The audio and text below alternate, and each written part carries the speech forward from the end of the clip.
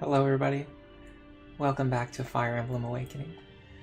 So if you don't know what happened, if you didn't see the community post, I felt like the previous run got kind of stuck here on chapter 12. This chapter is just so brutal. I feel like the entire early game is essentially just preparing for this chapter in terms of resource management, managing your experience gain and your items. And on the previous attempt, I guess because I was playing on stream, anytime I made a mistake, like if I ended up wasting items or, wasting experience on bad units, I just kept playing anyway because I was on stream. I didn't want to redo things over and over again. But this basically just reached ahead, and I got to the point where I felt like Chapter 12 was functionally impossible. I only had, I think, either 2 or 3 rescue staff charges, which is so few. To give you a comparison, I redid everything. So here's the story. Here's what actually happened. I redid everything off stream, and now I have 3 rescue charges on Lisa and 3 rescue charges on Libra. So I have bare minimum twice as many rescue stabs as I did before, just because I did a much better job of saving my stabs. The other thing I did was I just cut out the units that I ended up not using, like Gregor. I invested like too much experience and resources into him, and then I ended up not using him anyway. So instead, I just focused on these 4 main units. Sumia is a higher level or the same level. Robin is a higher level or the same level. Frederick and Cordelia are the 2 definite standouts. They're both significantly stronger than they were on the previous attempt. Sari is a little bit stronger. Now Lonku, I had an idea. I wanted to put him through Myrmidon and then Thief and then promote him into Assassin. We just barely missed our benchmark. I feel like if I had gotten him to level 10 before going into this chapter, we would be in a much better position. But he still performs okay in this chapter, but he'd be so much better if he had just had like 50 more experience in the last chapter, but I just couldn't quite get him there. Noe's already in Wyvern Rider instead of being a couple levels behind. Now the other big difference, aside from Frederick and Cordelia, is absolutely Lisa. I talk all the time about how I think Lisa is one of the best units in the game, and I finally decided to just drink my own Kool-Aid. I used, I think, either the very first or the very second Master Seal on her, and she just goes so crazy. Like, she is insane. She snowballs out of control so fast. And on that note, the staff experience is the reason why I was able to get Lisa and Cordelia both up to extremely high levels. Like, level 5 promoted is pretty good for these, like, secondary units. Keep in mind, like, we've got Sumia, Robin, and Frederick all to high levels. And then on top of that, Cordelia and Lisa have just been leveling up on staff experience, just getting free stats, and without really having to take risky combats. I'm going to get into the chapter, and then I will go ahead and show off the rest of the team before we start. Chapter 12, the Seacomers. Yeah, this one is a nightmare. I can't believe how difficult this is. I think I really underestimated it on my previous attempt, because when I was planning these Lunatic Plus guides, I basically did everything like 2 years ago, I think. I did everything like 2 years ago. And then I took a break from the game, and then I came back and I started working on the guides. I think I just forgot like how much of a insane difficulty spike this chapter in particular is. I really think this might be the hardest chapter in the game. Does Archer Crom get any good skills? Yeah, he's eventually going to get Bow Fair, which is very important. Bow Fair is one of, well, the fair skills that give +5 damage to your attack are one of the few ways to boost your damage on dual striking characters. So they're extremely important on a character like Crom, who is always going to be dual striking. Robin is now a hero with Soul, and before we leveled him with Tactician, like really high, and then right over to Sorcerer. This time I did Mercenary, and then Hero, and then we're going to go into Sorcerer. Anfaresi, Gable, Omega Game Kid, Bruno Olinto, and Anfaresi. Thanks for stopping by. What's new about this team? Okay, so we're going to go over the team again really quick. Crom and Sumia are basically the same as last time. They're about the same strength, maybe a little bit stronger. We're doing Archer Crom again. We're going to go right into Sniper as soon as he reaches, he needs 30 more experience. Again, we just barely just missed those experience benchmarks. Sumia, we have this chapter and all of next chapter to get her to level 15. If we can reach there in time, we're going to get Lucina with Gale Force for free. Robin, we went Mercenary into Hero. They're performing exceptionally well in Hero. One of the big differences between last time we did Sorcerer, this time we did Hero, one of the big differences is that I think we have like 8 more points of speed. I don't know, we're way faster. We're actually doubling the enemies on this map, which is very important. Robin couldn't do that before. Saria is just overall good. We got a Katarina's Bolt, which is pretty lucky. If I didn't have this, I would be using a Forged Elf Thunder Tome, and even then, the Forged Elf Thunder Tome would not be as strong as the Katarina's Bolt. But I always say, just take whatever you get. There's no reason for me to limit myself and tell myself I'm not allowed to use like lucky items that I pick up and find. Just use what you find. Nobody's gonna like look over your shoulder and tell you that you're playing the game wrong. Frederick and Cordelia is the big difference. They're much stronger than last time. Frederick, I just got more experience onto. Cordelia, I got more experience onto. I promoted her directly into Falcon Knight, so I can level her up by using staff charges, which is working exceptionally well. She's level 5 already. She's got rally speed, so she can fix the speed problems of my other units. Lonku, just not quite assassin this time, but when we get him to assassin, he's going to have move +1 and he's going to have lock touch, which is another big difference. His bow rank is going to be worse, but we'll work on that. Noe is already a Wyvern Rider, so we've got an extra flyer on the team, more than what we had last time. Lisa is the big difference. We promoted her right away. She's extremely strong. She's one of our best units. She can basically remove almost any target on the field. Lieber's doing good. He's always good. Olivia is a dancer. You just have to field her. And then we are using Anna as a placeholder for now. I'm gonna be replacing her with Henry. I'm gonna do a Henry Lisa pair up. Okay, let me remember what I was doing last time. So I have so originally I was doing a strategy where I had Robin over here, and I had Sumia fly over and use rally move to give out like a movement bonus to my other units, and then I would have Olivia dance for her. But I decided it's actually better to punch through this wall first. So what I'm gonna do is I'm gonna set up things so that I can punch through this wall. This guy I have encounter. We'll see if that's a problem or not. I don't think it's a problem. The knights on this chapter are actually pretty difficult to remove. Alright, so we're going to need Lisa over on this side. And then I want to put Lonku and Noe over here, because that worked really well for me last time. So let me put these two over here. It doesn't really matter where Saria is, because she's going to pair up with Robin anyway. I can keep my staff users on the left side. And then Lisa is strong enough where she can solo these knights, which is pretty good. I'm thinking maybe have her kill the one with the Beast Killer. So something really important I'm doing, you'll notice I have Noe's inventory full of garbage. The reason I'm doing that is because sometimes you need Noe to kill this character here, and when she picks up the Beast Killer, I want to send it back to the convoy. I'm going to be doing a convoy trick, so I gave one Beast Killer to Cordelia. The other Beast Killer is in the hands of this knight right here. So whoever kills this knight, whether it be Lisa, Robin, or Noe, their inventory is going to be full. And so when I kill this knight, the Beast Killer will go back to the convoy, and when it's in the convoy, Crom is going to be paired up with Sumia, so Sumia can take the Beast Killer right out of the convoy. Let's go ahead and do one attempt. We'll get right into it. Where's the GOAT, the legend himself, the best unit in the game? Donald. Donald is the worst unit in the game. Don't troll me. I actually killed him. I straight up killed him this time. Oh my god, all of the enemies have counter. Okay. This attempt is probably not going to go anywhere. Yeah, I literally just sacrificed Donald this time to increase my odds of success inside Story 1, because that's basically the best way to use him, is to just use him as a decoy. Alright, so we're going to have Lisa get rid of this one, so she's not taking counter damage from the spear. Then we're going to send the Beast Killer to the convoy so that Sumia can access it when she needs it. The problem is with all of these enemies having counter, I don't know, there's like nothing I can safely fight. Oh god. Don't you love it? Alright, so next thing I would do is... Seriously, what do I do in this situation?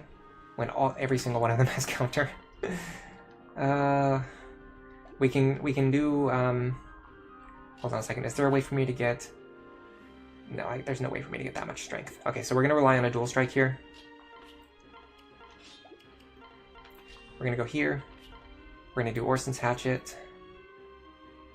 Should be fine. Even if he hits us, we don't take any damage anyway. So we're banking on getting either crits or dual strikes. Okay, we got a crit dual strike. Even better. Hey Skywing, thanks for stopping by. Yeah, I read your comment about Donald as well.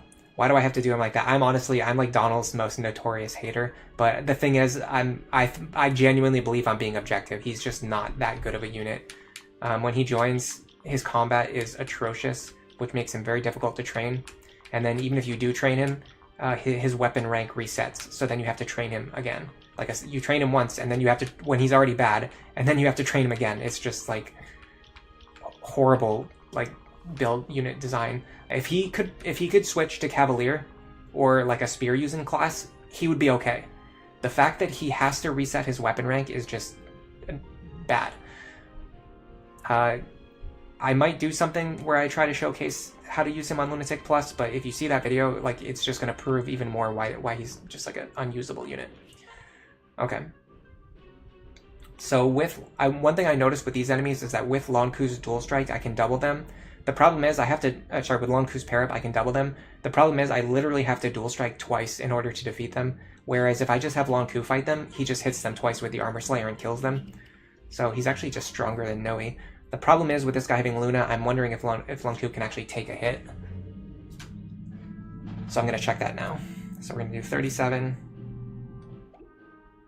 minus 8 is 29. So yeah, we take this. Even if this guy rolls Luna, we can take him out. So we might as well do it while we're here. In fact, they don't have... This one has Hawkeye. Okay, so we can't take that. What was our dodge rate? I don't think it was very good. Yeah, 50. I'm not taking a 50-50. I'll just do this. We're guaranteed to survive in this position. Robin's probably... I don't think Robin can hold this position against these guys anyway. We're in way too difficult of a spot this time. So I have one idea for how I would do this. So we need to get rid of this guy.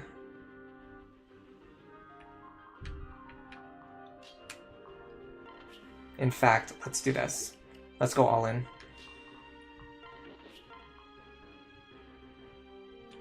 8, 7. No, that's not going to work.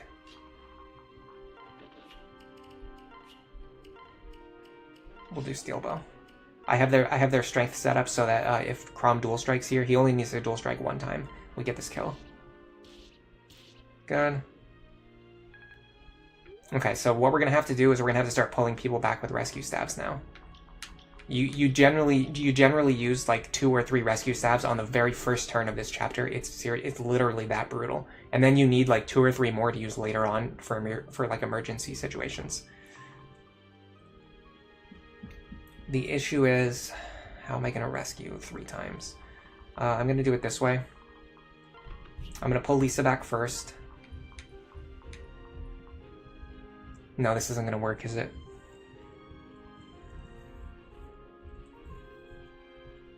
Hold on a second. Robin can fight these 2. At least semi-reliably. I'll have to rely on soul activations. Alright, so let's pull Lisa back. I'm just going to go for a luck-based opener here because we got such an unlucky enemy opener. We might as well just like bank on good RNG to save us from the bad RNG that we got. So then I'm going to dance for Lisa. Then Lisa is going to pull Sumia back over the wall. Should go directly south. That's correct. Okay. So Sumia is safe. Lisa is safe. Robin is going to be fighting 2 enemies who both have counter. So we're really going to be hoping for soul procs here. I could potentially try to bait one of them into attacking like Frederick or somebody instead, but I don't think that's a good idea in this situation. I think it's better... Oh god, this guy has counter too. Oh my... This guy has counter too? This is crazy, guys. Come on. Give me just one enemy that doesn't have counter. Okay, we can fight this guy, but he has a beast killer, so we can't fight him. We got this is like the most unlucky opening RNG that I've ever seen, which is a good demonstration of why this chapter is brutal. All right, we're gonna get pushed into this corner, which is like the complete opposite of what I want. So yeah, we're pretty much screwed here.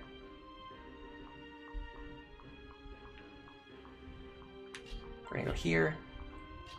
And then I'm just going to unpair these 2, just in case. If I somehow survive this turn, I'll have my units ready next turn. Yeah, see, I was not going to take that 50-50. We could have fought both knights if I was willing to risk dodging that attack, but I failed to dodge. Okay, so that's our first counter.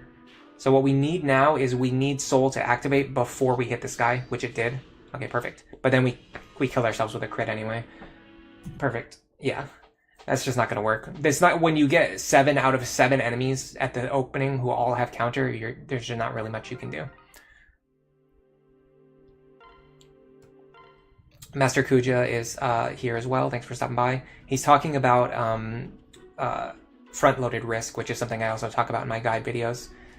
where you basically like do risky openers on turn 1, and then if it fails, you can just reset the game because it's really fast. That's the same thing I do as well. Noirox is here. You finally caught a stream for the first time. It's perfect content to watch in the background while you're at work, other than the really loud sirens that you're hearing outside.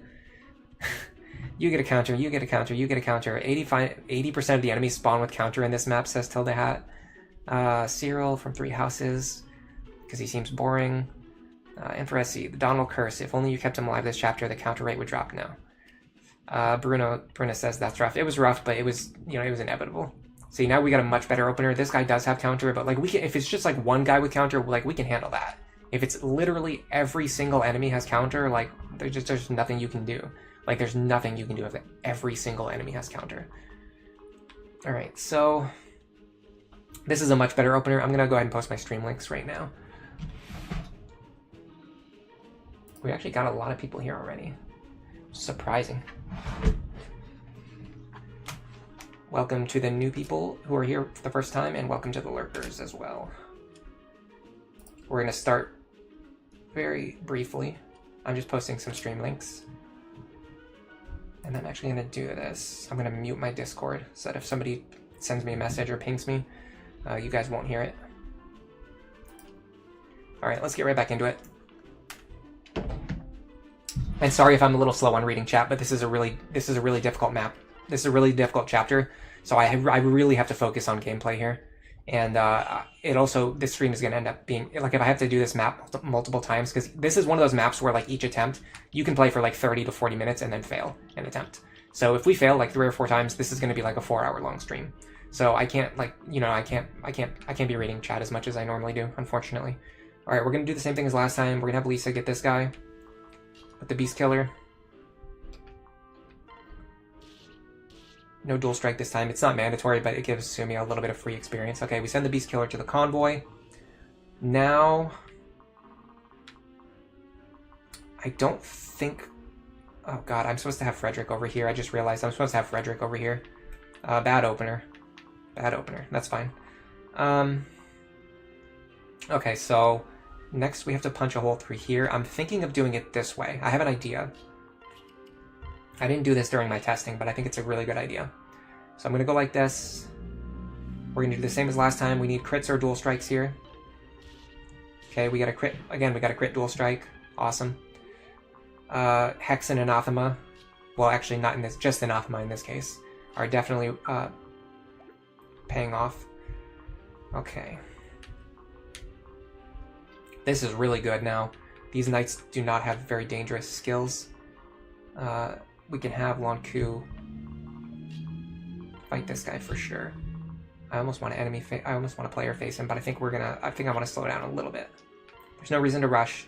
Just get rid of all these enemies one at a time. Get rid of the dangerous ones. Okay, so what I could do, I could actually just leave Robin right here to fight these enemies. But I think it's a good idea if we either chip down or eliminate one of the most dangerous ones. And to that end, I think my best plan is to do this. So we're going to put the Silver Lance away. We're going to take out the Beast Killer. We're going to equip the Beast Killer. And then I'm very stupid because you're supposed to have Chrom pair up with Sumia. You're not supposed to have Sumia pair up with Chrom. How far can he move? Not very far. This attempt's probably done. This attempt's probably over. Alright.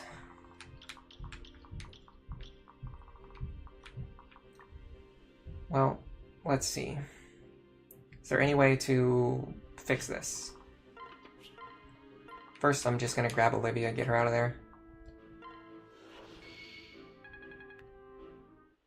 Hey Aegis, you've been binging my Lunatic Plus content, so you've been waiting for this one? Yeah, I've spent all week getting ready. Well, actually, I spent the last 2 weeks getting ready for this stream, and I still don't feel ready. This is just a brutal chapter. It's just hard. And all 3 of these guys have passed too. So I can't position myself behind Robin for safety. Because if I'm behind Robin, they can reach me. I can't even... why did I do that? I'm supposed to have Sumia fly over here. That was just a misplay all around. Alright, let's see what Frederick and Cordelia can do. They could definitely beat this guy.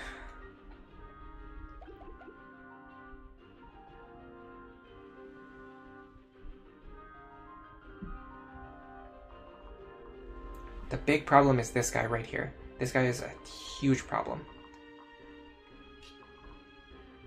I think I'm going to do this. I'm going to have Frederick and Cordelia do what I was trying to get. Oh my god, that is horrific. I don't do any damage. Okay, hold on. Beast Killer, 51. I would kill myself with counter damage. This sucks, guys. This just sucks. There's no other way to say it. Okay, hold on. I got it, Dan. I've got it. I've got it. We do this guy.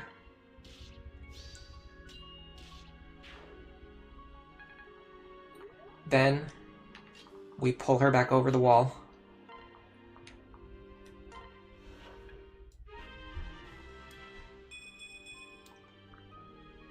Now this makes it so I could theoretically bait this guy with someone other than Robin if I have someone who can take the counter hit. I doubt anyone can do it though. But it's still, it's one fewer attack that Robin needs to deal with. The problem is normally I would enemy face these guys with Frederick, which I can't do because I had to use him for that. And now Sumia and Crom are just like not doing anything. I highly suspect that I can't one-shot these guys. It would be 9 times 3, 27 plus 16 plus 7. We would deal 50 damage. And they have 55 effective HP. So yeah, we would need a little bit more damage. I'm thinking of forging one of the Beast Killers and giving it to Sumia for the next attempt. There's a couple other things I was thinking about too. We could give the arm scroll to Noe, which would allow her to use hand axes here. Alright, we're just going to have Sumia not do anything this turn, which is a huge waste. This attempt is definitely not going anywhere. Is choke point blocking even possible on this map? Asks Skywing. Not really. Yeah, it's extremely tough to like play defensively on this map because you have enemies coming at you from all sides. Okay, that's not bad. That's not bad. Nice. We leave him alive on 1. We can give the kill to Sumia. The problem is now we've got these 3 guys to worry about. It just never ends. See, normally we'd have at least like one of these guys we would have already gotten rid of them with Frederick.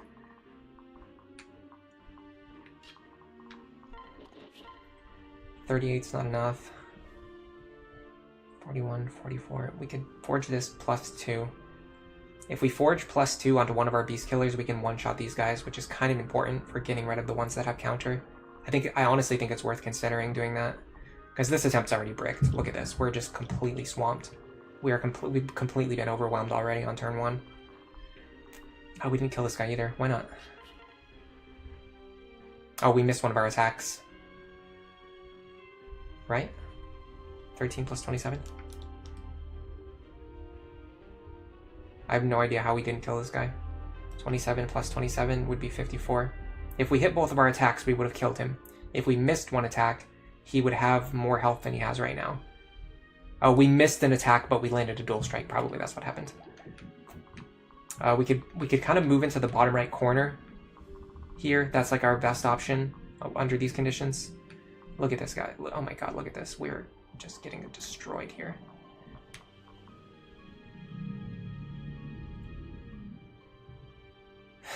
Okay, if we get rid of this guy...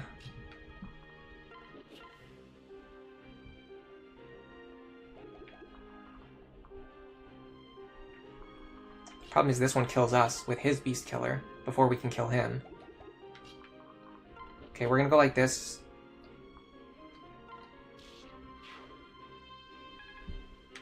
Robin can take out this guy. We're really hoping for soul activations here, especially on crits. But we can use the physics staff anyway. Nice. Nice. Okay. Now... I think I'm going to do what I did last time. I'm going to dance for Robin and then rescue Olivia, rather than rescuing Robin and then dancing for him. Okay, if I take out this guy, it's going to free up a lot of space. I kind of want to get rid of him though. He has the highest movement. But then I would have to fight multiple guys with counter on enemy phase, which is not good either. These guys all have melee weapons, right? Yes. Okay, I'm going to use the killer axe here. Where's my killer axe? Here it is. Oh, he's advantage. That was a huge misplay on my part. Okay, that's going to free up some of our space. Master Seal goes to the convoy. Now, we need to make sure that we rescue Olivia and Sumia. So we need both of these characters to do nothing this turn, other than use rescue staves, which means we need to get rid of these. We can do that. The reason we're sending Anna here on this attempt is specifically for this right here. She can one-round these knights with her Levin sword at base. Very important. She's an extremely, like, crucial character that you get for free.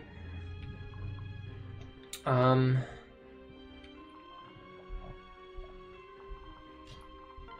I give this one to Crom? 2 times Iron Bow. Nice. Okay, so we can use the Master Seal on him if he ever has a turn where he's going to enemy phase. Falcon Knights have a high skill and luck, so accuracy's not a problem. +2 might and maybe more hit for accuracy is R2. Yeah, it gets extremely pricey if you do that much. Even forging +2 might is very expensive. But I was very thrifty. I saved way more money this time, so there's a good chance that I'll be able to I can forge something if I need to. Okay, so let's pull Sumia back first.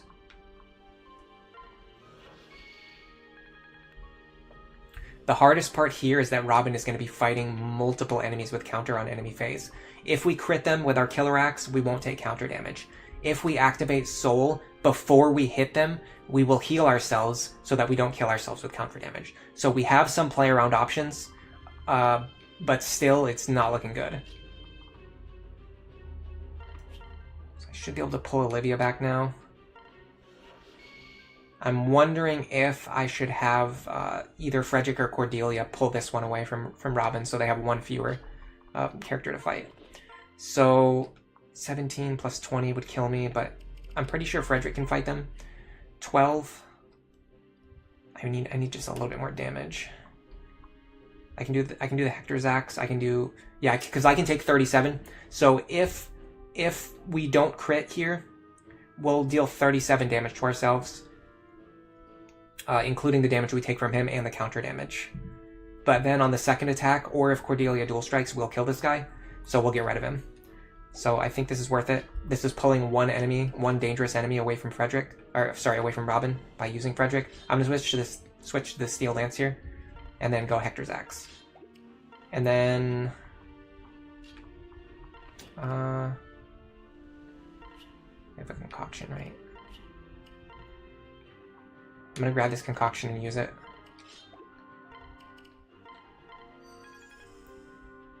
And then Cherche can just hang out over here. I don't usually do this opener.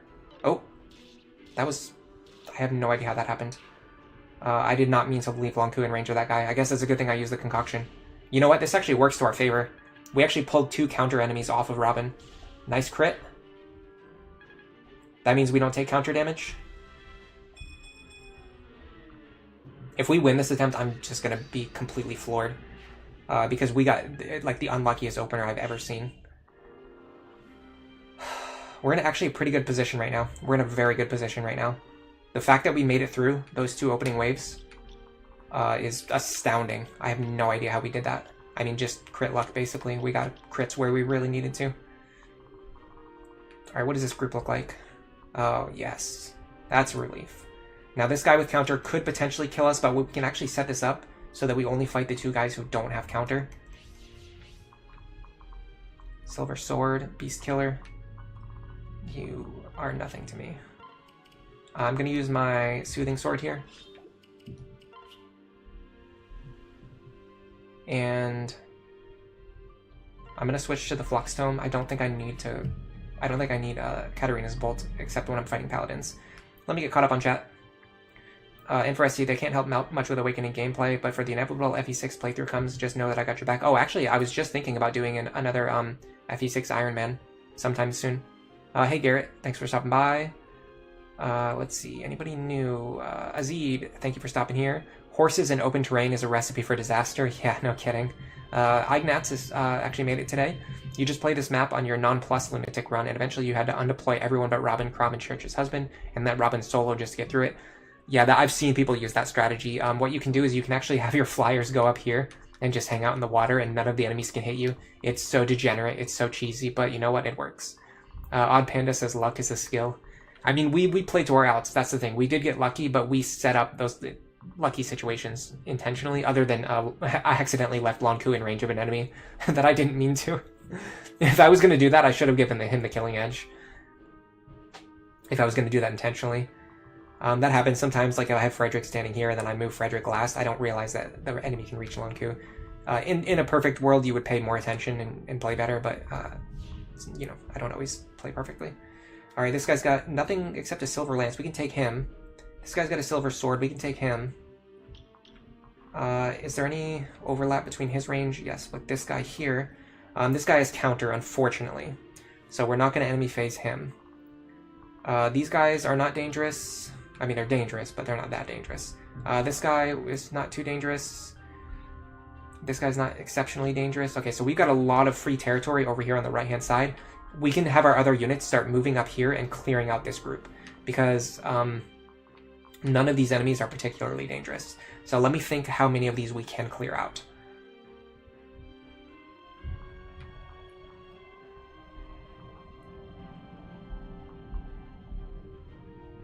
The tricky part is not being able to heal our units. It would be really nice if Lonku was on full health here, for example.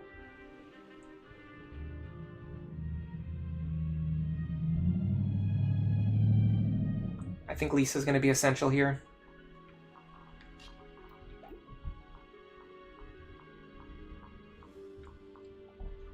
Frederick's going to have to fight this guy. There's nobody else that... Frederick can't reach anybody else.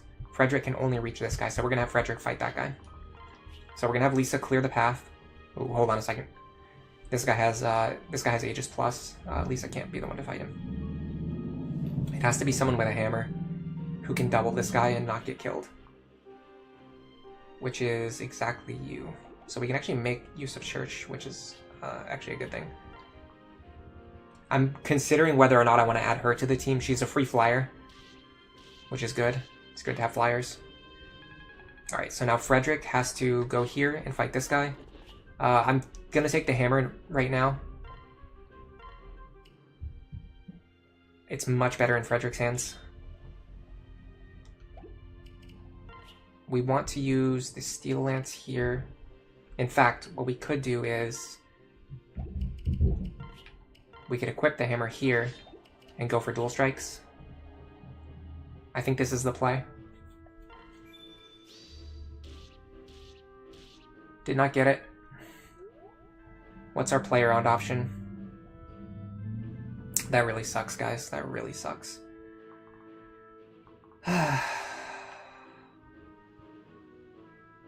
Lonku can't reach anything. So, if that's true...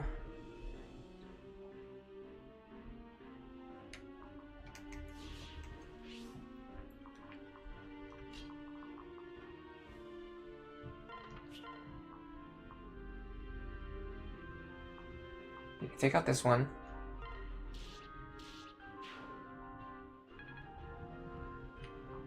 Problem is we can't, hold on, we can dance for Lisa. So we go like this. I'm going to give Lonku to Olivia so that she can move further. This is going to allow her to dance for Lisa. If I need to dance for Lisa, I can dance for Lisa. I can pull her out.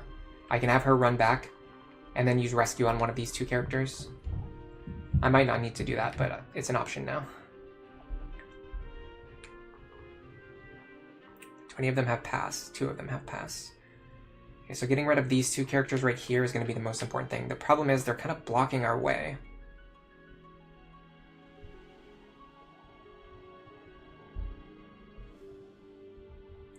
Cherche is in a lot of danger.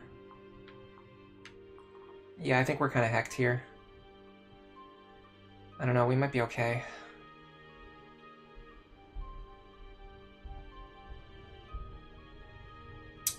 I have some ideas. I might have... Oh, I don't have enough rescue staves.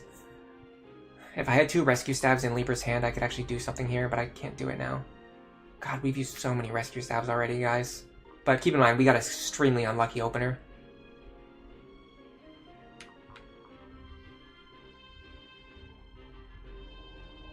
I'm just trying to think of how to get through this. This square is relatively safe. If not completely safe, yeah, this square is kind of safe. So what if we have Anna take out this guy? The problem is we're going to have a lot of wounded units, and we have 2 enemies with pass who are just going to roll through us and just sweep all of our wounded units. Like, there's no way for me to protect Cherche anymore.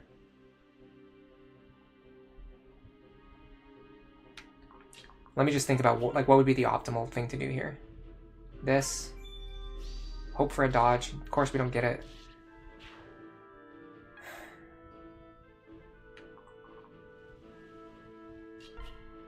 Steel bow is fine. So then we go here. This guy right here has passed, so we want to get rid of him.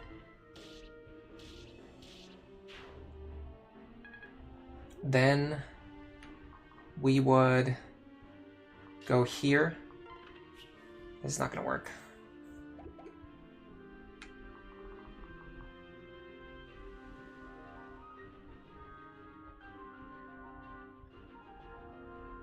Okay, I have one idea.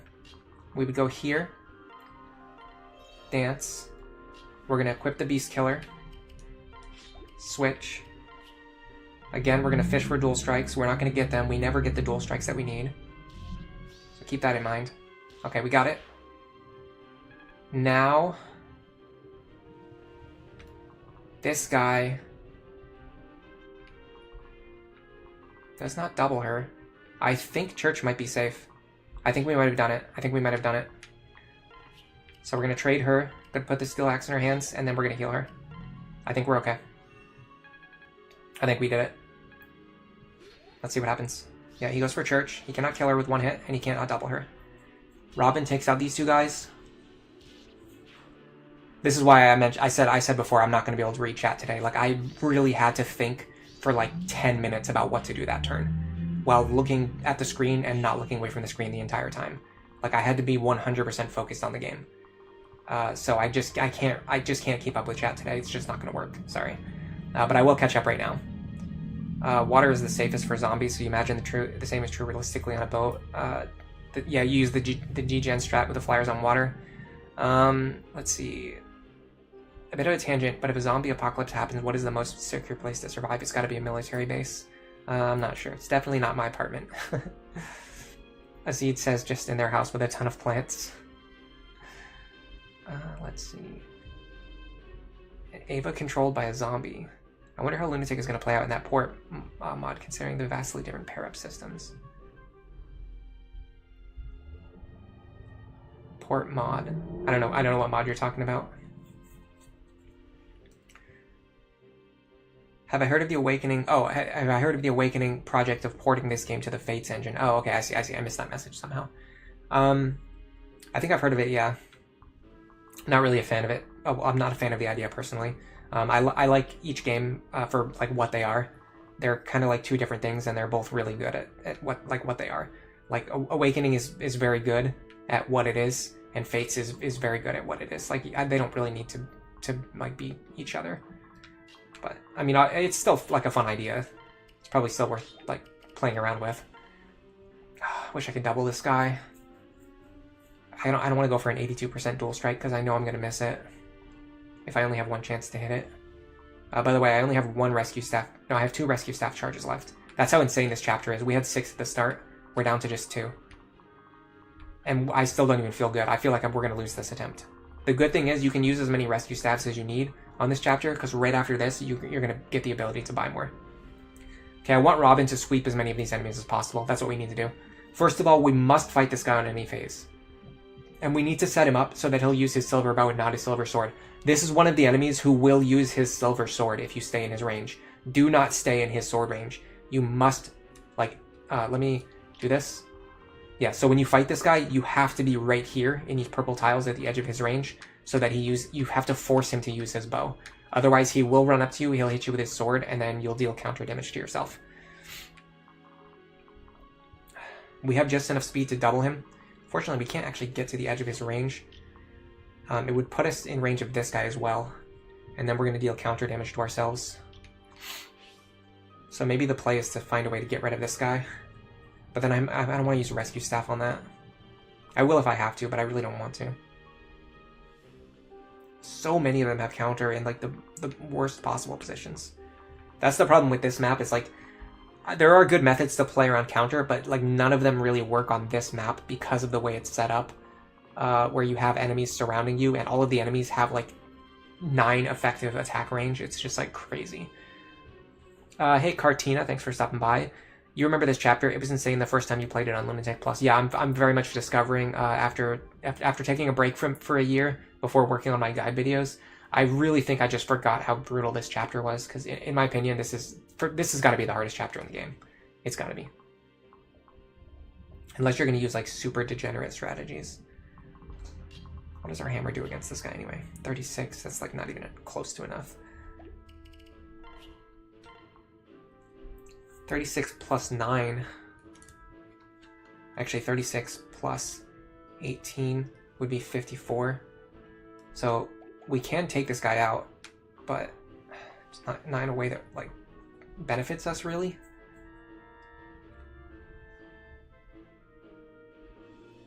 I'm just not seeing it.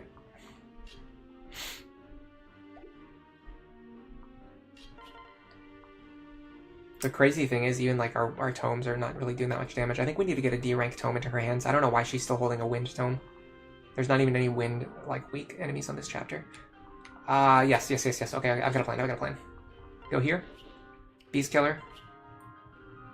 We're gonna use our Master Seal now. We're gonna promote into Sniper.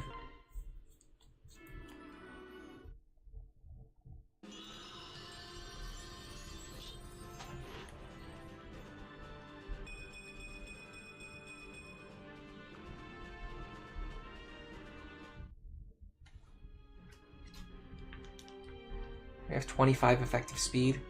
We still can't double him, but if we use Rally Speed, we can double him, so we're going to do that.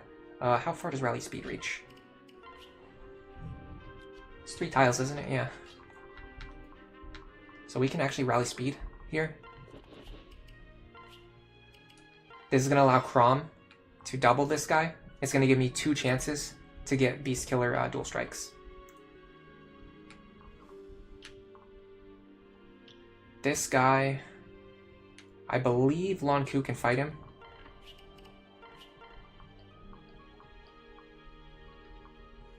So, no, the problem is if we crit ourselves, we would just completely delete ourselves from existence.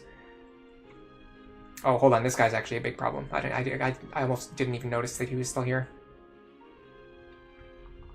I hate how every enemy in the forward position has counter. If you can just isolate one enemy that doesn't have counter, you can deal with them. But you can't do it when like every enemy has counter. When every single enemy has counter, it's just not possible. All right, I'm gonna send Robin to the left to deal with this guy alone. What weapon does he have equipped? Silver sword. I'm gonna use my steel sword here. Flux tome. This should be fine. Alright, we have to set up a situation where we can fight this guy now.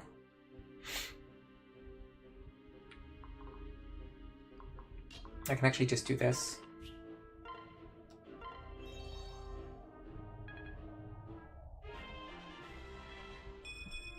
Why Sniper over Bow Knight? They eventually get Bow Fair, which is the best skill for dual striking. Which is basically like the main thing Chrom is going to do for the rest of the playthrough is he's going to be dual striking for Sumiya. So we want to get him Bow Fair as soon as possible. And then later on, if I want to switch to Bow Knight, I still can. Alright, Beast Killer will definitely kill this guy if we dual strike. And Frederick will do a much better job of taking his attack. I do want to trade a Steel Lance into his hands. Let me make sure I can get my other characters out of here too. Not really. No, it looks like he's going to attack... Well, hold on.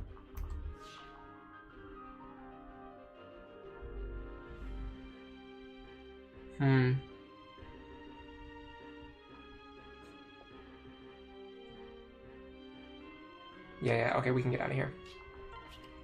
So you pair up here, and you pair up here.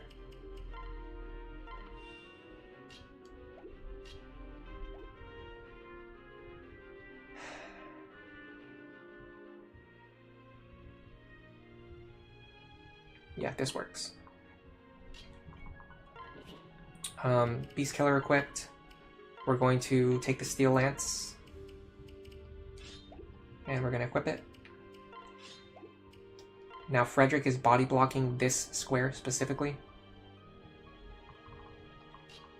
So we're going to put Lisa in this square. Is there anyone that I can physic? Oh. Not really. Nobody needs it. I'm not going to waste physics stats if I don't need them. Okay. Now if I move... So the Anna pair-up gives me +1 movement, so that means Libra can get out of here. And then unpair. And then these two flyers can unpair, which is going to give us a lot of mobility next turn.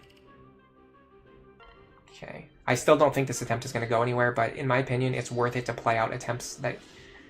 sometimes it's worth it to play out attempts even if you know they're going to fail, just because it gives you good practice on, like, you know, just like good fundamentals and gameplay mechanics, and it gives you like information for your next attempt.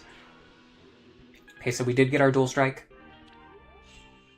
This is putting us in a slightly better position. The problem is we're still kind of getting overwhelmed by Cavaliers with counter. Like, everything here has counter. Like, how do we deal with the fact that literally every single enemy has counter? It's just crazy.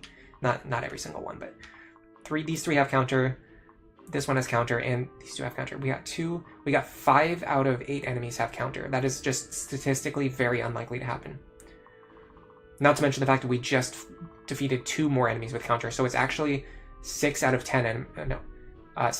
10 enemies had counter. 70% of enemies had counter on this attempt. It's crazy. God, Robin is so out. The problem is the enemies are supposed to like split up and go both ways, but they, like, on this attempt, every single enemy decided to go to the right. So Robin's not close enough to do anything. My best unit is like not in a position to actually fight. It's kind of an issue. A little bit of a problem, I would say. I'm not going to be able to use rescue strats because, yeah, these enemies just like reach all the way into the corner. Well, if I can get rid of the horses, maybe I can do something. So I would want to go like this. We're basically just banking on Beast Killer.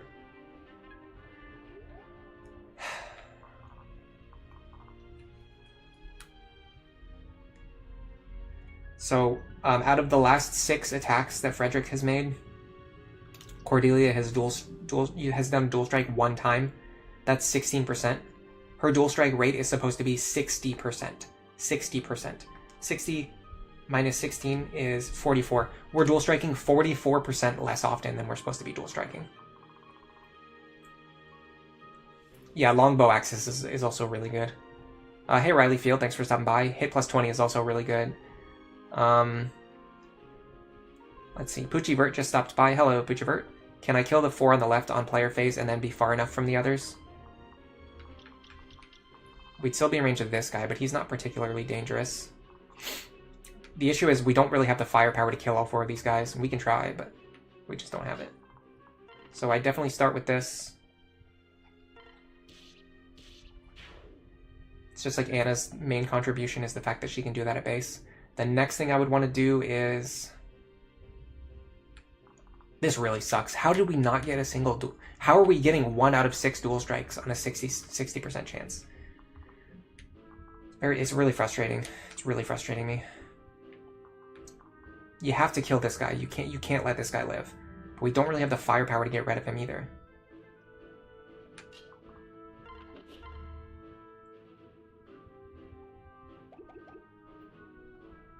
I can use Olivia for this.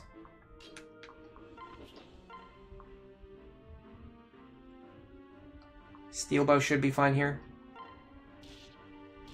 Yes. We've still got the Lonku pair up, so we can use the +1 movement to get on this side. Then we go here. Switch to Waltz bow for the damage. Problem is, we actually don't double this guy even with Sumia. I really thought Sumia would double him. And then after that, we have like no actions available. Like this is like our strongest push, and it's like nowhere near like good enough to get through these enemies. I mean, we've known for like, we knew 10 minutes ago that this attempt wasn't going anywhere.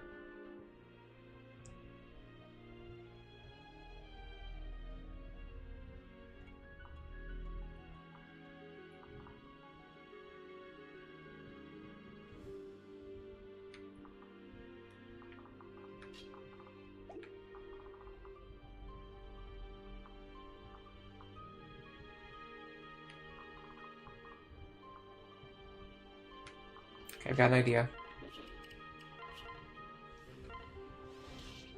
Nice, that really helps. That helps so much.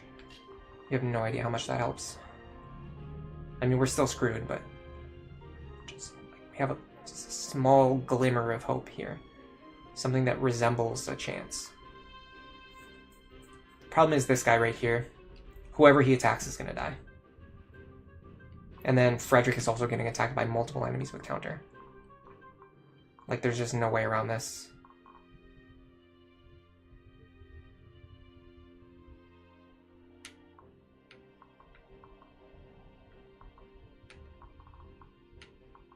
So I'll show you what I had in mind.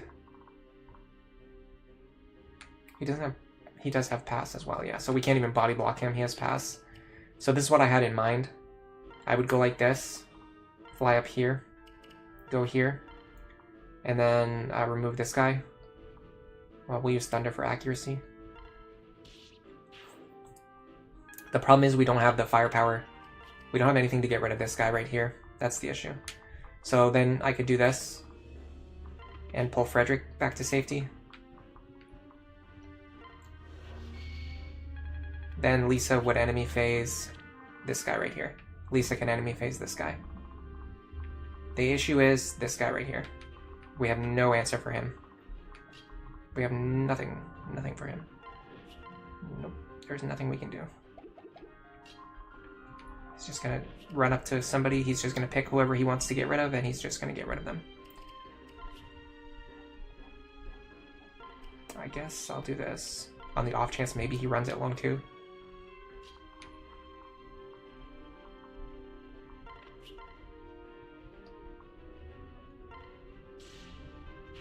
Really need soul activations. Our health is getting low. It doesn't matter, right? This is our game over. Yeah, there you go. Hey, Danny Doyle.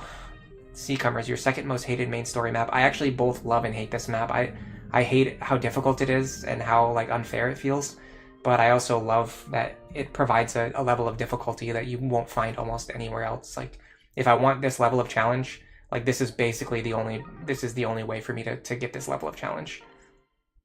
There's very few other maps that are going to challenge me to this extent. And I do like how the first 11 chapters of the game are basically like a resource management game, because the more rescue stabs you get to this chapter, the easier it's going to be. And the better you are at managing your experience in the first 11 chapters, like the easier this chapter is going to be. So it's not just like a micro strategy problem. This is really a big test of your overall macro strategy. Okay, so this time, we don't have every single enemy on the map with counters, so there's a small chance that we might be able to do something that resembles actual gameplay and not spend 15 minutes pushing ourselves into a corner. Hey, me Mike, thanks for stopping by today. Hey, Master Kuja, thanks for stopping by. You never exited this starting area in your playthrough? Do you mean this starting area right here where my characters are standing? Or do you mean like chapter 0, like the prologue of the entire game? Okay, let's see what skills we got this time. This is totally doable. Same opener as last time. Get rid of this guy.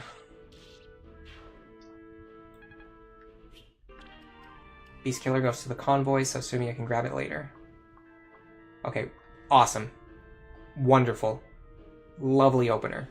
No counter on either of these three guys. That means Robin can enemy phase all three of them.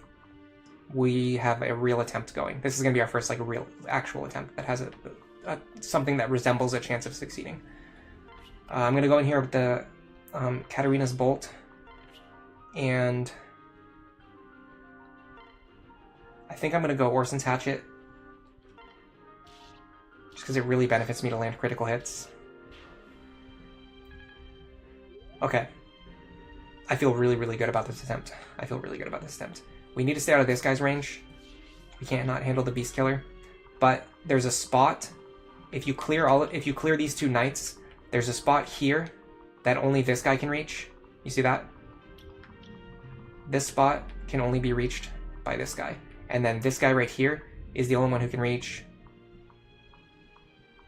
this spot right here where Frederick's standing. So what we can do is we can enemy phase these guys now and cut down on the number of units who are overwhelming us on the next turn. So you're going to see a drastic difference between turn 2 last time and turn 2 this time. Remember last time we could barely make any momentum. This time we have basically got... we just went from like the worst opening luck to probably the best opening luck.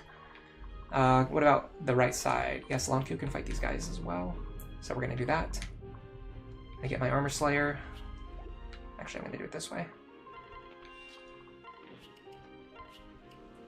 Another thing you can do is you can put Long Q over here and have him hold the superior edge, because he definitely just like mogs on this guy with the superior edge. This guy has counter though. Hold on, I have to play around that. I didn't notice that he had counter. It should be fine.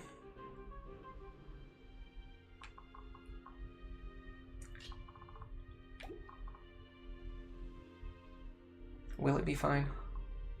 Let's check. So he's gonna deal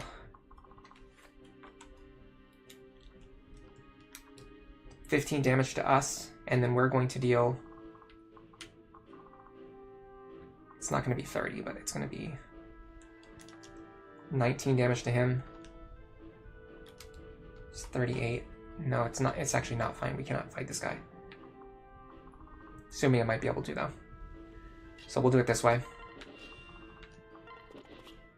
Technically, when I was doing the left side opener, what you can do is you can actually have Frederick or Sumia run over and fight the ones with counter at 2 range. But we're not going to be able to do that anymore because we don't have Robin to deal with this guy. You have to deal with this guy first because of the Beast Killer.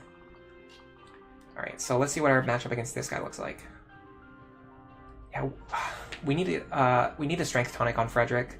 We need a Strength Tonic on Frederick. We need to forge the Beast Killer. I don't know why I forgot to do that. It's fine, we can use the Hector Axe to make up for it, but having the Strength Tonic would have been smarter. I might even want to just Beast Killer this guy. Yeah, let's do that. This is going to make it so Cordelia's in the lead, which is going to give us more mobility next turn. Cordelia has 9 movement with the Frederick pair-up, and she has flight. I'll also rally speed, no reason not to. So next turn, we're going to have much better repositioning with Cordelia.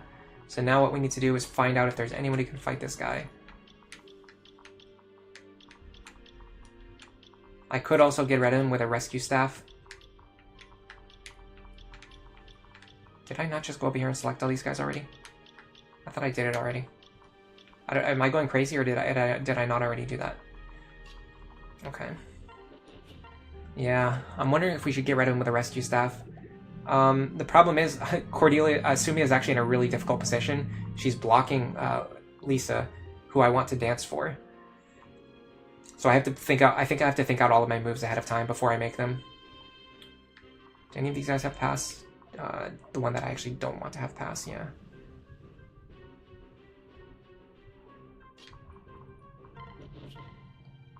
We do double this guy. Maybe we just fight him instead then. Is that the play? Might actually be the play.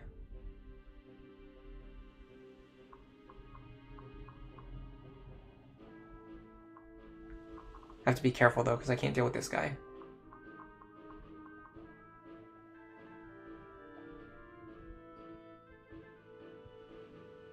No, Robin's gonna fight him. There's no reason for Sumia to fight him. Okay, so let's see what our combat against this guy looks like. 33 minus 11. He's gonna deal 22 to us, and then we're gonna deal a crap load of damage to us. So yeah, we can't do that. The only way we can do that is if we could dodge his attack, but we can't guarantee that. If I had forged that Beast Killer, I could actually enemy phase this guy. So that was definitely my mistake. Alright, if that's true,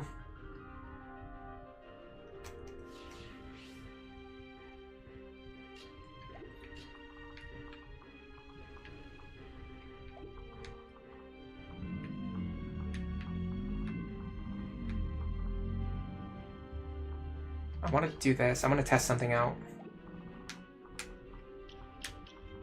Oh, I can't do that. This guy has overlapping range. Yeah, no, we can't do that. We have to be in this position. I was going to see about baiting this knight, but you can't do that. I feel like I'm wasting actions here. I have valuable actions that I'm wasting here. Sucks.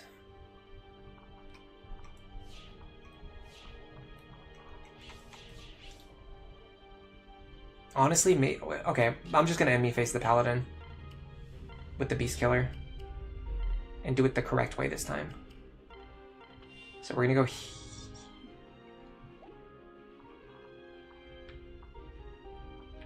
I want to be here at the end of the turn.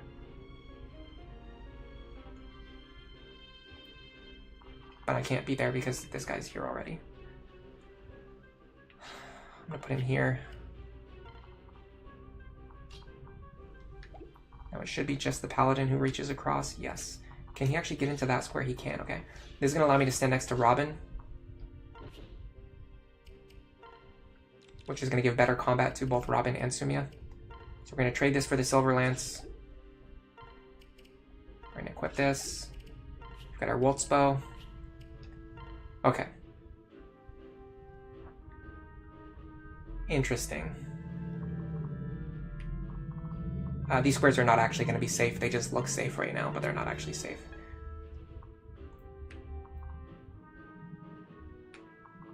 As soon as Lisa moves out of the way, these squares are going to be threatened again. So what we actually want to do is go over here. Yes, we're going to pull her back.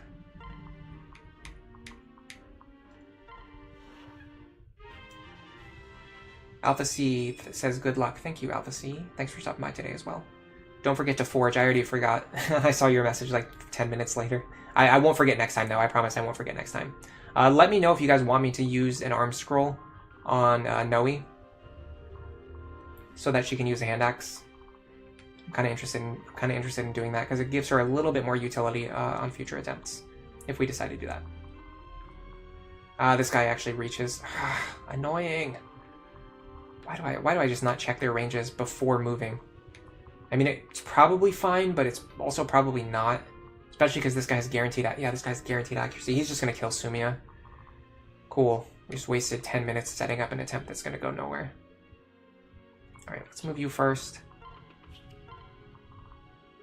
And then... we're just going to go stand over here, I guess. Alright, let's see what happens. I think this attempt's already over. Nice lucky guard. Nice lucky guard. Okay, we're actually safe. That guard bailed us out, for sure. Yeah, I love getting soul activations when it doesn't matter. Nice. Okay, get rid of the paladin right now. Please get rid of him right now. Yes, yes, yes, yes, yes. Okay, this might be a good attempt. This might be a good attempt. We might be okay. We might be safe. Okay, so now we have drastically less pressure coming in. We have much more room to set up enemy phase sweeps. Like, for example, this guy here. The only person... if Lan Ku kills this guy, then the only person he'll need to fight is this guy, which means we can have Lan Ku get rid of both of these knights right now. Assuming that we can actually do it. Unfortunately, we're actually 1 damage short of what we need to be at. We need 1 more point of damage. We just don't have. Okay. I'm going to start writing stuff down. Strength tonic for Lan Ku. Strength tonic for... who is it? Cordelia? Was it Cordelia? There was someone else who I noticed, like, if they had a strength tonic, it would have been slightly better. We're definitely forging the Beast Killer. Forge Beast Killer.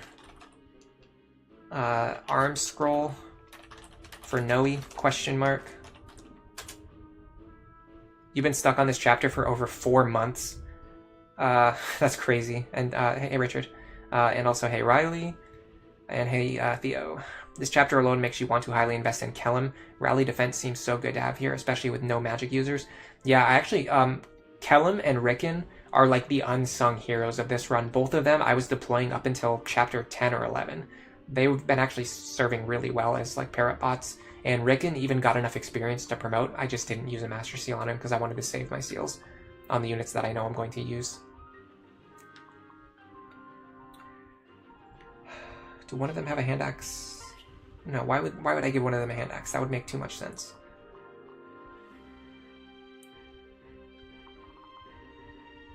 This guy's a massive problem, but I think Robin can get rid of him. And it actually puts Robin into a really good spot for dancing. So we're going to go Killer Axe here. If we crit, we kill him. We don't take any counter damage. If we do not crit, we have chances for Saria to dual strike. If we hit ourselves 2 times and he hits us and we don't crit at all, Robin just perishes here. Am I okay with that? Or would it be better to just attack from range with the Orson Hatchet and rely on Saria dual strikes? This is more valuable. Killer Axe is more valuable. Orson Hatchet is more reliable. I'm going to go for the high value risky play. Plus we get soul activations. Yeah, soul heals us. We didn't even kill him anyway. God, what a trash. What an absolute trash. Ugh. Player phase. This sucks. I'm really getting mad about how often I do not get 60% dual strikes. Like they just don't happen. They're just not a thing in this world. Who else reaches this square? Him, maybe? Okay. Well, we can do this.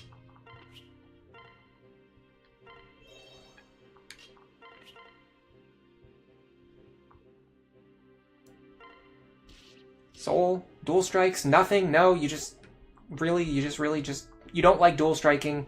You don't like activating soul. You don't like landing crits. There's just not like your type of thing. It's not the kind of gameplay that you like, which is fine.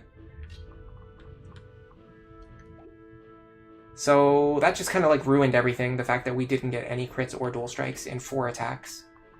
How do we fix that? How do we recover from this position? This guy has counter. Of course he does. If we can get somebody all the way over there. There's like nobody who can reach him and get rid of him safely. Which means anybody who ends their turn in his range is going to be at risk of taking Luna and counter damage. Which is always fun.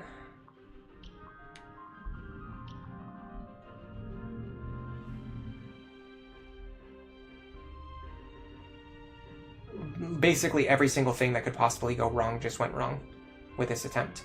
Like, we had such a good opener, and then every single thing went wrong. Everything went wrong.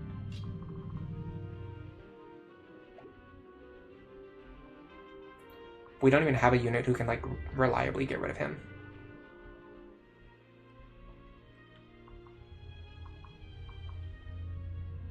Multiple guys with counter to worry about. This guy has counter too, so you would have to get rid of him as well. But if you get rid of him, then you're in range of this guy who also has counter. This sucks, guys. Richard is going to head out. That's fine. Danny Doyle says, you haven't watched the video yet because you've been busy, but you saw I made a video about Muriel being underrated. Which confuses you because you're not sure how anyone could think Muriel is bad. It's not that people think she's bad, but she's like even better than people think she is. I think she's one of the, maybe arguably one of the best units in the game. Like maybe top 5. She can provide such essential contributions in the first 7 chapters, which are like some of the hardest chapters in the game. And if you get her to that point, you just promote her to Sage and she just like goes crazy for the rest of the game. It's basically the same logic as Lisa. Once Lisa gets into Sage, she's just like unstoppable for the rest of the game. Muriel's the same. God, this sucks. I'm 1 movement short of where I need to be. Hold on a second. This works. I'm just going to start working this problem like backwards and then seeing if I can arrive at a solution. So this is what I would do. I would Levin Sword this guy, because it's the only way to get rid of him. Now I've got basically 4 attackers available, and basically 4 enemies who I need to get rid of. Yeah, because they will double Olivia.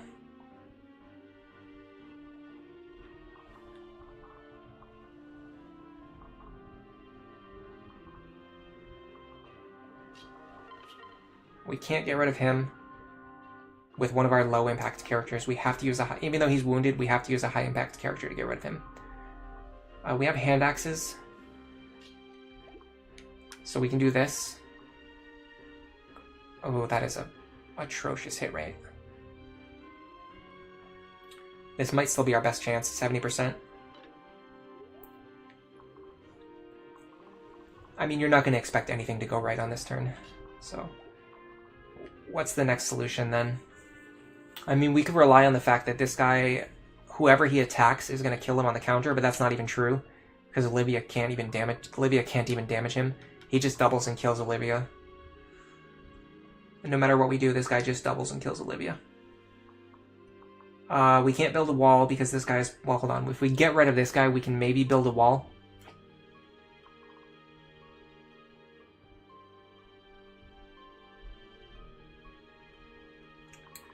That would look like this.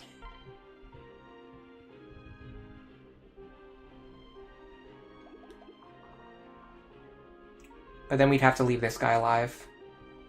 Yeah, we have 3 actions available. If we kill these 3, right here, then this guy's alive and he has counter, and then he kills somebody with counter. If we kill these 3, then this guy's alive and he has pass, and then he runs over and he kills Olivia.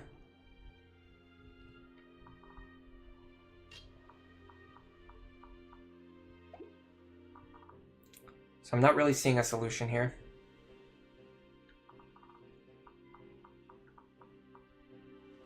Not to mention the fact there's actually not a good way to fight him, because Lisa has to move into this square adjacent to him.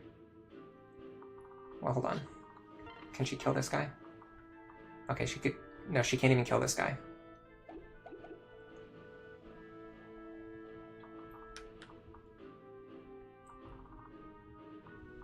We've been sitting here staring at this for a while, and we're not going to win. So I'm just kind of wasting everybody's time, especially my own. You thought there were Muriel haters out there. Bruno says, Awakening takes are some of the craziest takes in the fandom, like the vague arguments are at least solid. That Reddit post provided a pretty tangible way to train him, but a lot are just deranged. I mean, I don't have, like, I don't consider myself an expert on anything other than maybe physical chemistry. So anything that I say about Fire Emblem is just my opinion anyway. I don't really care if people agree with me or disagree with me. Doesn't really matter at the end of the day. Alright, yeah, I think we're hecked here. I think we're done. We're pretty much done. I don't know why I'm sitting here trying to find a solution, but we literally do not have enough actions available. We have 3 actions available, and we have 4 enemies that we have to get rid of. The math just doesn't add up. So what's our highest chance of success then? This guy's guaranteed to hit and kill Olivia, so we have to get rid of him. So get rid of him first.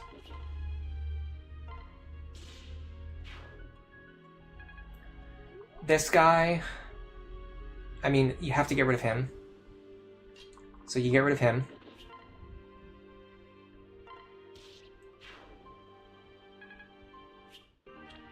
Ooh, a Master Seal. Now, all of our attack angles against this guy are blocked, except for this one. So you go here.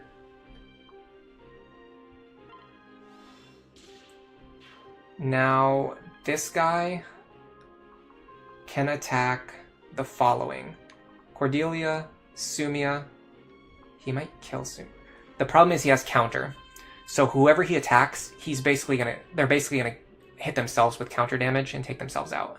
So even though we did all of that, it, like, in the end, it literally does not matter because this guy has counter.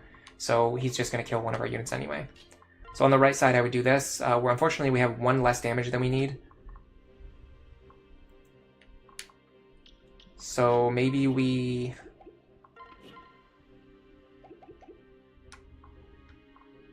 go like this. This maximizes our chances of success. Yeah, cool. Fun gameplay. Okay.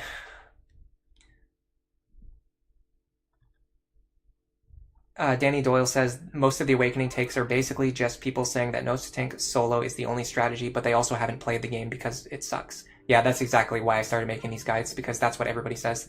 They're like, oh, I could do it if I want to, but I just don't want to.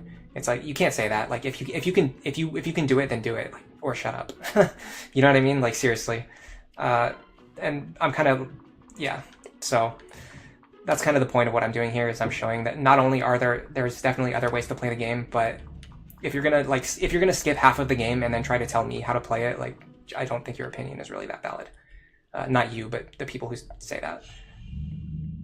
Yeah, exactly. Like, if they don't play, that's fine. But if you skip half of the game and then try to tell other people how to play, like, it's nonsensical. All right. Start with the same opener. This opener is good. I'm just not getting the luck that we need. Theo, yeah, we got really close that time. Rally says not enough people have played Lunatic. It's really good. It's really underrated.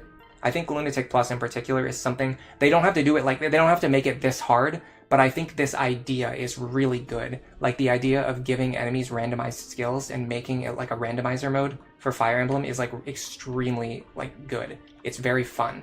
I think Lunatic Plus actually goes overboard. If it was a little bit easier, I think people would have really liked this game mode, and it probably would have stuck around in the series as like a mainstay.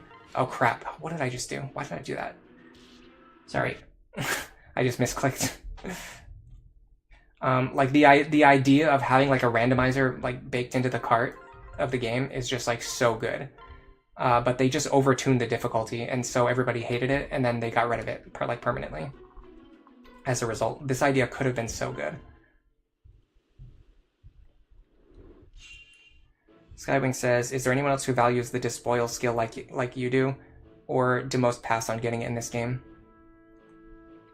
Despoil is in theory good. It's just so difficult to obtain because it's in a class that is not very like good for training or usage. And most importantly, there's no characters that you get who start in Barbarian. So your only options for despoil users are going to be characters who you're going to reclass into Barbarian, and you really don't want to reclass. In a no grinding context, you really don't want to reclass into Barbarian and then spend 10 levels training in Barbarian. It's just not going to work. Stop doing that. I almost just did the same thing again. Alright, considering none of these guys have counter, it actually might be a good idea to do a left side push this time. I'm very strongly considering it. I should have Saria over here. So that way if I want to do a left side push, I can switch their positions. In fact, what I could do is I should put her here and put Robin here.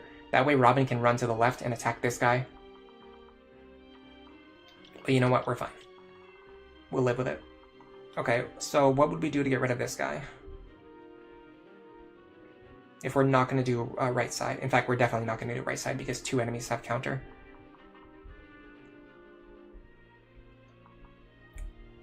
We can do rally movement. Problem is this guy. We have to get rid of this guy. So let's do that first. I wonder what happens if you use a rescue staff like here. Where would Lisa go? Because all the adjacent squares are blocked. I wonder if she'd go here, here, or here. Like, what's the priority? Do you want to test it out? Might as well. We're gonna have to rescue her anyway. We're either gonna have to rescue or dance for somebody anyway. So let's see what happens. Okay, she goes to the right. Interesting. Excuse me. You personally, you think Lunatic mode is your favorite for the first 2 arcs, at least until you kill Walhart. Bruno says randomized skills is fun. You would take out Pavis Plus and Aegis Plus, though. Yeah, those are my least favorite ones.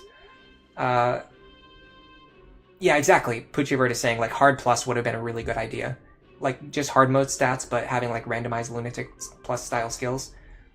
Hard Plus is possible. Actually, the Plus mode is just an extra flag that's set. You think there's actually a mod that enables it? Oh, that's actually a really good idea. If somebody hasn't done that already, we should definitely do that. We should make like a Hard Plus mod.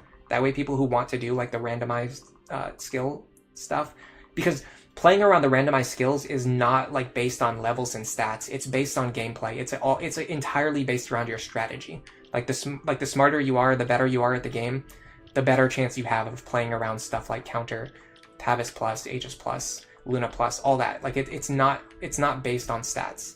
It's purely based on like game knowledge and technique and strategy, and it's so unfortunate that it's just like locked behind a game mode that's just overtuned on difficulty. All right, if we can get to this square, which I think we can. Yes, we can. Okay, let's just enemy face sweep these guys, and none of them have ranged weapons, right? They do not. All right. I'm going to do Flux and Killer Axe. Okay. Now we're going to enemy phase this guy, and he has a ranged weapon, so we can just stand at the edge of his range, which is going to be... Is it all the way down there? Really? It is, okay. So we need somebody standing here who can enemy face him. You know what's funny is if we'd moved Cordelia out of the way, we could have rescued Lisa right into this position, and then had her enemy face him. That would have been smart. But I'm not always smart. The other option would be to have somebody do it with a hammer, perhaps? Javelin hammer combination? No, actually I think the play is just to use Olivia here. We dance for Lisa. Okay. I'm gonna pull this guy off of Robin. So we're gonna go here, we're gonna go Beast Killer. Frederick is gonna counter this guy with a Steel Axe. Now we can pair these two up for whatever we want or need them to do, which might be to fight this guy. Just to pull, because these enemies have Luna. We could pull the enemies with Luna off of Robin, potentially, although this square might be threatened. Yeah, it is. You have to get rid of this guy, otherwise this square is threatened. So that's not going to work. That's okay.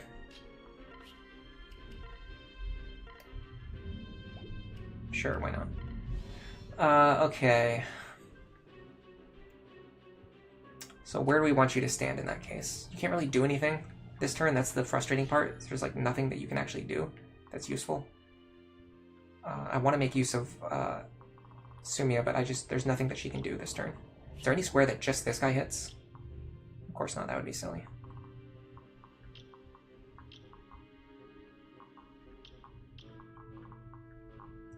I'm trying to find out if there's like any like overlooked, like sometimes I just like go around the map and I look for these like, because Lunatic in Lunatic Awakening in Awakening, every map has these squares. There's just like particular squares that you find. You have to look for them. There's always just like one square that's like really significant, and if you can find it, it's always important. Like even this square right here that I'm standing right now is a really important one, because it utilizes the barrier of this corner to stop enemies, because they have if they want to get to the left of here, they have to go all the way around Sumia. They have to waste like 5 tiles of movement to go around her. Of course, it doesn't matter if they have pass, but in an ideal world, they won't have pass. Yeah, see, the problem is we think this square's safe. It's actually not. This guy's going to move over, and he's going to attack. Question is, can we actually just get him to attack Lisa anyway? I think it works. I'm pretty sure he'll just attack Lisa anyway.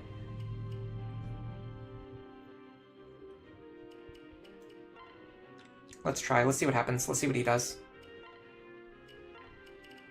I'm curious. That's the other thing, is I like to experiment when I don't really need to. Actually, we have enough damage to just defeat him with a Steel Lance and Steel Bow anyway. In fact, we have enough to do it with the Javelin, so let's equip the Javelin. That way if the Knight attacks us, we'll fight both of them. Now our other units, we want to keep them in... Yeah, this is one of those squares. For example, this square right here is always... As long as you get rid of this guy, I think you just have to get... In fact, even if you don't get rid of this guy, this square here is always safe. So you can use this to do rally movement, or you can have Olivia move here. Or in this case, we're going to have... let's have Noe move there, because I want a good flying utility and repositioning next turn. Olivia's in danger, by the way. I moved her to a stupid position. I'm not playing on my best today, guys.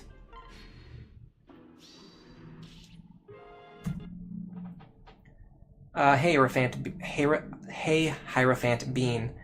You're also playing Chapter 12 right now. I'm sure you're doing much better than I am. Skywing says there are some skill combinations that are just impossible to deal with, like when nearly every enemy spawns with counter. Yeah. I wouldn't say that there's specific combinations that are impossible to deal with. Like, if you look at any, like, one isolated enemy, and you give them 2 skills, you can give them any 2 skills. Hold on a second. I'm going to go do my prep that I said I was going to do before the next attempt, like 3 attempts ago. Let me scroll up.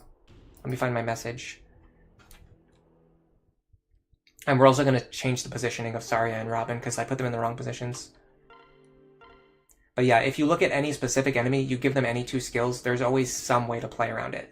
The problem is when you look at the whole enemy group, and they have, too many of them have, too many of certain skills.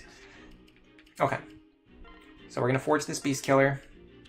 Yeah, see, it gets pretty expensive, and we don't really need the extra hit, so it's not. I'm not going to waste another 800 gold just giving 5 extra hit when we have guaranteed accuracy anyway, basically. But the two points of might are actually worth 6 points of damage, so that's a pretty big increase in our damage output. We're going to give a Strength Tonic to Long Ku. I don't remember why, but we're going to give it to him anyway. I think it helps like guarantee maybe 1-shots or 2-shots on certain enemies in certain situations. I think like if he hits and Noe dual strikes and then he misses his other attack. I don't know. I don't remember. I think it was when they have Pavis Plus. It lets him 2-shot them. I'm thinking of giving an arm scroll to Noe, but I don't. She's not really fighting that much, is the thing. But if we give it to her right now, we're gonna get the most value out of it because we're gonna skip. What is it? 16 or 35 combats worth of training. It's one of those two numbers. Is there anything else we should do while we're here? Unfortunately, we can't forge our hammer because we don't get it until we go into the chapter. And I sold the other hammer early on for the second, so I could buy a second seal for Lisa. Or, sorry, a master seal for Lisa. Is there any other like benchmarks that we've been missing? It feels like everything's been pretty good. We just haven't gotten the luck yet. Thinking of forging this Waltz Bow. Yes, there was something where I was having enemies survive on like 1 HP. Whenever I dual strike them. I think it was the Bow Knights. The Bow Knights were surviving on 1 HP whenever we got our dual strikes on them. So I'm going to forge the Waltz Bow so that we deal 1 extra damage with our dual strikes. And it's just useful to have it forged anyway, because it crits a lot. Which means when it crits, you get 3 times as much damage. Strength Tonic for Frederick. Thank you. I knew there was one other person who needed a Strength Tonic. Yeah, it was Frederick. And it has something, I think it has something to do with the hammer. When we grab the hammer, because we can't forge it. Yeah, they should have limited how many times the same skills can appear over all of the enemies. Yeah, like a distribution curve or something. Alright, so what we're going to do is we're going to put Robin over here, and then Saria over here. This is going to give us the flexibility to either go left or go up with Robin. The next thing we're going to do, we're going to get Sumia out of this position because it's a really annoying one. I actually think here is really good because it also gives us the opportunity to push left. And, no, because she can't quite, although this might be fine. Yeah, it gives us the opportunity to reach this guy if we want to, or reach this guy if we want to. So we need the flexibility. The optimal thing to do would be to look at the enemy skills every attempt and then reposition based on that. But I just don't have the patience for that. I would rather just, like, quickly, I would rather pick positions that are going to allow me to be flexible and to reposition however I need to. Alright, we're going to put Noe over here. Long Ku, we'll switch him with Lisa because we're going to need her in this position anyway. Okay, I think I feel pretty good about all this. Let's do it. Garrett says, for the arm scroll, do I see Noe contributing after this chapter with a lot of attacks, or is someone else going to do more? So, I think the best use for the arm scroll is either using it right now on Noe, or later on using it on Morgan, so that Morgan can become combat ready sooner. Okay, we got a pretty good opening configuration on this left side too, but this guy does have counter, which means we can't stay in his range. So the better thing to do now is to, I think, have Sumia and Crom on the left side, fighting as many of these guys as we think we can. Oh no, because this guy has the Beast Killer. Okay, I have some ideas. Do a lot of these guys have counter? Actually, the most difficult, annoying one has counter. Okay.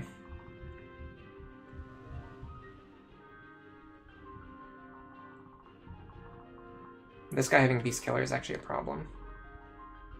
It means Robin's the only option to really fight him. Alright, let's do the north side push. We can't push to the left this time, so let's just do north side push. This goes to the convoy. You pair up with her. We could use Nosferatu here as well. But I don't think we can take the attack from this guy is the problem. You get Nosferatu. You can buy Nosferatu charges after Chapter 13, and you don't really need Nosferatu for Chapter 13. So in a way, you can basically use as many Nosferatu charges in this chapter as you need to. Okay, that was a really good crit, but honestly, if we're going to crit anybody, I'd rather crit this guy. Okay, let me count how many rescue stabs I'm going to have available, because I have an idea. So I'm going to have Sumia fly up here, attack this guy, then I'm going to rescue her.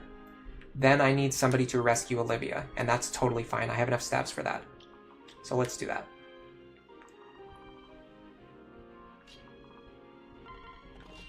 Can we one-shot these guys now? Yes, we can. Very significant. It's very important. To that end, I'm going to do this. Be careful, don't go in this guy's range. We're going to go here. We want to do this. Pull Olivia back. She's in a weird spot. Okay. I think we're good. Yeah, Morgan's probably the better user in the long term, but Noe's the much better. Like, using it on Noe right now would help us a lot, is the thing. With this chapter. I think we can do it without her, though. Alright, so we're gonna equip our Wolf's Bow. Pair up. Now, we can't use the Beast Killer here, unfortunately, because we would kill ourselves with counter damage, but what we can do is we can fish for Crom dual strikes. We don't need to kill this guy, we just want to chip him down enough, yes, so that Robin can one-shot him. So now Robin won't take counter damage because Robin will one-shot this enemy. So then I'm going to grab this pair, and I'm actually going to pull them back over, but I don't know where exactly I want to put them. Unfortunately, Lonku cannot enemy phase this guy this time, so we're just going to have this duo over here, I guess. I kind of want Sumia to be close to the left side, or middle, so I'm going to rescue here.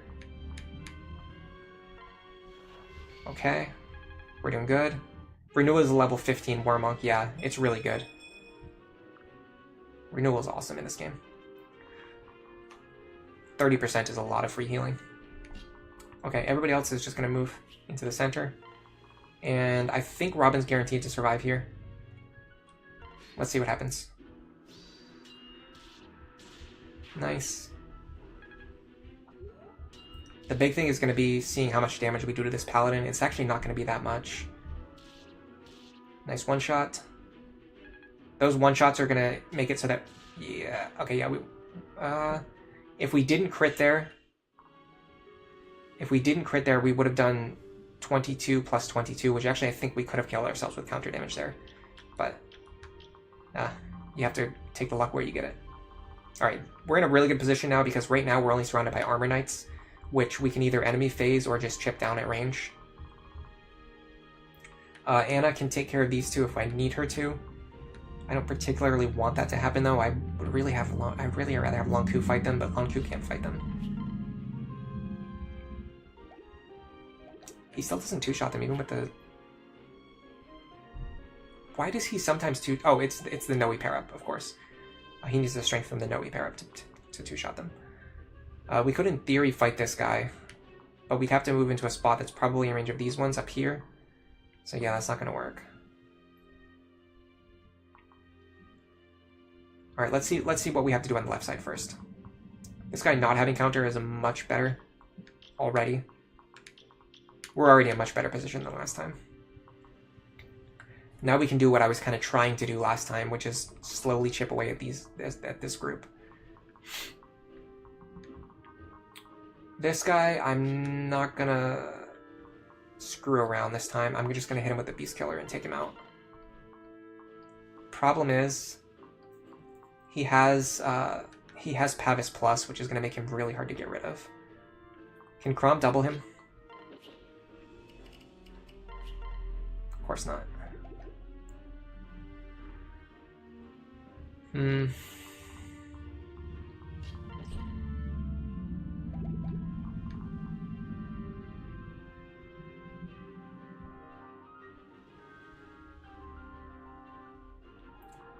This guy having Pavis Plus is really hard. Yeah, Pavis Plus, I've talked about this many times already. At this point, I've probably said it enough times that anybody who watches the streams knows it. I think Pavis Plus and Aegis Plus are by far my least favorite of the Lunatic Plus skills. They're just so unfun to play around. Like in this situation, for example, like what's my solution to play around that guy just cutting my damage in half? The answer is nothing. There's no technique to play around this. Like in theory, yes, you can use magic units instead of physical units, but it just doesn't really work in practice. It doesn't work the way that the game wants it to. Especially early on, in the first 6 chapters, which are the most difficult chapters. Alright. How much damage does Crumb do to him? Not very much. Yeah, 8 damage. Pathetic 8 damage.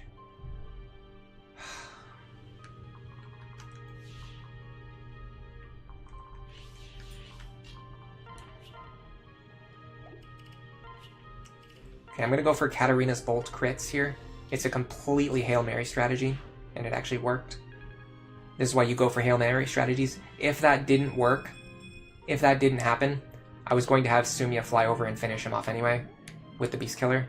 So this was like pretty safe. Maybe not like 100% guaranteed safe, but it was like pretty safe. Okay, so the next thing we have to think about is how to get rid of these guys. This guy having Pavis Plus is an issue. This guy having Pavis Plus is an issue. I think I can maybe have Lisa get rid of him. She's not fast enough to double. How much speed does she need? She needs 1 point of speed. Problem is I need Anna on the right side.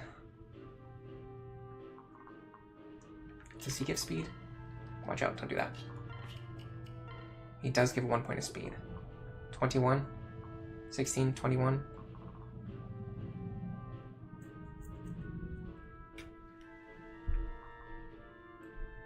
Problem is I don't know if I need him for anything else. Like this is using both of my rescue staff characters, which is kind of a problem if I end up needing the rescue staff. Hierophant Beam. Does Chrom get anything good from the Archer line?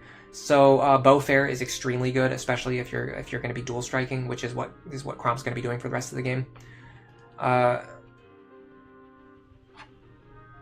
Archers can get around counter because of the 2-range nature of bows. Okay, so the reason javelins and bows are different is because with a javelin has 1 and 2 range. So if you attack an enemy at 2 range with a javelin, an enemy with counter can then run up to you in 1 range, and then when you hit them back with the javelin, because javelin is 1 to 2 range, tomes have the same problem. Javelins, tomes, hand axes all have this problem, 1 to 2 range. When the enemy comes up and attacks you in melee, you will counterattack them, and then you will take counter damage yourself.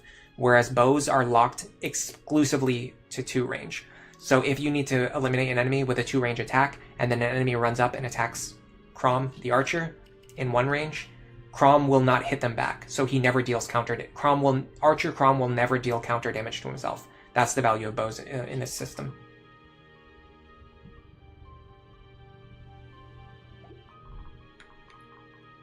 These guys having... Hold on a second. Because I forged the Beast Killer, I can actually kill them, even though they have Pavis Plus. So we might be fine here. I think we're actually completely fine here. The only thing is we're going to need a dual strike right here. Let's start out with this. Steel Axe. That's fine. So our damage is going to get cut in half, but we're going to attack twice. So we can't one-shot them, but we can two-shot them. It's the same thing that we did in Chapter 9 against the Wyverns with the Forged Elwind, where like you can one-shot them to play around counter, or if they don't have counter but they have Pavis Plus, then you just two-shot them. Because if you one-shot an enemy and you cut that in half, it's a two-shot. So it's the same logic with this Forged Beast Killer. We can one-shot these guys now, and then if they roll Pavis Plus, we can just two-shot them instead. Okay, so next I'm going to do this.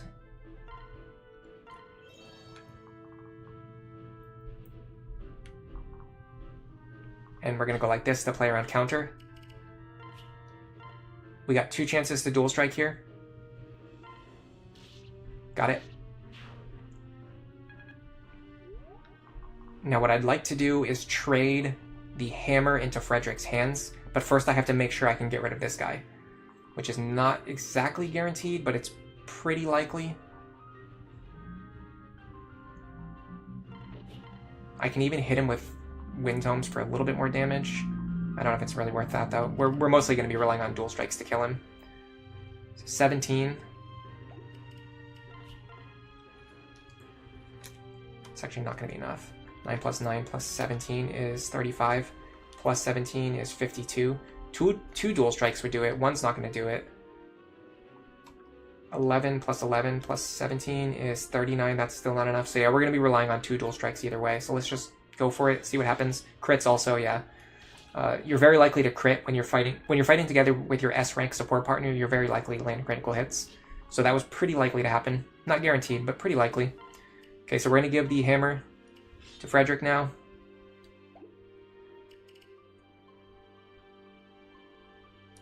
So that he can enemy phase this guy. Robin can fight you and you. Can I get the Killer Axe into your hands? Easily, yes, I can. And I did not use any rescue staves this turn. Very, very good. Alright, I'm gonna... I care about Lisa a lot more than I care about Anna. So I'm gonna give this to Lisa.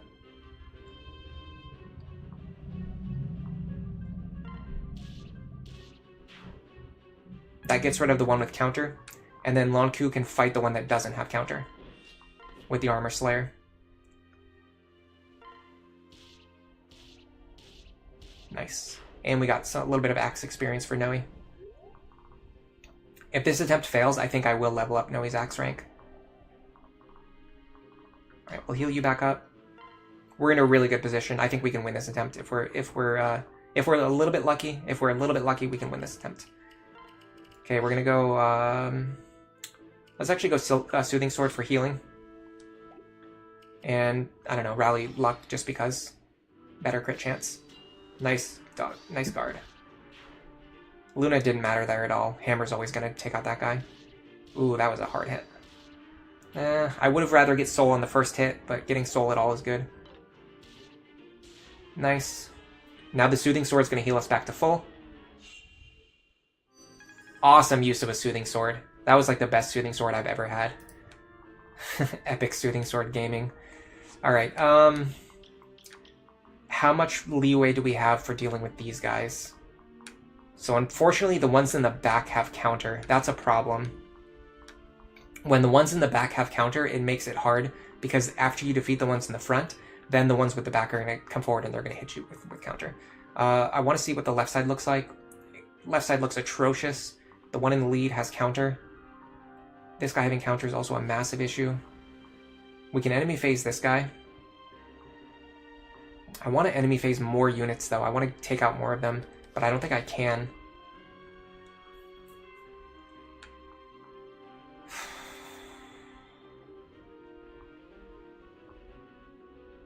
This guy will always 2 range, so he's not a huge problem.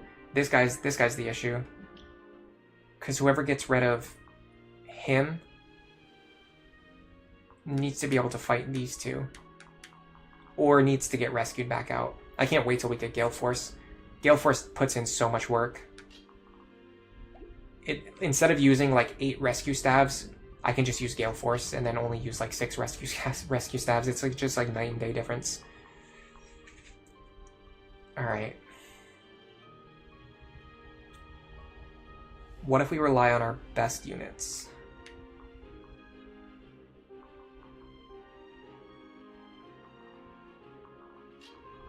Watch out, don't do that. 36. I deal so much counter damage to myself, and I actually don't finish them off either. That's the problem.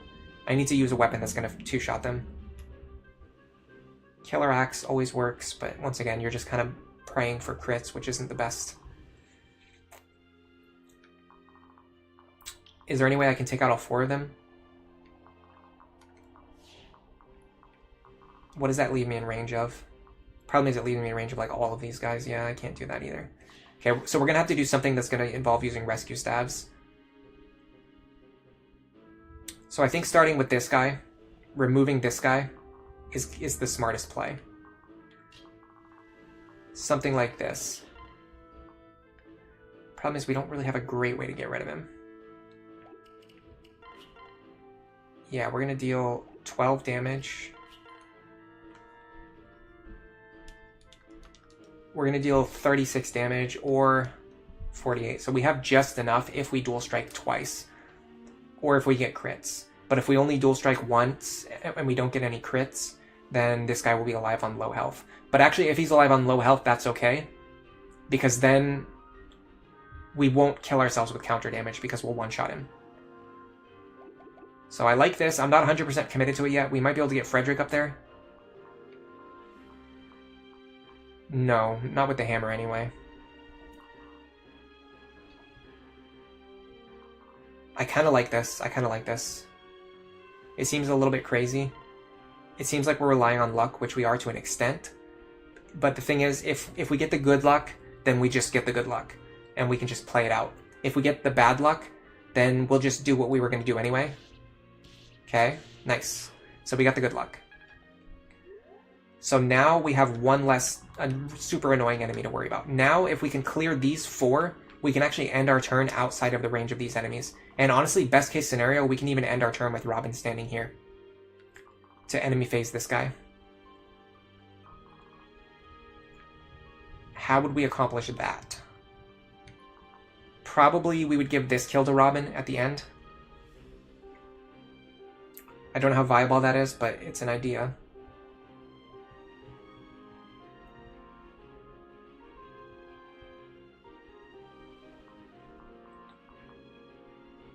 Does Frederick one-shot these guys with the hammer? Is that why we gave him the strength tonic?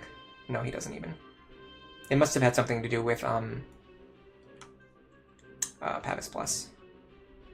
What's 38 plus 7, though? 45? Yeah, we can't take this hit. We could have Cordelia do it. Pray for dual strikes. Problem is, we have really not been getting the Cordelia Frederick dual strikes lately. They're just not... They're not vibing today. Soothing... Yeah, that Soothing Sword play was epic. We do have the Armor Slayer, so Long Ku can get rid of this guy.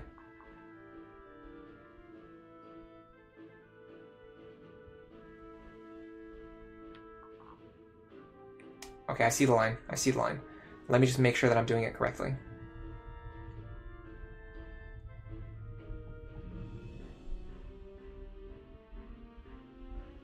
Let me make sure that I do everything in the right order. I gotta be careful too, because this guy has Luna Plus. 37. Minus 8 is 29. We actually can't fight him with Long Ku. So that ruins that plan. It doesn't work. We can have Anna take care of him then. But no, because we want her to take care of the other ones.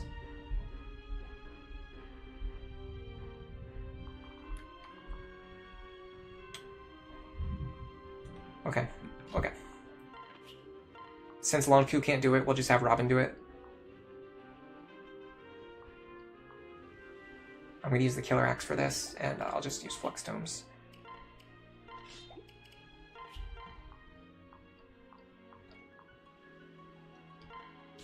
Nice crit. Okay, now we dance for Robin. Now we're going to go over here, because we're going to enemy phase this guy, who has counter. But because he has a bow equipped, if we stand at the edge of his 2 range, he'll be forced to use the bow, so that we won't take counter damage. Can Saria fight him? She could. Is it worth it? Not really. Well, there is one advantage to having Saria fight him.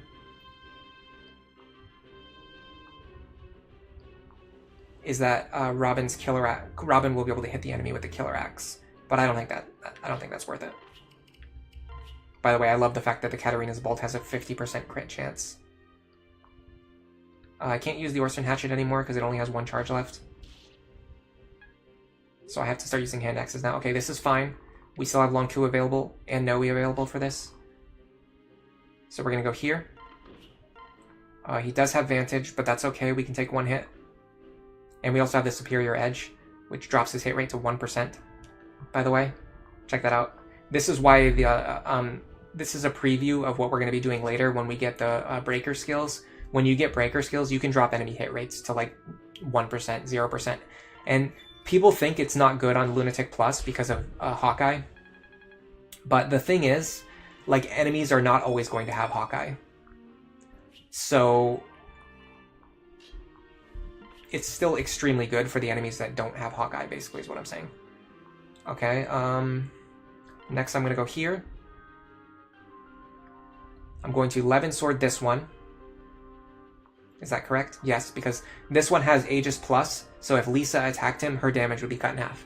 So we're going to Levin Sword this one, and Anna can also take a hit from the short spear. That's fine. Then we're going to do this. You're going to grab Lisa. We're going to rotate Lisa into the lead, and then she's going to take this guy out without Thunder. Perfect. Now everyone's completely safe. We're going to rescue Sumia back to safety. And then I'm going to unpair these two, so that I have more actions available next turn. I screwed up. I didn't realize he would be able to reach Lisa, but thankfully she was fine anyway, but that was a misplay. I needed him to fight Robin too, because Robin would do a much better job at getting rid of him. How does this keep happening? How do they keep having the range that I think that they don't have? I guess because Sumia was standing here. Or no, you know what it was? It was because of the knight was standing here. So the problem is the knight was standing here, which means the game didn't think that he could move to this tile and attack Lisa. But then after Lisa killed the knight, that caused this tile to be open, which then made it so that he could run over here and shoot at Lisa. So that was a huge misplay. I could have accounted for that too. I could have just checked how many squares he moves. But sometimes I rely on the the auto thing too much, the thing that tells you how far the enemies can reach, even though it lies to you all the time. These guys all having counter is a massive issue as well. I wanted to pull them this way. Why wouldn't they come this way? That sucks. Okay, we'll find a way. Yeah, because the problem now is we've got these guys right behind him, and all of this entire group all has counter as well. This entire group all has counter, and this entire group all has counter. I swear that this map really loves to troll you. It was the two-shot Cavaliers with steel axes. That's why I got the strength tonic. How do you remember stuff like that? I don't even remember it. I'm the one who thought of it, and I don't remember it. I just write down notes of like what I want to do, and then I just make sure that I do it later. So the problem is this guy will kill us with the bow. Yeah, we can't. We're not at the we reached the point of enemy stat inflation where they do one-shot you with bows, so you can't just have your flyers like tank bows anymore. It just doesn't work. In the early game, it kind of works. Here, it doesn't work anymore.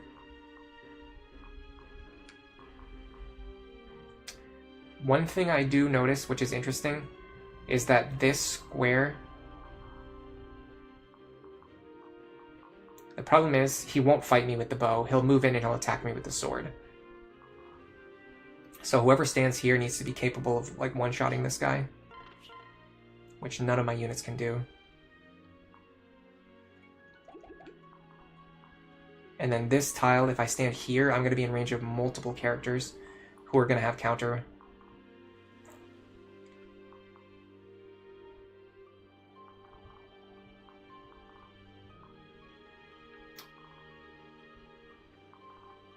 What if we get rid of this guy first? That seems like the smartest play. I'm very scared because I feel like I'm going to pull the Beast Killer out of the convoy and it's not going to deal enough damage.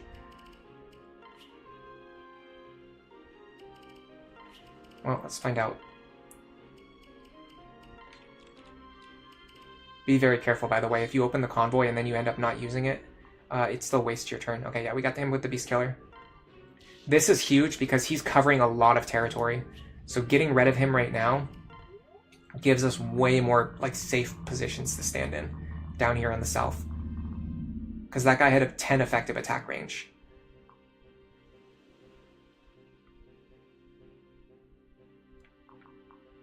We probably don't one-shot anymore. Yeah, without Frederick's pair-up, we don't one-shot. And without Cordelia's pair-up, we don't double.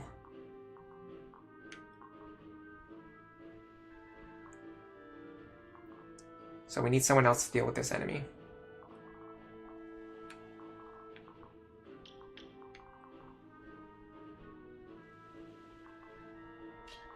We could do this. This actually makes really good use of Anna. Kind of waste the experience though from this cav, but does that matter? I don't think I care that much about experience. I need to rescue this turn too. I need to rescue, so keep that in mind. Like, I badly need to rescue.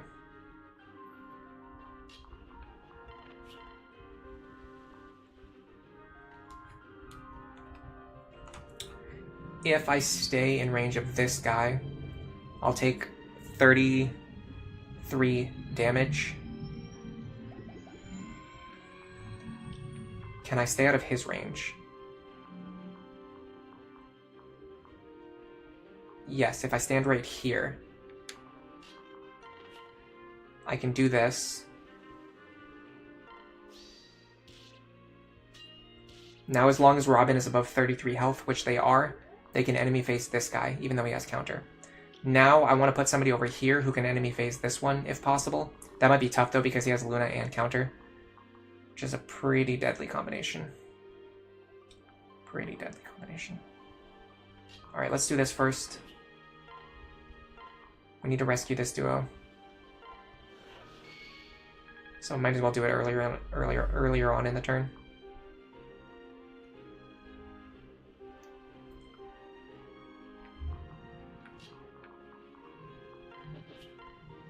Yeah, he has a Beast Killer equipped anyway, so yeah, we're not going to be able to enemy face him.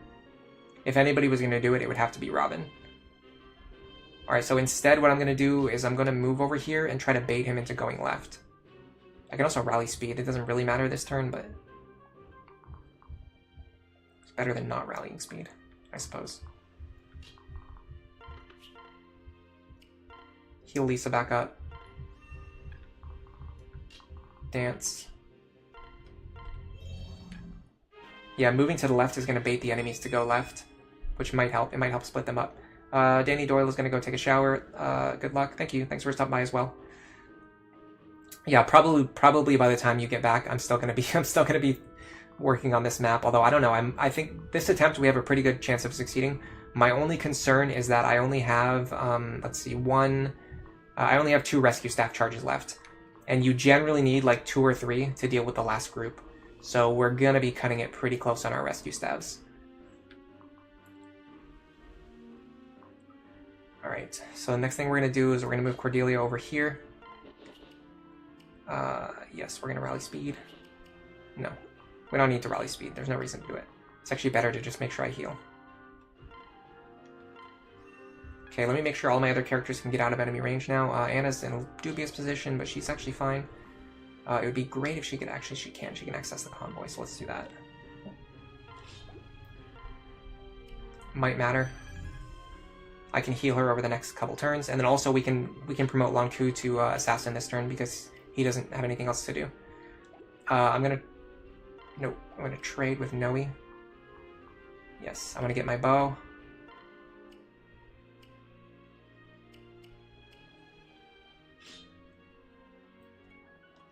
I'm going to equip my Killing Edge and use my Assassin Master Seal.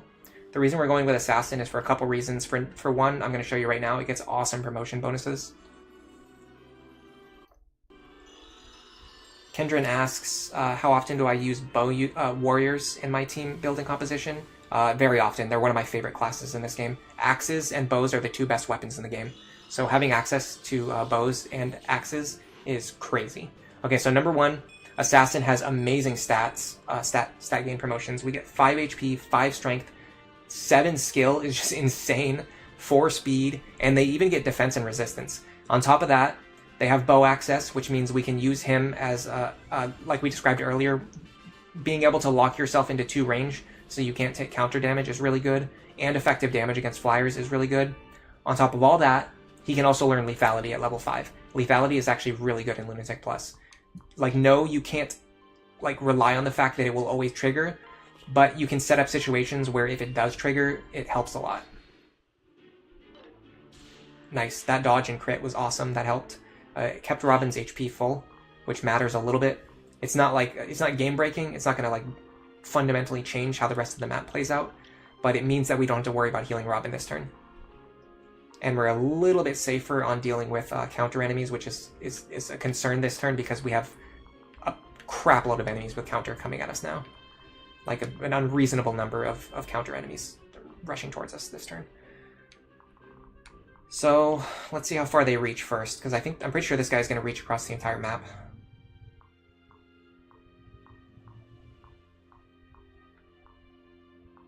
If we can stand here, excuse me, we can actually be safe. And this guy does not have counter, so whoever stands here is actually pretty safe. Let's try...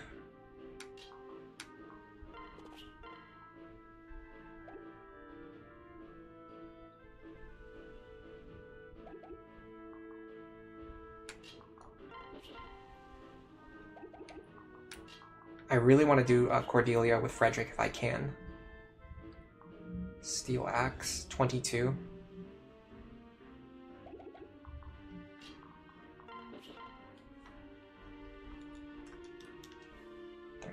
Hold on. She's gonna have a much higher attack. Her attack is gonna be 6 higher. Oh, give me 1 second. I need to move something on my setup. Yeah, warriors are incredible though. I'm gonna be... Sorry. Let me do this first.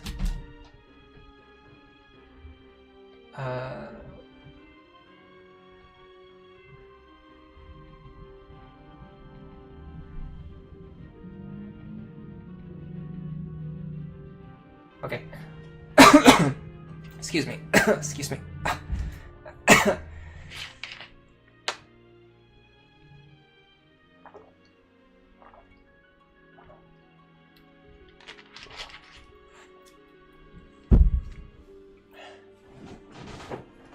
I'm going to be working on my team building video for the should be one of the very next releases. If it's not the very next release, it will be pretty soon after that. And I'm going to talk about how great Warrior is and how I always try to fit at least one into my team composition. I'm even considering having Warrior be Robin's final class instead of Sorcerer. Okay, so we're going to deal 26 total damage with our Javelins. I think. She gets 1 speed from Frederick, right? Yeah. So we're going to deal 26 with Javelin, and then if we get at least 1 dual strike, that will be enough for the 1-shot. I kind of want to use the hammer. It's because of accuracy problems, though. But if I keep the hammer equipped, it's going to allow me to kill this guy on enemy phase, though. On the next enemy phase. All right, let's commit to this. Once again, I'm just doing what we did last turn. We're seeing if we can get the good luck, and then if we don't, then we'll just adapt based on the bad luck. So we got the good luck, so we'll just play the line out as if we got the good luck. Alpha C, hey, you tuned out for a little bit. Is this attempt going well? I think this could be a winning attempt. Yeah, this is definitely the best attempt so far of today's stream anyway. It's a little bit worse than some of my testing attempts where I succeeded, but I think we can win even with this luck. So the next thing I want to do is set up an enemy phase sweep against 2 of these enemies. Probably it's going to have to be with Robin. Unfortunately, there's not really anyone else available. Could potentially... I don't think Sumia can get... Actually, she can get up there. Interesting. What if Sumia fights these guys on enemy phase? The problem is she doesn't actually... she doesn't one-round the Knights, because they're just so tanky and so defensive. Lisa could do it, though. I could have Cherche fly Lisa up here. She could take out this one on enemy phase, or take out this one on player phase, and then this one on enemy phase. Let me wait and see what my other units are doing, because she is one of my rescue users. And I also have to make sure that these guys are going to rush out and kill her. Oh, a lot of these guys have counter, too. Look at this. Another group 4 out of 5 has counter.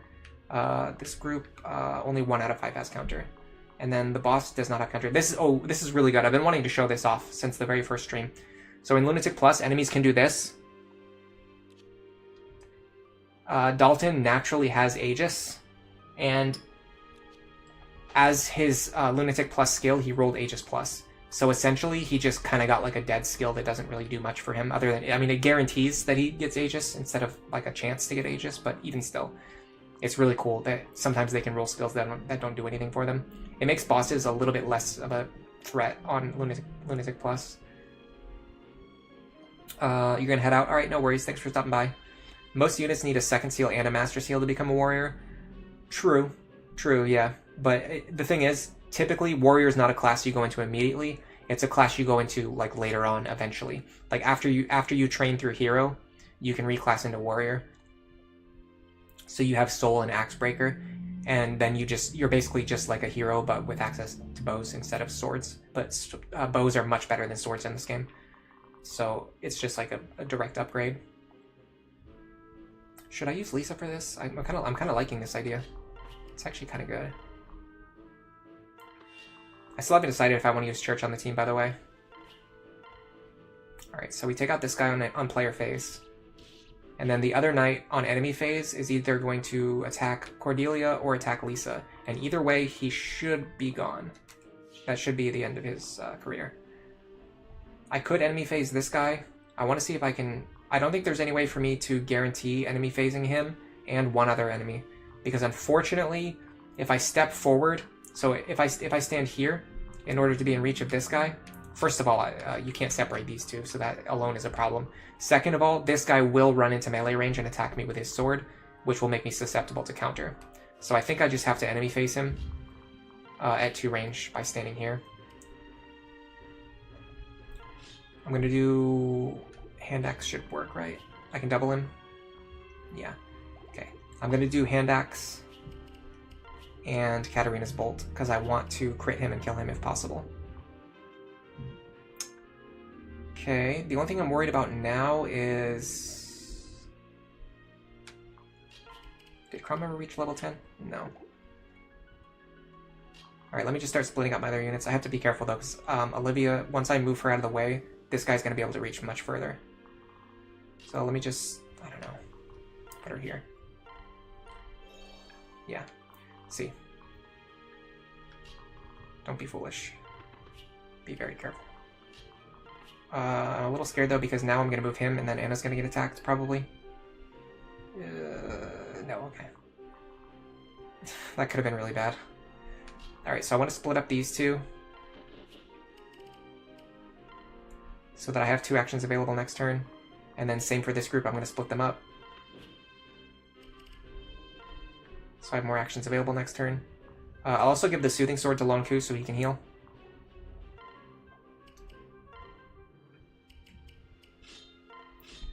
And then we enemy phase it. Yeah, double Aegis is funny. It happens actually a lot in Lunatic Plus. It makes enemies are significantly less... bosses in particular, like, don't get buffed by Lunatic Plus as much as regular enemies, just because of the way that, like, the skill distribution works. Alright, so we're in a not completely terrible position right now. We do have a lot of enemies running towards us. This is our number one concern, is that we have a lot of enemies running towards us. And, of course, as you would expect, many of them have counter. The overwhelming majority of them have counter. Why? Just because that's just how life needs to be. But if we can enemy phase, or if we can player phase clear this group, we'll have a free turn to set up.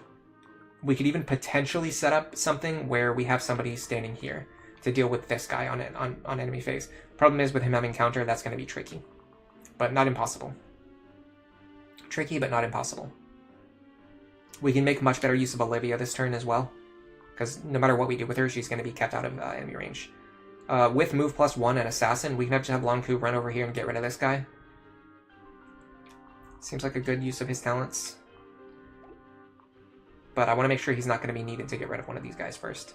Because he has a bow access now, he's actually very useful for helping us get rid of these counter enemies. Like this guy with a beast killer. Look at that. 26 damage. That is not bad at all. And with potential strength bonus and dual strikes for Noe. But let me see what else I need to do first. Okay, I'm a little scared of these guys. Yeah, they can reach pretty far.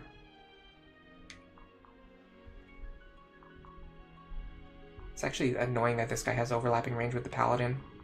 That's going to make the Paladin harder to get rid of.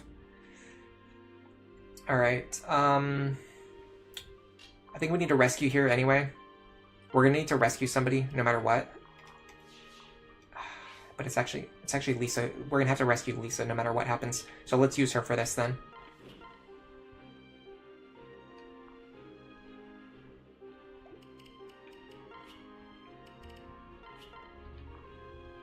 Yeah, we're gonna have to rescue Lisa no matter what, which is actually frustrating because she is herself one of our rescue users. So now we have one less rescue to use this turn. But this isn't really a turn where rescue is going to be important. It's more going to be about action economy. So we have to use Libra to rescue her now. Should we just do it now? I think so. Now I have to be very careful because I only have one more rescue staff for the rest of the chapter. Okay. So I want to clear as many of these enemies as possible.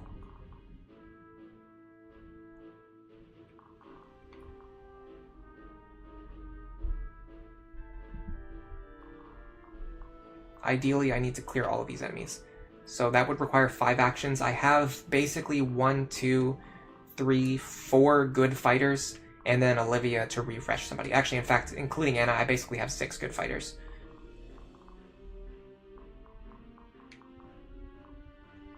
I could even have Anna run over here and deal with the Armor Knight at the end of everything, which is actually a pretty good use of her talents. Okay, let's start with, 37.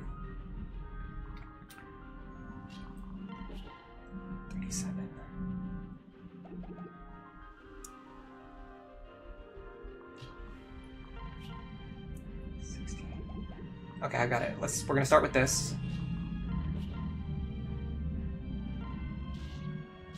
Perfect.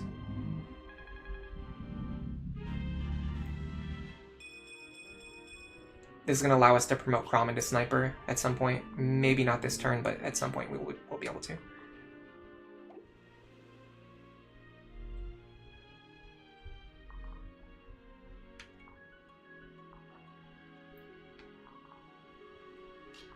Remember, we one-shot these guys now. So let's take advantage of that while we have it.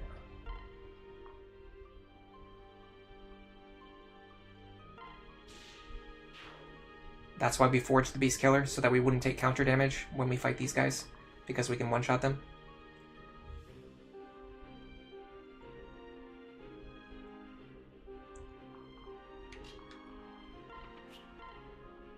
I'm gonna have Anna get rid of this guy.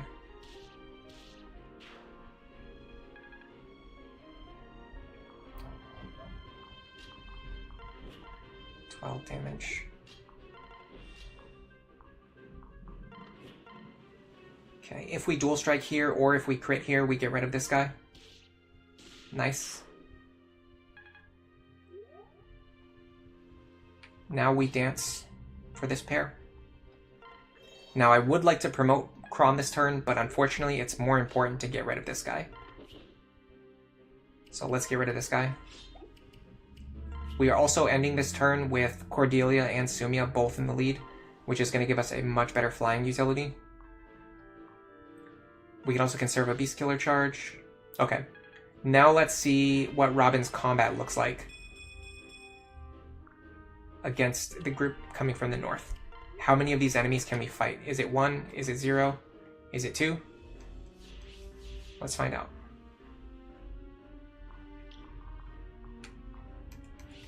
This guy doesn't have counter, so he's going to deal a pathetic 0. In fact, this guy's going to deal 0 damage to us. So this guy is a non-factor. We do not have to factor him into our calculations. He deals 0 damage to Robin. This guy is the much bigger problem. With a Silver Sword, he's going to deal 42 minus 30. He's going to deal 12 damage to us. We are going to deal 24. No, not 24. 32. 32 minus 20, which is 12. We're going to deal 12 damage to ourselves, or if we crit, we're going to deal 36 damage to ourselves. The problem is, if we don't crit on the first attack, and then we do crit on the second attack, we're going to deal 36 plus 12, 48 damage, which is not enough to kill him. but it would be enough to kill us. I can play around this by equipping the Orson Hatchet, which only has 1 charge. Now, if we crit him... No, now if we crit him, we still die, actually. Because we're going to deal 36 to ourselves. Well, no, because we're going to lose attack power. Because he has a sword equipped. But actually, that doesn't matter, though. I don't think there's a good way to play around this. Oh, no, hold on. He actually has Pavis Plus, which is going to cut our damage in half, which is going to cause us to deal less counter damage to ourselves, funny enough.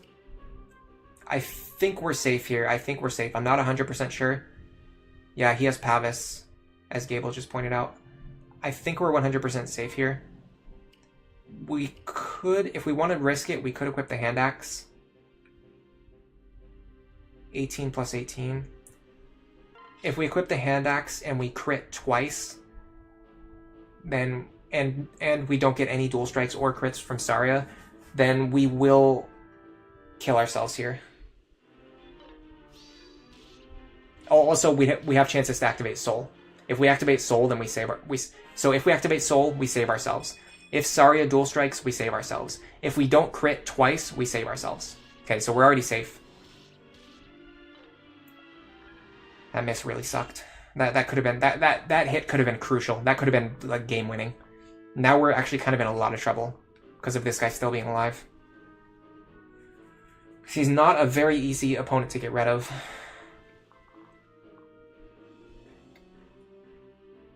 Danny Doyle says, "I've got this." I actually don't think so. I think this attempt just fell apart. Ugh. This guy having exactly Pavis Encounter really messed us up. Garrett says, if Armstrith procs Orson Hatchet, 1 can become 2, potentially killing you with counter also. Yeah, that's true. Just another reason why Armstrith is overrated. I mean, if I crit here, I kill him, but that's not like actual gameplay. That's just like nonsense. What do we do with the Beast Killer? 36, cut in half. Is that 18? Plus 20. We actually destroy ourselves with the Beast Killer here. The best play around method here would be to hit him twice and bait in dual strikes from a Beast Killer. The problem is everyone behind him has counter as well. Wow, Lunku is really good. This is actually kind of incredible combat. Like if you look at the other combat of like my other units against this guy, yeah, his combat is like he's significantly faster and he's hitting harder than Cordelia with an E rank bow that he just unlocked. Like he does not have any bow rank. This is just him using an E rank bow. I kind of want to go for this. If it succeeds, we gain a ton of momentum. I'm just not sure if it's the best move. We can't get over to the right side fast enough to do anything. And there are enemies with counter who will be able to reach us over there. Remember, we only have 1 rescue staff charge, so whatever we do here, we can only rescue 1 character. Very important information. Does the Killer Axe get rid of this guy? No, of course not. He has the Pavis is really messing with me here. I'm very tempted to have Lunku attack him. The problem is, a lot of enemies will then attack Lunku on enemy phase. Like more than he can take and he can dodge some attacks, but he can't like dodge this many attacks. In fact, not when especially not when one of them has Hawkeye. So he's going to take at least 15. 15 is actually not that much damage. 15. 30. 7. That would be 14.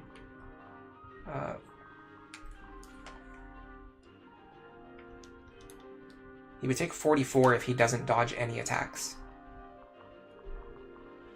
And then, but then there's also this guy to worry about.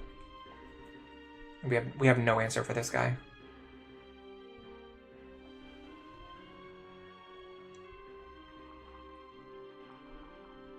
Our answer for Dalton would be this. Beast Killer. Just hit him twice and just take him out. Which actually we don't even. 29 plus 29 doesn't kill. I mean, we're very likely to get a dual strike, but it's certainly not a guarantee.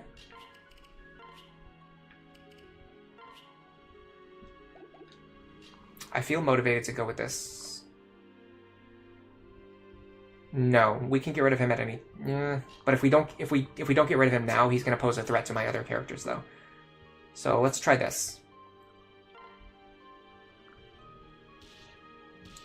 I feel pretty good about this. Yeah, we're one shy, but this is where Archer Crom really shines in his extremely high consistency on dual strikes. We had 2 chances that read as 80%, but I'm pretty sure are actually higher than 80%. I think even the dual strikes use the 2RN system, but I'm not 100% sure. There's actually a lot of calculations about this game that aren't not very well known or not very well understood. The other good thing about using Long Ku here is that because he's bow locked, he won't deal any counter damage to himself. Yeah, he's actually very likely to dodge at least 1 attack here, and he only needs to dodge 1 attack to survive. Nice crit. Awesome crit. Okay, that's going to make this guy significantly easier to get rid of. Although I would have been a little bit happier if we'd actually just got rid of him there.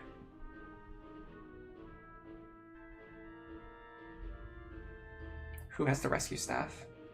You.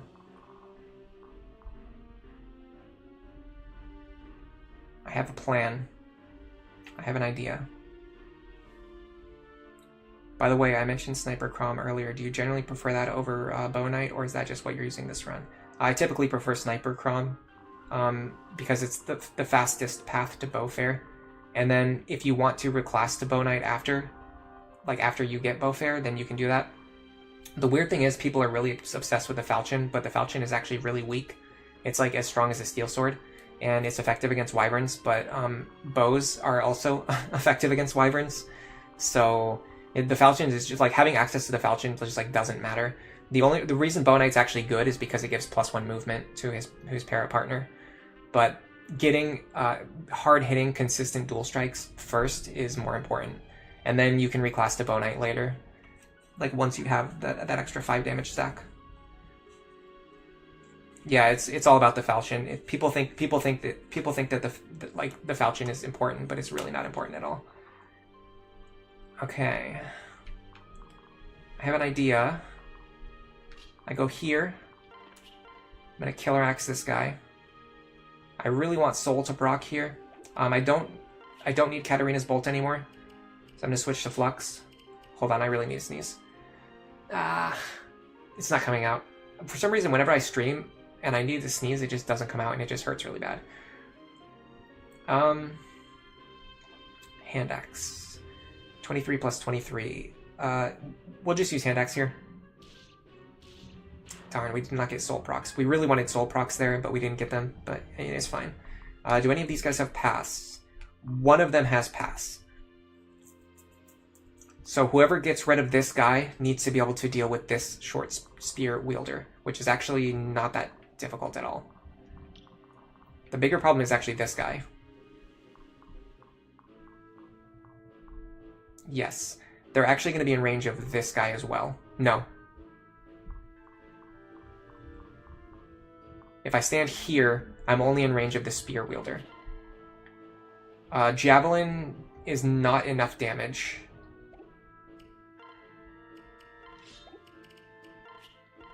Hand Axe is not enough damage. Lisa can't do it because she needs to use the rescue staff. Although that's not exactly true. I can heal her. No, because if I heal her, then I can't also use the rescue staff. Anna. I can have Lisa move up here. Remove this enemy. Then have Anna heal Lisa, so that she survives against the short spear. Then I can have Libra rescue Sumia. In fact, I need to rescue Sumia now before I move Lisa. But do I want to do this, though? I kind of don't want to do this.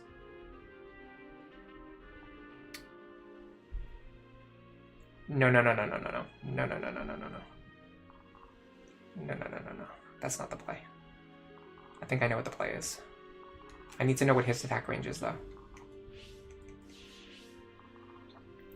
So whoever does the rescue needs to be outside of this range. She can reach. Then we would have Olivia dance. And then that will allow us to move Sumia back up here to get this kill. We could also heal her before she moves.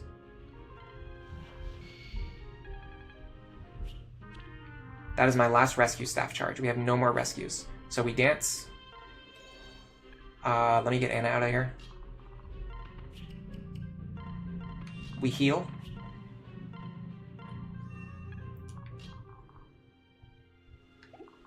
Can Sumia fight this guy and this guy? 26 plus 43. Almost certainly not. 26 plus 43. 69 damage.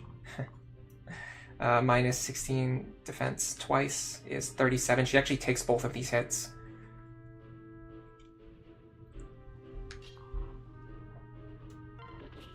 I'm doing it. Wolf's Bow. Beast Killer. This could potentially leave the short spear guy alive if he attacks Sumia, because she won't be able to counter him because she doesn't have the javelin equipped. However, the Beast Killer is going to deal more damage to this guy, which is going to be important in getting rid of him on this turn. Now, the big problem right now is keeping Robin alive.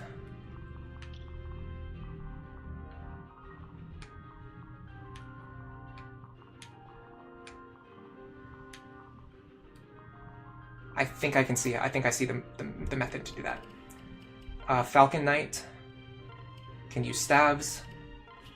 So we can equip a javelin here and heal Robin back up. This is going to help Robin be a little bit more likely to survive this enemy phase. They might not even attack Robin just because their defense is so high. Oh god. We really needed Long Ku to dodge attacks, and he immediately failed to dodge the very first attack. That's not good. We're doing okay. The problem is that last guy with the javelin... No, he only deals 7 damage to Long Ku. So Long Ku should be fine. Oh, God. Oh, that was bad. Why did that happen? Why did they attack Robin? we were really close to this attempt. Hold on, I'm watching the stream footage back right now. I'm trying to see why that happened.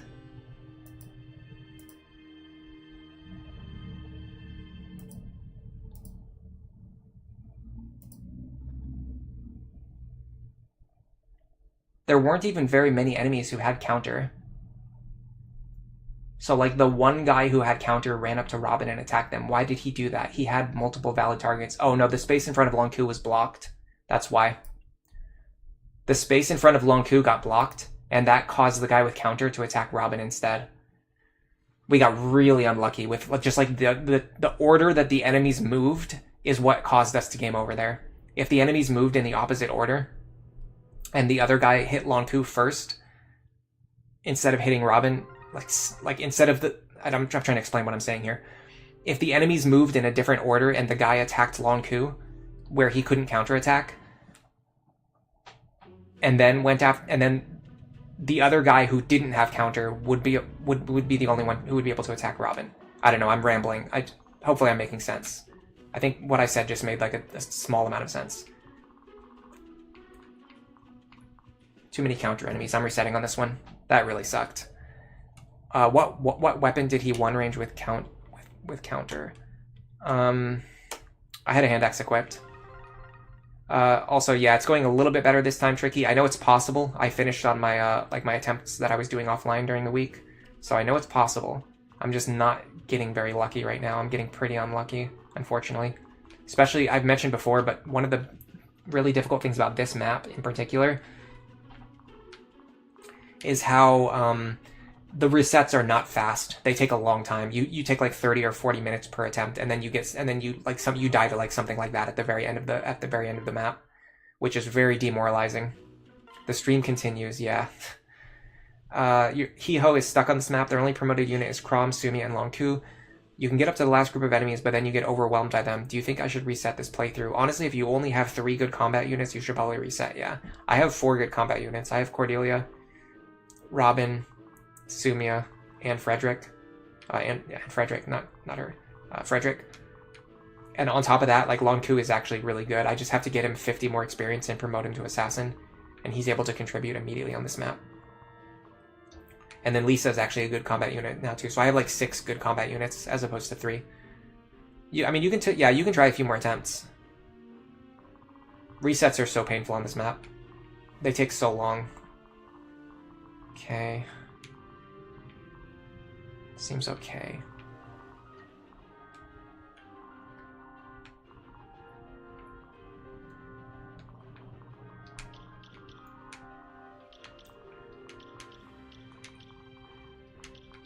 Guy doesn't have pass, does he? No. Actually, him having pass doesn't matter for what I want to do. I'm thinking of trying a more risky opener.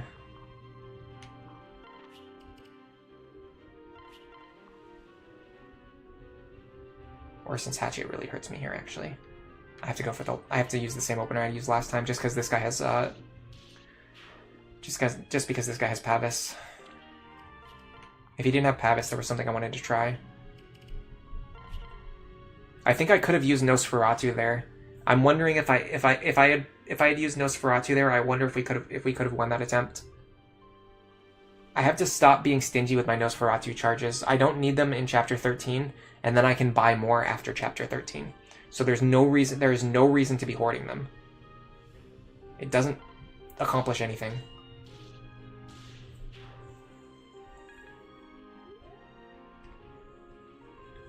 Fred has S support with Lisa and is doing rescue strategies. What is the opening strat you settle on? So you kind of just saw it. We have Lisa and Robin pick apart these 2 enemies, and then depending on what this group looks like, we're going to use rescue stabs to pull back. We're definitely going to pull back Lisa. We're maybe going to pull back Robin. Typically, I like to just leave Robin here, and then, you know, just like YOLO it, honestly. Like, seriously. Like, what else are you going to do? We went into Hero's Soul for a reason. It's not the most consistent thing in the world, but it gives us a path to victory. And if none of those guys roll counter, Robin is always completely safe. If like one of them rolls counter, we're usually pretty safe. As long as the enemies don't attack in like a very specific order that intentionally like screws us over, which of course happens all the time. So, but as in fact, which it just happened on the last attempt, which is the reason why we got a game over. But other than that, we're usually fine. We set up our beast killers so that we one-shot these guys. The reason we did this is actually for like this guy right here, for example. So because we one-shot him, we won't take any counter damage. So even though he rolled counter, it doesn't matter. And because of that, this one who did not roll counter, we can have Sumia fight the one that didn't roll counter. So this gives us a lot more flexibility to take out multiple enemies on each enemy phase. So we're going to grab the Beast Killer from the convoy. We intentionally filled up the inventory of our characters so that when we defeat this guy, the Beast Killer will be sent to the convoy and then Sumia can grab it. So Sumia can fight this guy who does not have counter. Cordelia can fight this guy who does have counter because she one-shots him with the Forged Beast Killer.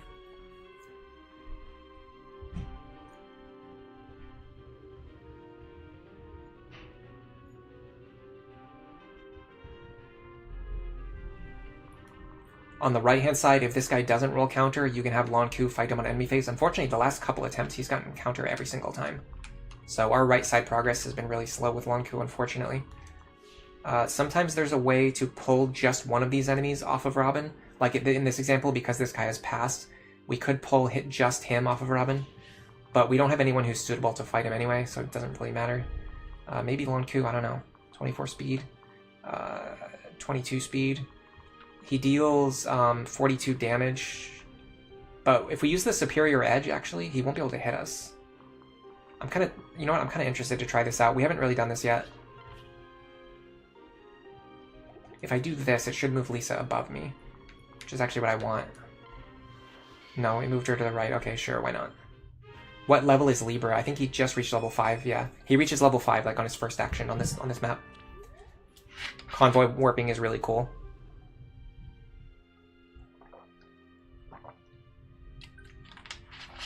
Yeah, using Chrom and Sumia, like having them dual strike for each other is a really effective strategy. It's not 100% consistent, but it's like consistent enough.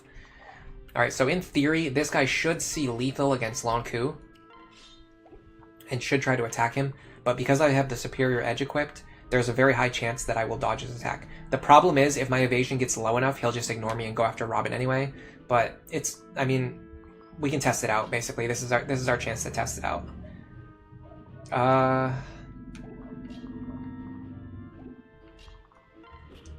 Unfortunately, it actually doesn't really matter what Olivia does this turn. So I'm just going to do this. And then... Same with Anna, it doesn't matter what she does this turn. Alright, let's see how this goes. The Paladin's going to wait. I think he's going to wait and see if he can kill Robin. Sometimes they do that. Sometimes they attack in a specific order where they wait and they see if they can kill you. I've noticed that. The Awakening AI, it's usually specifically on linked enemy groups, so it's pretty smart. Okay, now we're in trouble because the guy with counter is... No. Ooh, interesting.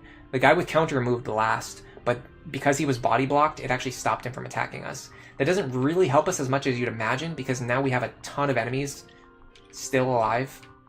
We have 6 enemies. I actually would have rather fought this guy and then, like, either, like, one-shot him or just... you know, taking the counter damage and taking a reset, because now we have 6 guys surrounding our group, and I just don't really see how we're gonna get rid of all of them. These guys have counter too. That's a massive problem.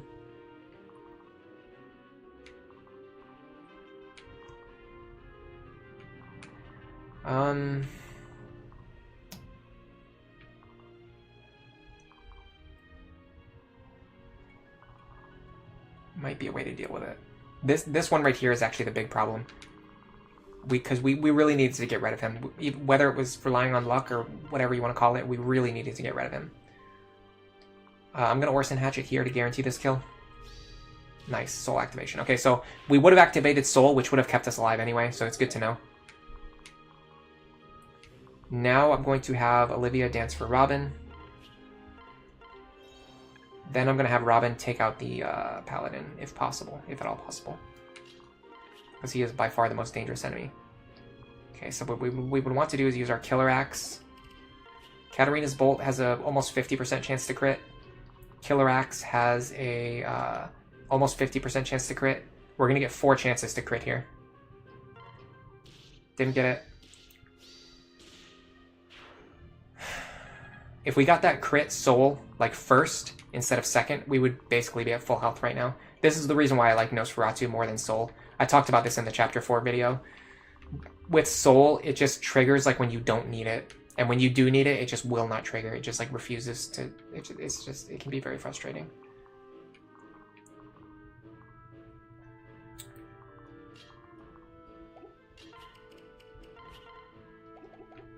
This guy right here is also a massive problem. We actually don't really have any method for dealing with him. It's like we literally have nothing to deal with this guy. Like, we would have to use both of these characters just to get rid of this one guy, which isn't even consistent. Like, to just have a chance to get rid of this guy. And then these two would be left alive and they would run over the rest of our army. So I genuinely think this attempt is already done. We kind of just got really bad luck. Partially my own fault, because I shouldn't have even bothered attempting a run where every enemy on the map where this guy has counter. Or sorry, this guy up here had counter. Caused too many problems. Soul is current HP chance, the devs just lie. I have 6 rescue staffs for this map, yeah. What maps did I use the 4 rescue charge uses? I can't remember. I actually saved a lot of rescue staff charges in the maps where it's like not really guaranteed if you're going to use them or not. I just got extremely lucky in like every single one of those cases.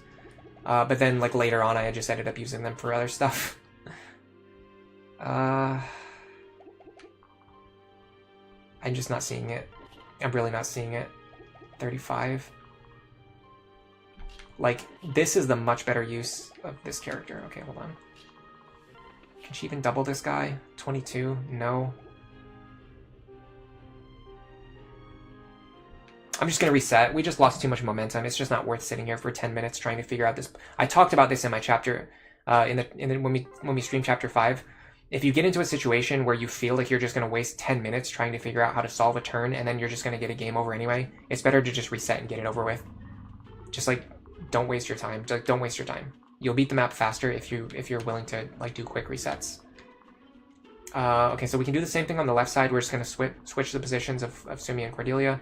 The middle opener, we can do the same. This guy in front having counter will actually help, sort of, because it's going to mean that, in fact, actually,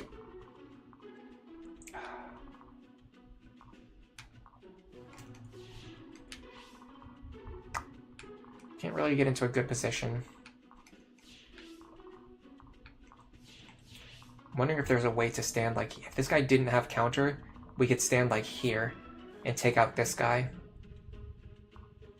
which would be really nice. I'm going to reset a couple times. I want to check something. I want to see if we can, I want to see if a certain opener can work. If you get, like, really good luck. You just trigger soul when you need it. I wish I had that ability. Yeah, I wanted the stream to be short. I knew it was not going to be short. This chapter is just brutal, guys. Okay, this is fine. This is not fine. Gotta reset. I'm going to do a few quick resets and try to get, like, an opener that actually looks decent. The thing is, even though we're struggling, I know we can beat this map. I already beat it once off stream. I should have just saved the game and then just told you guys, hey, I beat it off stream. This is fine. This guy's... we need this guy to not have counter. That's what I'm resetting for. I want to try something. I really want to try something because it's gonna be an opener that's gonna give us more momentum, and momentum is the most important resource.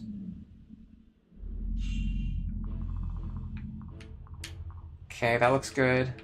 This looks good. This looks fine. That looks okay. Okay, this is worth attempting. This is worth playing out. So, I'm gonna go like this.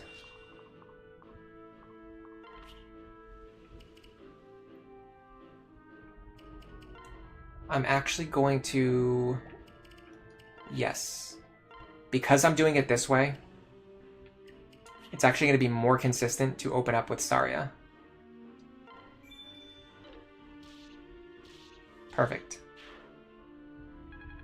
Then I'm going to dance for you.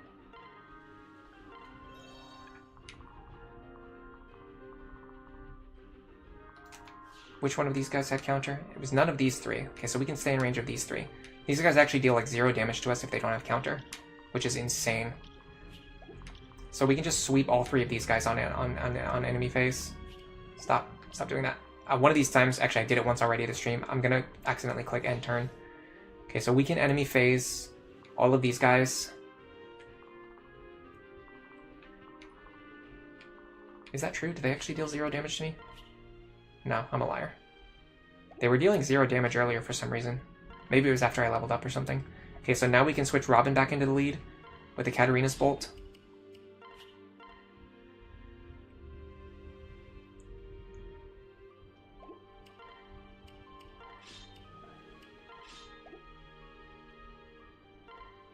Fortunately, I don't know which enemies are going to move first.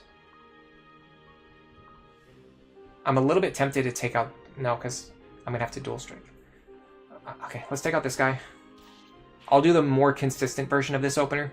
So in theory now, Robin is going to fight all 5 of these enemies on enemy phase. Unfortunately, this guy has counter, but with Soul and with our super high defense, we can usually take at least one enemy who has counter, as long as we don't get like extremely unlucky. I will have to use 2 rescue staves, but I'm actually... Oh, this is a problem. Where's Anna? Anna's here. Okay. We can use Anna for this. Yes, this works. No, it doesn't because of this guy having Tavis.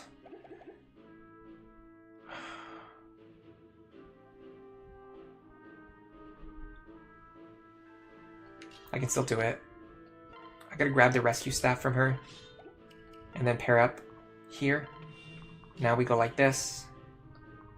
Take out this guy. Alright, so now we have Anna can rescue Lisa, and then Libra can rescue Olivia. So now let's look at our left side opener. Counter, counter, counter, counter. Everything has counter. What a surprise. All 5 of them have counter. Never seen that one before, have we? Alright, the good thing is we can one-shot them. So we can at least take one of them out. Which one is more important to take out? I think the one on the south, because in theory this is going to be our safe zone. So having the guy on the bottom be removed is more important. Just going to double check. Yeah, we're going to remove this guy on enemy phase. So we're fine here. We also still have we also still have Crom and Sumia available too. I didn't even really think about that. We can still potentially use them for something on the right-hand side. The problem is, I could send them over here to get rid of the guy with counter, but the problem is they would have to fight all 3 of these enemies, and I do not feel good about their chances, especially with this guy having guaranteed accuracy. So this guy doesn't have counter this time, so I can show what I was trying to show last time, which is this. Now, because this guy has... because he has Pavis, we're not going to 2-shot him with the Armor Slayer, so I think it's better to have Noe in the lead. That way we can get full damage on Armor Slayer dual strikes. Because this is only going to deal 28 damage.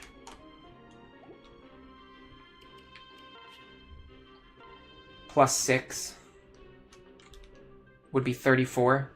Plus 6 would be 40. So even if we get 2 dual strikes, it wouldn't finish him off. But on the other hand, if we do 8 plus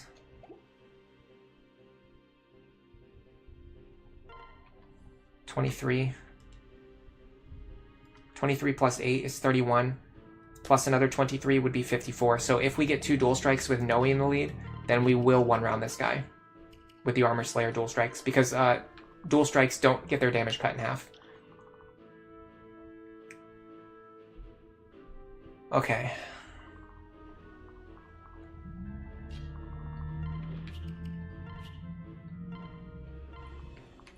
Pull Lisa to safety.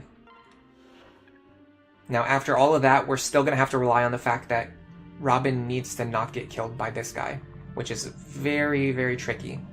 Very extremely... This is going to be very tricky. This, especially because we know this guy moves last in the turn order. It means our health is probably going to be low when he attacks us.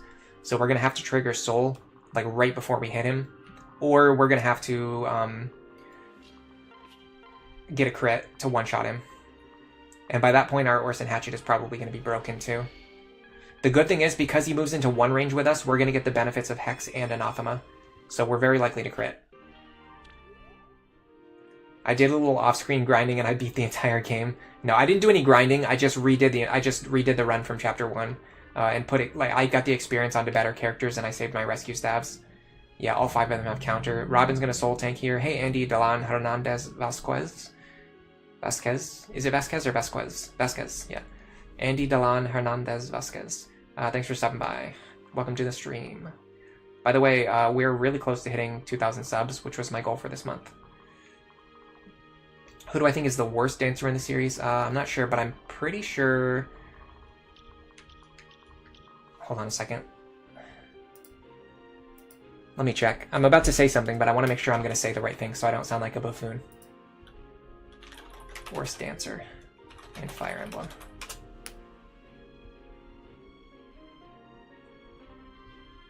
Yes, that's what I thought. Okay. So Danny Doyle, who is here in the chat right now, literally made a video 1 day ago about who is the worst dancer in Fire Emblem. So, and that's an hour long, so I would recommend you go watch their video and see what they have to say about it rather than me, because honestly, I'm pretty good at Awakening. I wouldn't say I'm an expert at pretty much any other game in the series. So I'm not really qualified to say who's the worst overall in the entire series, especially with regards to dancers. To me, they all feel the same.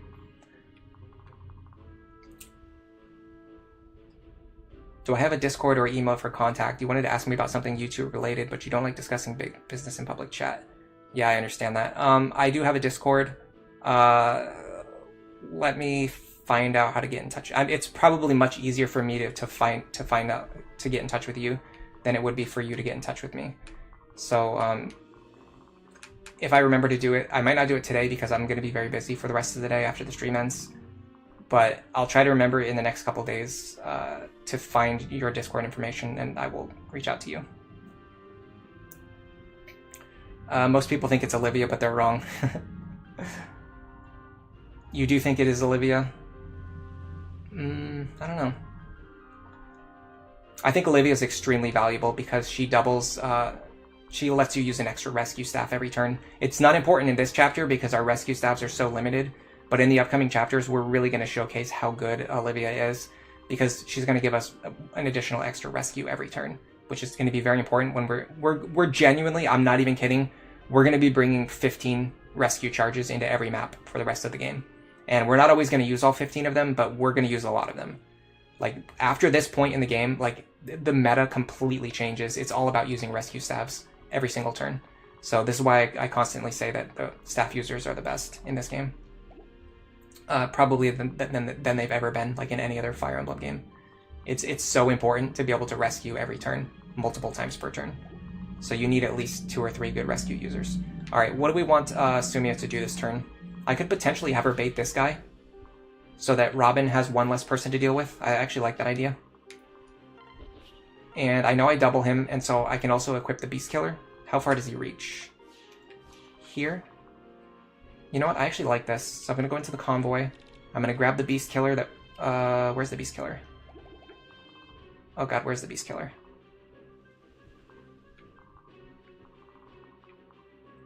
Crap, I didn't... And oh my god, I traded the rescue staff off of Lisa. I traded the rescue staff off of Lisa, and I didn't put another junk item into her inventory. So when she killed the guy, she got the Beast Killer. She didn't send it to the convoy. There's no way to fix this, but we can still... in that case, it's probably better to just have Robin fight this guy. Okay, what about this one? We can't fight him because he has counter. So, okay, we're just going to back off then. That could have been a really awesome play, but unfortunately, you miss one small detail and everything just falls apart. Alright, this is fine. 1 dual strike? Oh man, 2 dual strikes there would have gone so crazy. That crit doesn't matter. I'm pretty sure these guys do like almost no damage to us. They might literally deal 0 damage to us because of Lance versus Axe weapon triangle. Okay, this is what really matters. This is what really matters. That was the worst time to do it, but we're still fine. I think we're actually safe. I think we're guaranteed safe now. I don't think the Paladin can deal enough damage to kill us. Okay, it would have been nice to get Soul, especially like a Soul crit there, but I'll take what I can get. Oh wow, awesome, 1 defense. Amazing. Alright, now we're actually in a much better position than the previous attempts. The big problem now is actually these four guys. Oh, it's fine. Yeah, I don't have my contact info like anywhere in public, and I don't really use Discord that much either, but it's fine. I use it for I basically use it for YouTube related stuff. Alright. So it's unfortunate that this guy's still alive. We really could, I really think we could have gotten rid of him with the like better Beast Killer usage. This is so hard. This is so tricky. I wonder if I actually rescue Robin first before I do anything else. That way they can deal with 2 enemies over here. It's genuinely worth considering because of this guy still being alive.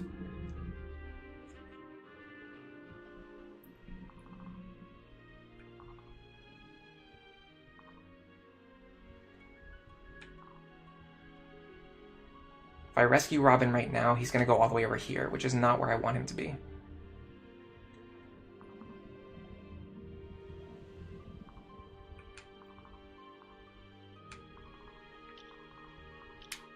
Let me see if either Lonku or Noe can deal with this group over here. 50%. 50%. I think this is smart. This is smarter than it looks, because if I dodge this now, I'll know that Lonku can hold the right side by himself. And if I fail to dodge this now, then I'll know I have to get rid of the other Armor Knight. Okay. So we have to get rid of the other Armor Knight. Or we have to heal Lonku.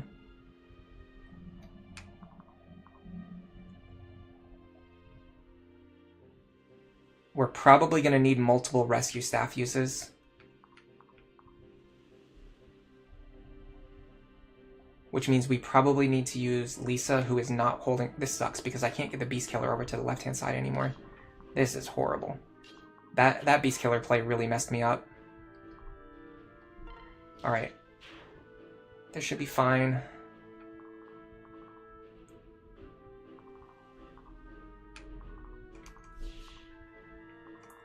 Now I want to pull Robin.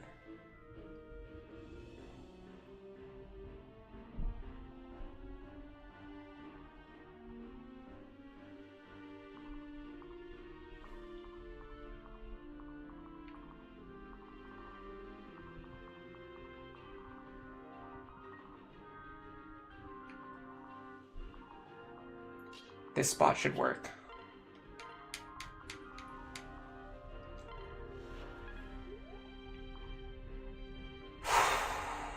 We don't double these guys, by the way. Yes, we do. Why couldn't I double this one? Why didn't I double this guy? I have 29 speed. Oh, my Orson Hatchet broke. That's why.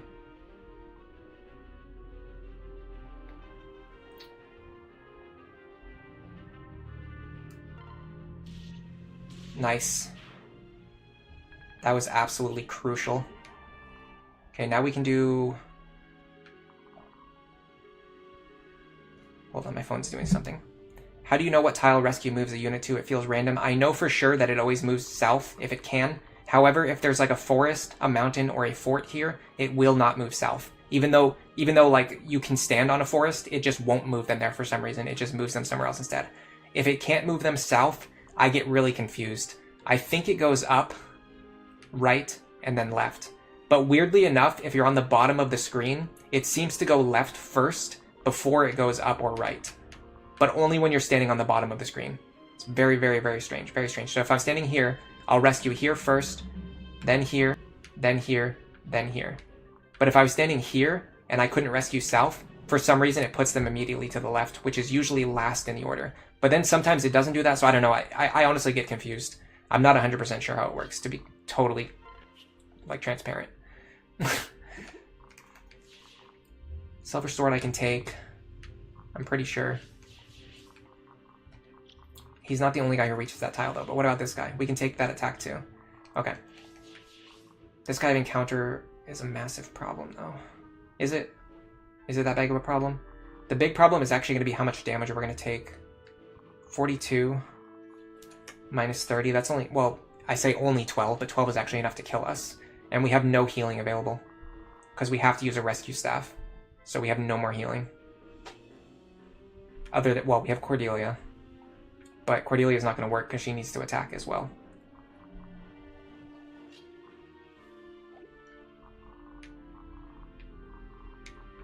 So let's start with that. We just need one dual strike here. Actually, yeah, one dual strike should do it. Nice. Okay. Now, I dance for Robin, and then I have to get rescued back to safety, is the problem. The other problem is that when I get hit, which actually this is guaranteed to hit me, and it's guaranteed to deal 12 damage, which is enough to kill me. So I can't have Robin end their turn here. I have to have Robin move over here. And then Sumia will have to end her turn over here, and she can fight the guy with the silver sword. All of this works. It's not clean, but it does work. I would... Oh my god, I would love it if I had Orson Hatchet charges right now. I'm actually going to switch to the Wind Tome for accuracy. I cannot afford to miss here. Hold on a second. This might actually be another case where Saria in the lead is better than Robin in the lead. Although it unfortunately causes me to leave Robin on low health again. No, I think Wind Tome dual strikes is... I don't know. Can I one-shot him with the Killer Axe? No. He has Aegis, so yeah, sorry is not the play. We just gotta pray for a dual strike. We got it. Okay. Now we pull Olivia back. Okay, we've got one more problem. We have to eliminate this guy, and we want to enemy phase this guy. Potentially both of these two if we can, but I don't think we can take both of them with Sumia. That's 42 plus 33.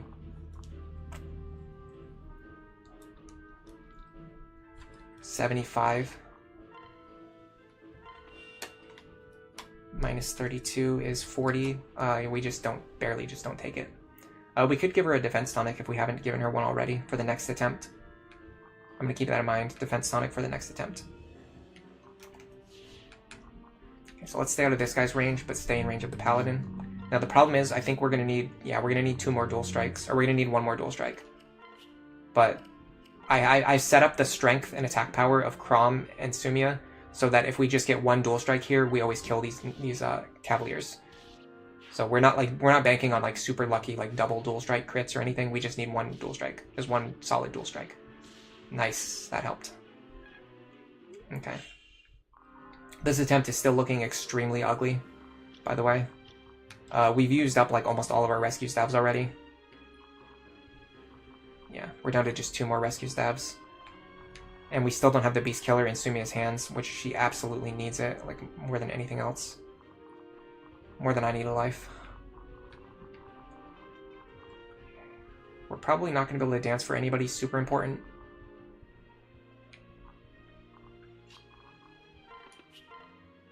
We don't double here. We double with this pair up, I believe. I think we discovered that before. 19. Yes, we do. Pair up. I go here. Why am I not doubling? Because I'm bad at math.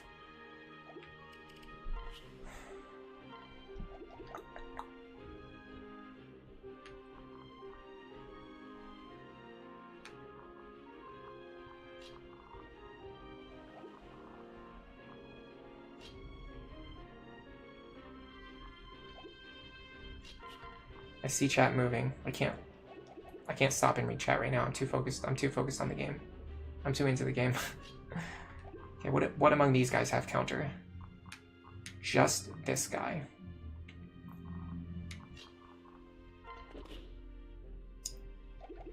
So what if we do this?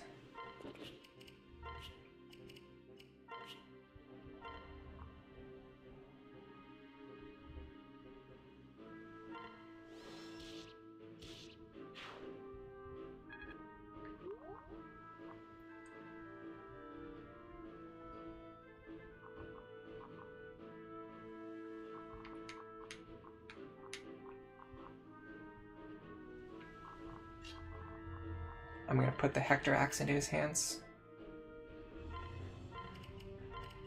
And I'm going to start attacking with my Killer Axe. Is the Soothing Sword better? No, the Killer Axe is better. What I really need to start getting here are crit soul activations. We're not getting them. It's okay. It's not hopeless. This guy's gonna deal 13 damage to Sumia. No, he's gonna deal more because he has the Luna Plus, but he doesn't know that he has Luna Plus. This is very important. Enemies in Lunatic Plus don't actually know what skills they have. I'd still be much happier if I could get rid of him though. I think I can.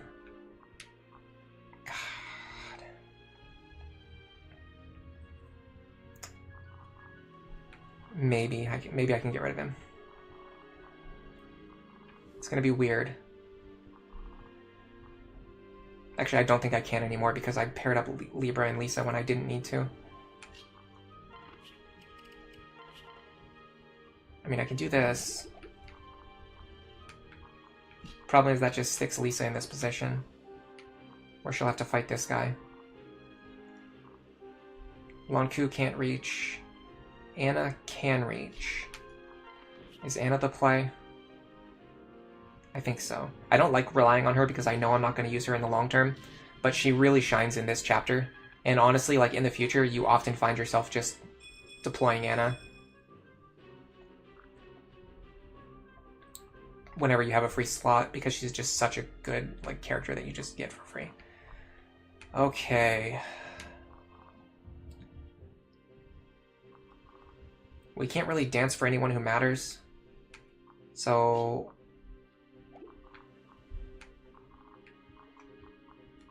I want to enemy phase this guy if I can, but I don't think I can.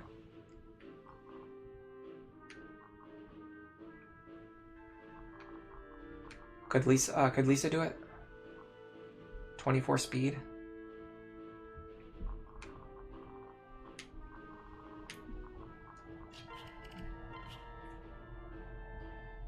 No, she just gets doubled. Well, not if I keep Libra paired up with me. Okay. These guys have pass, though. That doesn't work. Well, if I block this square... If I block this square...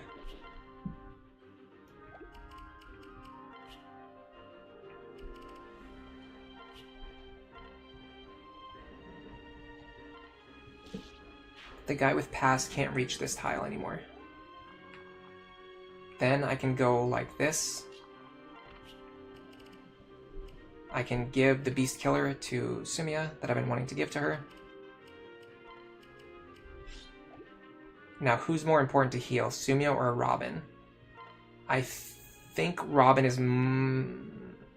The thing is, these knights can't damage Robin. So I don't think they really need that healing. I think Sumia needs the healing. Because I'm not going to have another chance to heal her. Robin can heal with Soul, and most of the enemies are just going to ignore Robin because they can't damage them anyway. Then I'm going to dance for Lisa.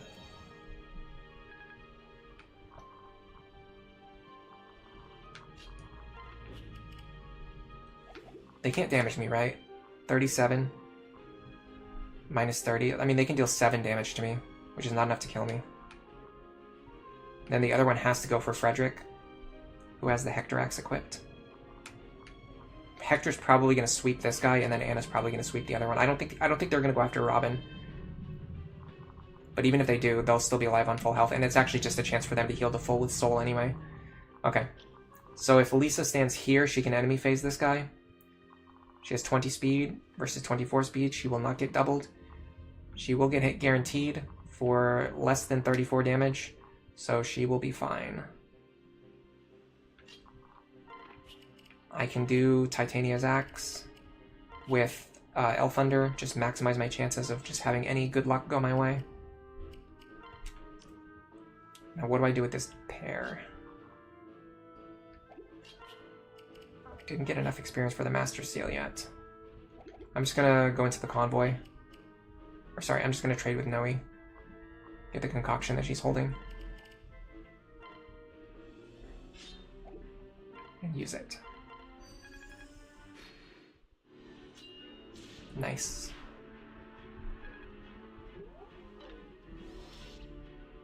She typically one-rounds these guys, but weirdly enough, even though the Levin Sword does magic damage, if they get Pavis, it still gets cut in half.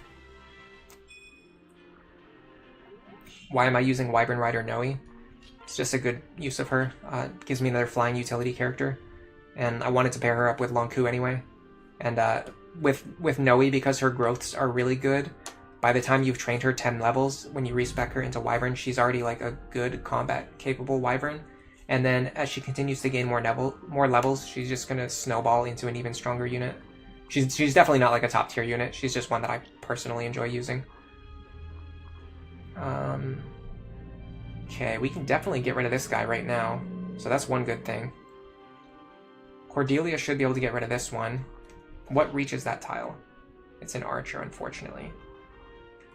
Okay. It's fine. So I want Cordelia here.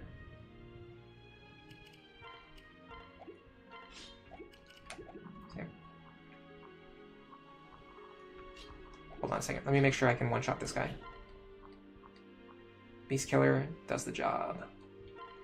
So we one-shot this guy.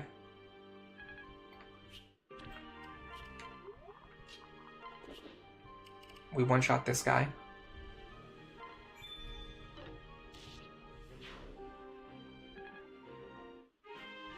I can't believe Robin's health is so low. It's actually comical, like how low their health is.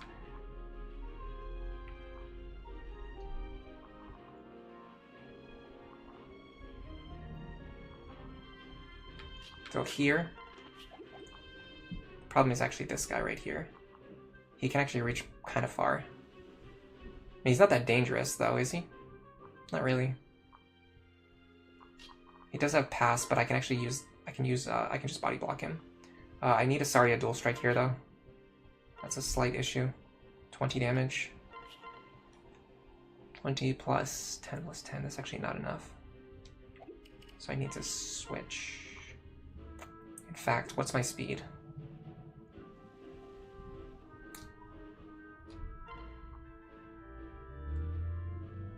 This might be a good time to rotate her, and then no, because if I have her in the thing is, I actually want to rotate her into the lead, but if I do that,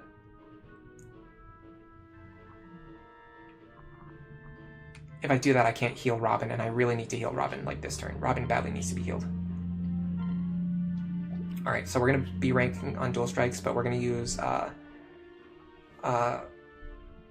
Katarina's Bolt because we're gonna be fighting an enemy that we want to crit on enemy phase.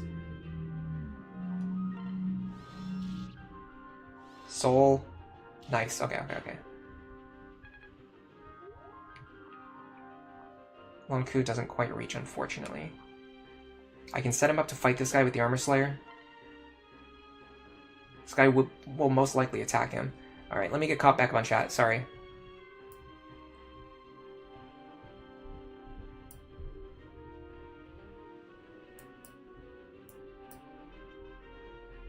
Let's see. Tricky's explaining what I said about the rescue staves. Would I consider dance abusing in chapter 11 to get level 15 special dance? I don't know. It's not something I normally do. I mean, I could potentially see. Like, I don't see any reason why not though. Because interestingly, now that you mention it, I never really thought about it because I don't typically use these kind of strategies. But now that you mention it, Olivia. So Gangrel's group never moves until you aggro them. So after you finish clearing them, like after you finish clearing all the reinforcements, after you've done everything that you have to do on the map, that's like a timed objective. Gangrel's group is just going to stand there. They're not going to approach you. They're not going to try to attack you. So you could just dance with Olivia over and over again for, I don't know, infinite number of turns. I've never thought about doing it, though. Lisa HP luck, good lord, man, she has weird growths. Crit YOLO. Oh, hey Devin, thanks for stopping by today. Hand Axe has 3 might, which is the same as Thunder, but it's mostly comparing physical to magical. Robin, does Hand Axe only have 3 might? Wow, that's underwhelming. Yeah, a lot of the 1-2 range weapons in this game are mostly carried by stats. Like the tomes, hand axes, and javelins mostly rely on your magic and strength stat. They don't really have a lot of like base damage on their own. Okay.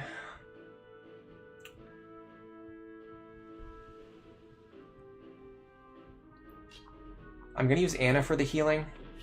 No, I'm going to use Lisa. I need to increase Robin's crit chance as high as possible. Lisa's better for that. Next, I'm going to dance for this pair.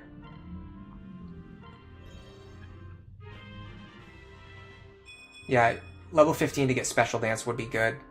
Or just like grinding all the way to level 30, which would be insane. But I mean, in theory, like you could. I don't know. It's not, like I said, it's not my kind of thing. It's not what I normally do. This should actually be fine. Yes. This works. Nice, even better.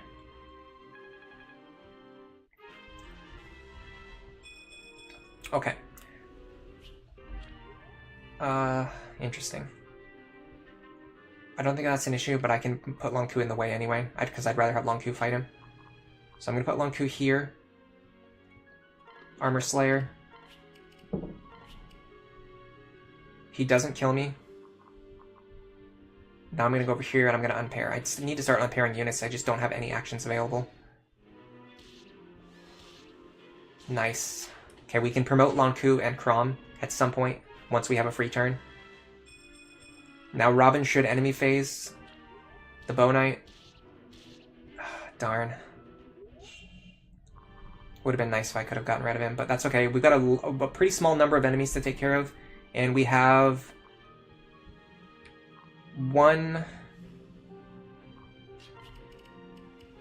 two rescue staves to deal with the final group, assuming I really don't want to use any rescue staves here, and so to that end, we need to finish off this group without using any rescue staves.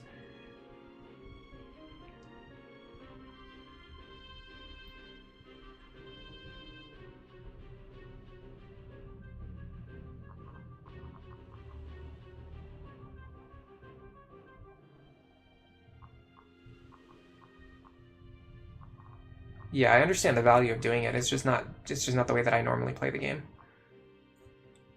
Alright, because multiple of these guys have counter, I think it's actually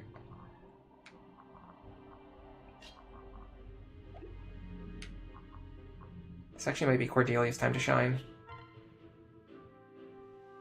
Because she can one-shot them.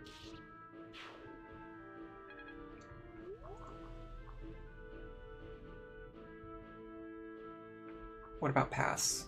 Only this guy has pass. So if I can get Robin into this square and then kill this guy, I'm going to be blocking a lot of the aggression, a lot of the incoming aggression. Not all of it, but a lot of it. Ideally, we would want to wipe all of these enemies. Anna can probably pick up a kill here.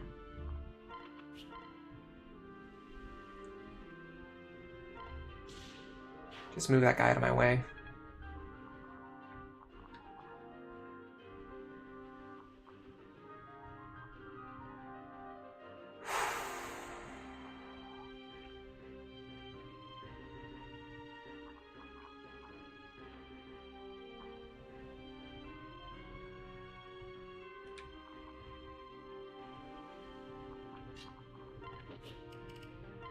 I want Crom to promote, but he can't do it right now. Sumia needs to act.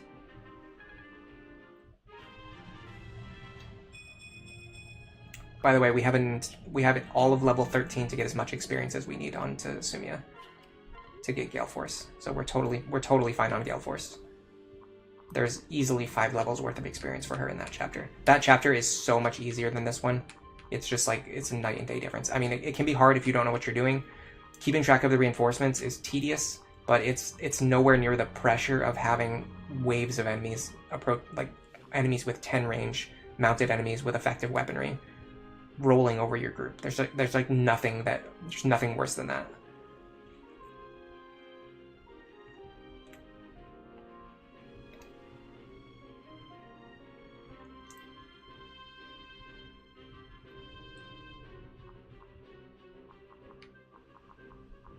I need Robin to take care of this one. In fact, I can have Saria do it.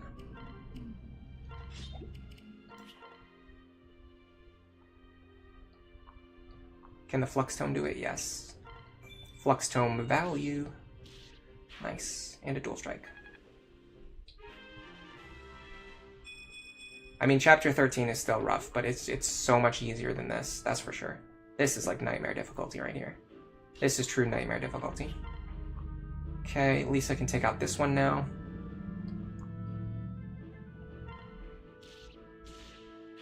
And then I have a couple options for what to do about this guy. I can dance for Cordelia and have Cordelia one-shot him. And that's actually my only option, so let's do that.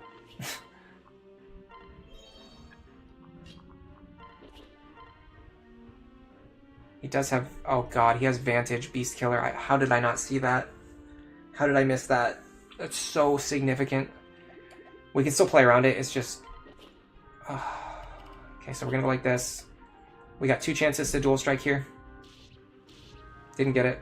Why would you ever get it? It's okay, Noe can bail us out, maybe. She is 1 damage short. Is there any way she can get damage?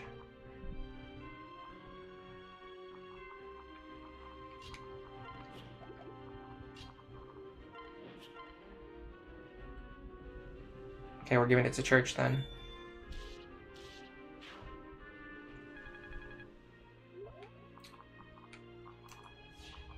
This guy's a spear user.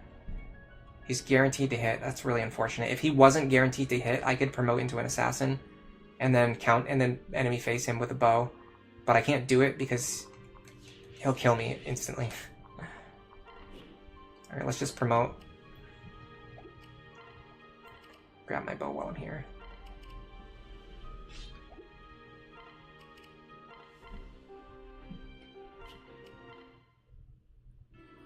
Yeah, Cherche is really good, especially with her Lunatic Plus bonuses. Characters on Lunatic Plus get a little bit stronger. No, I think Noe's slightly stronger than Cherche though. I'll check on the next player phase. I'm pretty sure I compared their stats before, and Noe's slightly stronger. So Noe has 15 strength. Sorry, well, let's just go from the top. 31, 15, 11, 11 in the stats that matter. 31, 15, 11, 11. So we got 33, 16, 13, 17. Never mind, Cherche is way stronger. I don't know why I thought Noe was stronger. I thought I compared them the other day, and I saw that Noe was stronger, but I guess not. But either way, she's, like I said, I'm never going to claim that she's a top tier character. I just enjoy using her. And she just gives me an extra flyer, which can be significant. Alright, I want to enemy face some of these guys if I can. Oh my god. I'm getting really unlucky with counter. It's not like them having counter isn't the problem. The problem is every single attempt, I play the map for 30 to 40 minutes, and then the enemy in front is the one that has counter. And you can't enemy phase like the one enemy who's in the front. So you can't chip down their health the way you need to. I can maybe do something on this side. This one, in fact, I kind of need to do something about this one.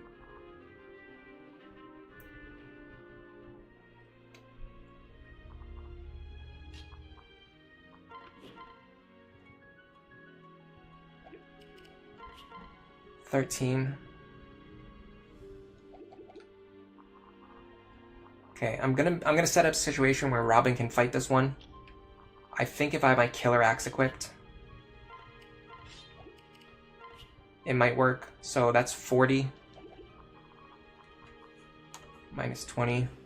So if we crit him, we instant kill him. If we don't crit him, we're going to deal 40 damage to ourselves.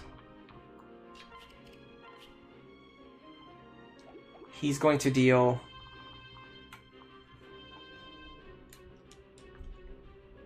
No.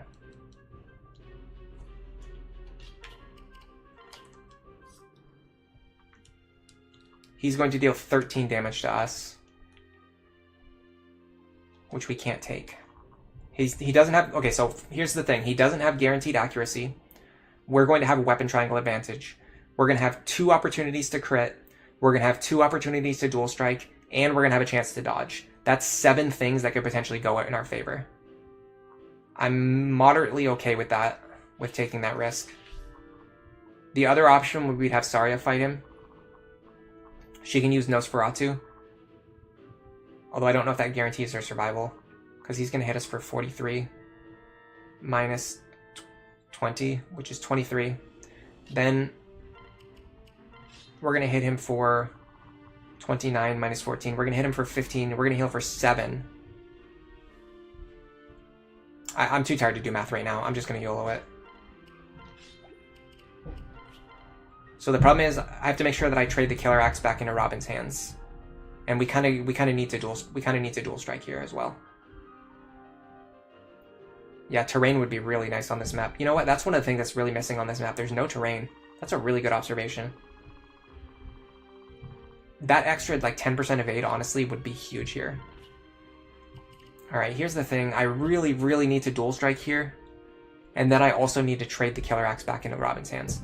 Or, what's the alternative? What's actually threatening this tile? This guy with a short spear. Oh, he has Luna Plus, though. So my defense isn't going to matter. A short spear I can usually take, but not if they have Luna Plus.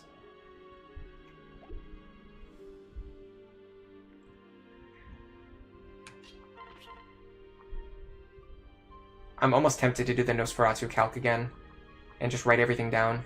so I'm not trying to do it in my head. 43 minus 20 is 23. She's going to deal 29 minus 14, which is 15 damage. Okay, hold on, there's a problem with this. If she crits, she would deal 45 reflected damage to herself. We can't take that. So no, this isn't the play. Robin's the play. I just have to get the killer axe back into their hands after attacking.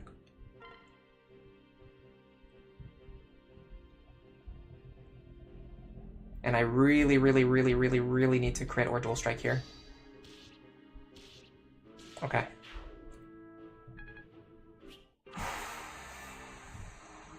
Next thing is I kind of badly need to get rid of this guy.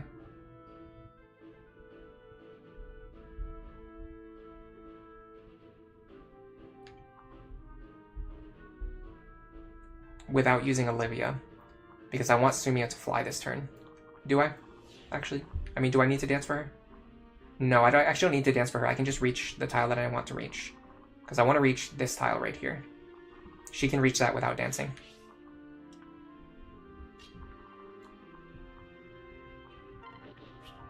She could potentially even just get rid of this guy.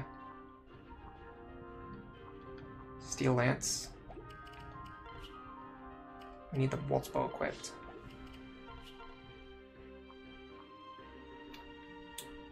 I like crits and dual strikes here. Nice. Okay. Now I trade the Beast Killer into her hands. I will have you do that. No, I won't. I'm liking Frederick, actually. Because he actually has a support bonus with her.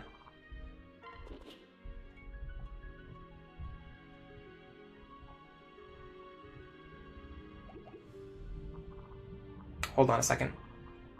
Hold on a second.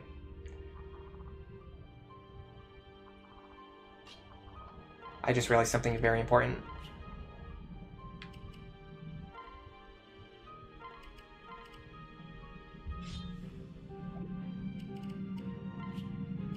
If I give her Cordelia, she'll double this guy, and there will be 4 chances to hit him with a Beast Killer.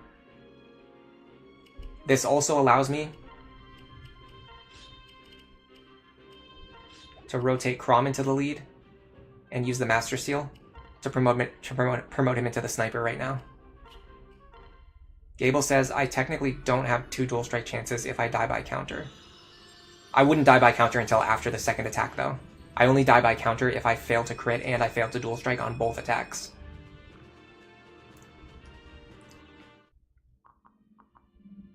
Okay. Now I'm going to split these 2 up to give Sumia an even higher crit chance.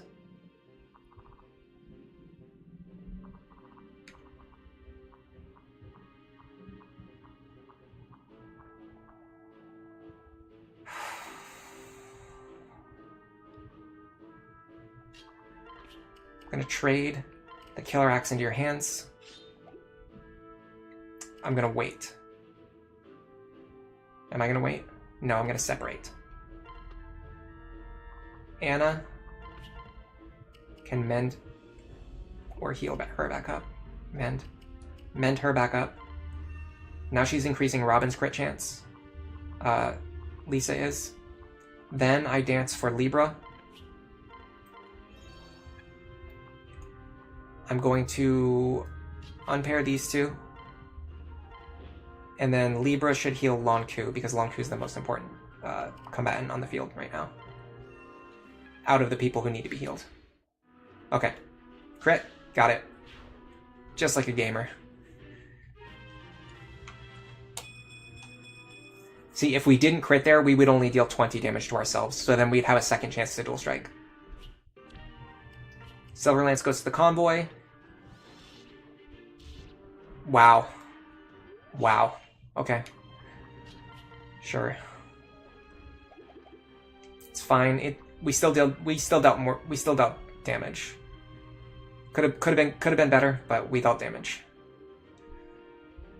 Problem is now we've got a lot of enemies coming for us. The right side is relatively safe, I'm seeing. It's actually pretty safe. Surprising lack of enemies with counter, and we've still got multiple rescue uses available. We've got 2 rescue staff charges available.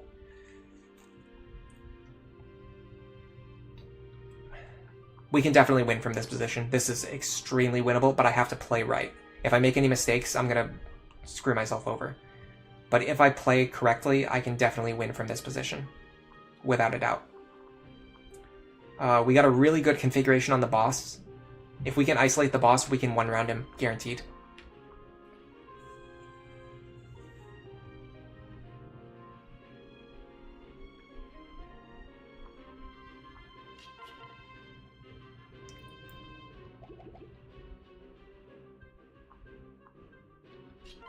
I'm going to transfer Cordelia over to Frederick, and then pair up with Crom.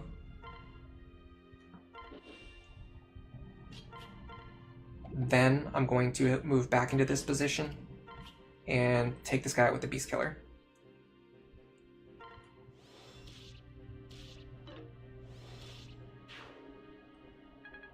That is going to open up a ton of space at the bottom of the map for me. Actually, not as much as I thought it would. Who the heck is reaching that far? Is it this guy? Oh, it's because this guy has a ranged weapon. But other than this guy, there's not actually, like, this guy is the only one threatening the bottom, and he has a very weak weapon equipped. So we can actually set up to enemy phase him. Is there anyone else we can enemy phase? Unfortunately not, because the boss is gonna have overlapping ranges. But okay, so let's look at what we're doing on the right hand side first. If we get rid of this guy, we still have 1 enemy with counter to deal with.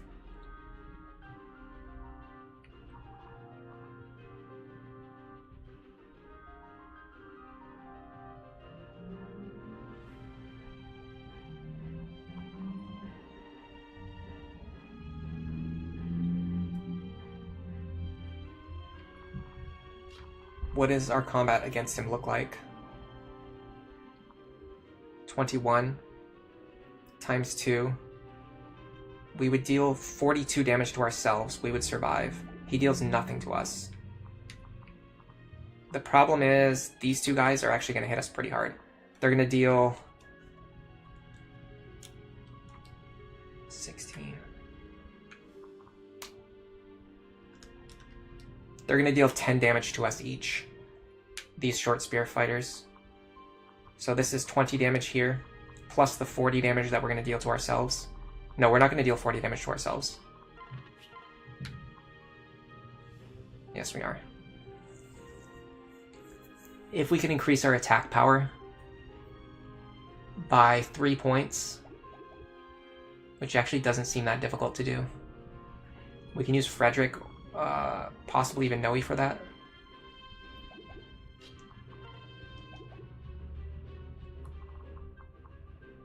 Problem is we have to get rid of Saria somehow. I don't see how to do that.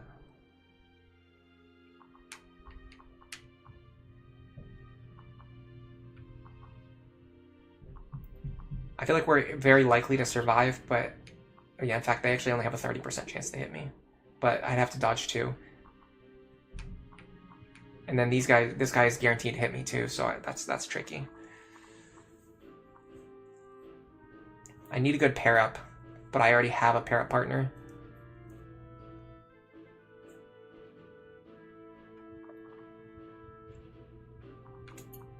What are these 2 doing this turn? Functionally, not very much. Problem is I can't actually get them over to Robin either.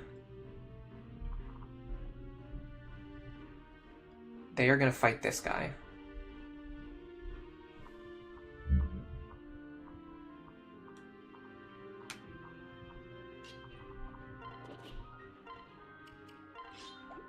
I could slow down a turn and just enemy phase some of these guys. The problem is, though, is that they're actually threatening a lot of territory down here. So if I try to slow down for a turn, I'm not gonna have the space available to do it. Especially because all 4 of them have all 4 of these guys have pass. too, so I can't just like I can't just leave them alive.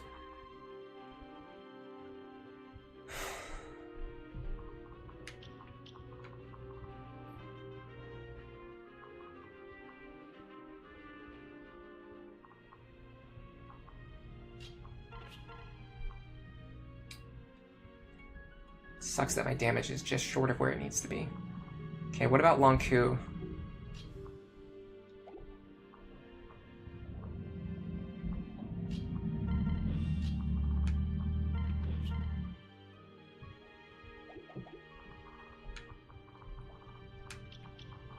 He'll be in range of 4 attackers,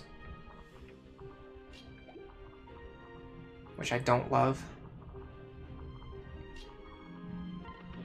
Let's just see. I'm also not even really guaranteed to remove this guy, which is another problem.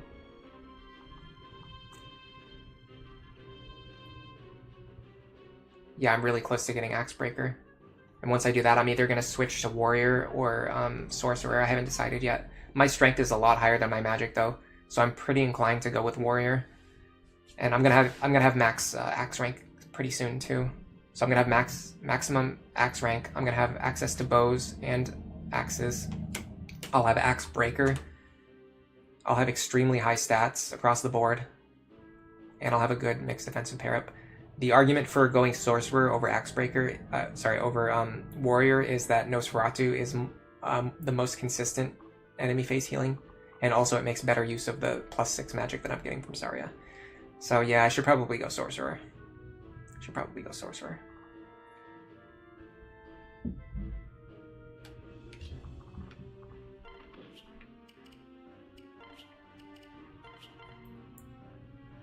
I feel like this kind of works, but I'm just scared.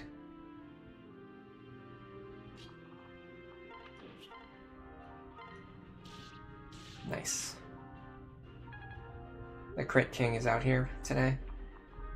He's actually been critting every time I needed him to on this stream.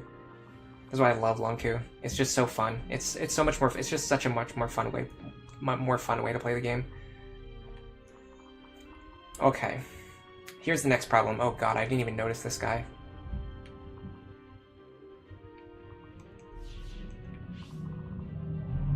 That like barely helped me.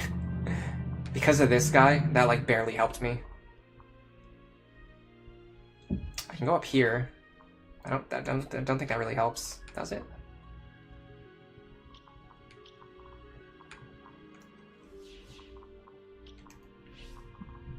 Yes, it actually does. So if I go up here, I can get rid of this guy before he launches a Luna attack, which is kind of important. And it also leaves Robin in range of fewer enemies. Although I'm actually not guaranteed to get rid of him either. I'm going to switch to the Wind Tome. It's more accurate. I don't need crits here. I need accuracy. Nice. Okay. I say that as I get a crit, which really helped. But I don't need Zarya as a crit. I need Robin to crit.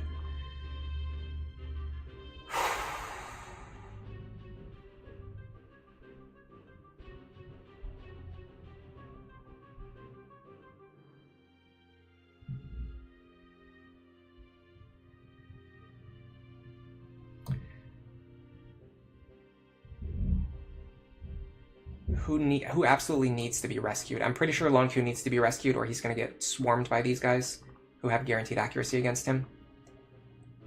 The good thing is, Anna still has the rescue staff.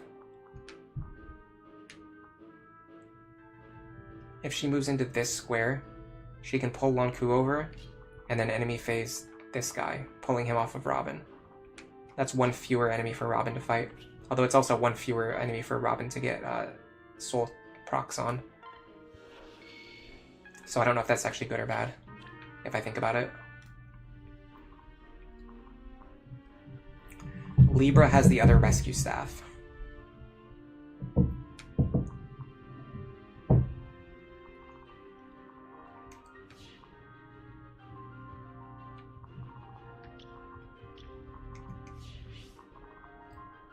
I should be able to rescue them,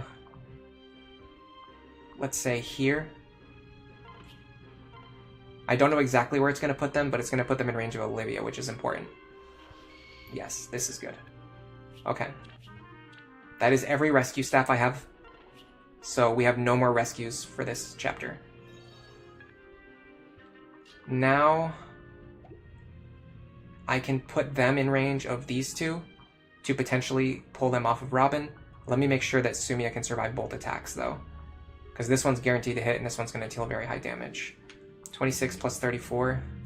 I don't think she takes both of those. Minus 16 minus 8 is 36. She actually takes both of those. What a legend. What an absolute legend. Alright, we're going to go Javelin here. And Wolf's Bow. No, Steel Bow. I've already calculated. Javelin plus Steel Bow pair up with this duo defeats Cavaliers as long as they dual strike one time.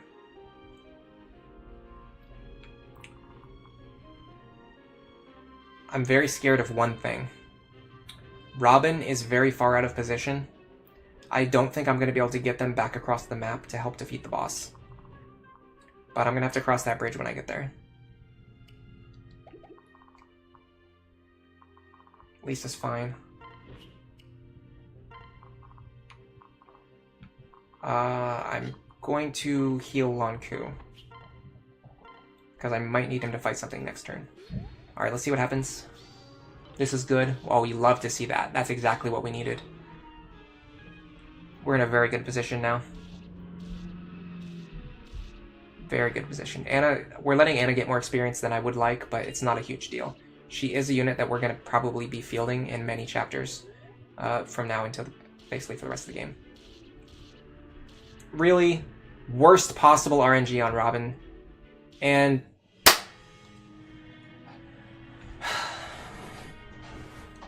knew that was going to happen. We did everything possible to maximize the chance that Robin would survive on that turn.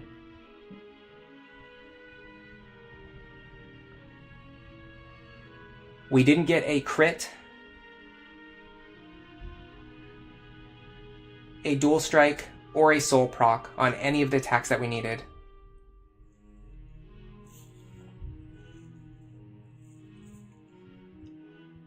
We had like 7 chances to roll good RNG there. And some of them, like our crit chance was like 50%. We basically just failed 7 coin flips in a row. This stream is going on longer than I wanted to. Does Tantavi work if you're paired up? I believe so, yeah. Do I regret going hero instead of Nosferatu tank? No, because in the long run, I'm going to have Axebreaker. Long run, Axebreaker is more important than me stressing out right now over the game. Just completely punishing me. Just for existing. Just the very active... I'm just being punished for like being a living creature in this world.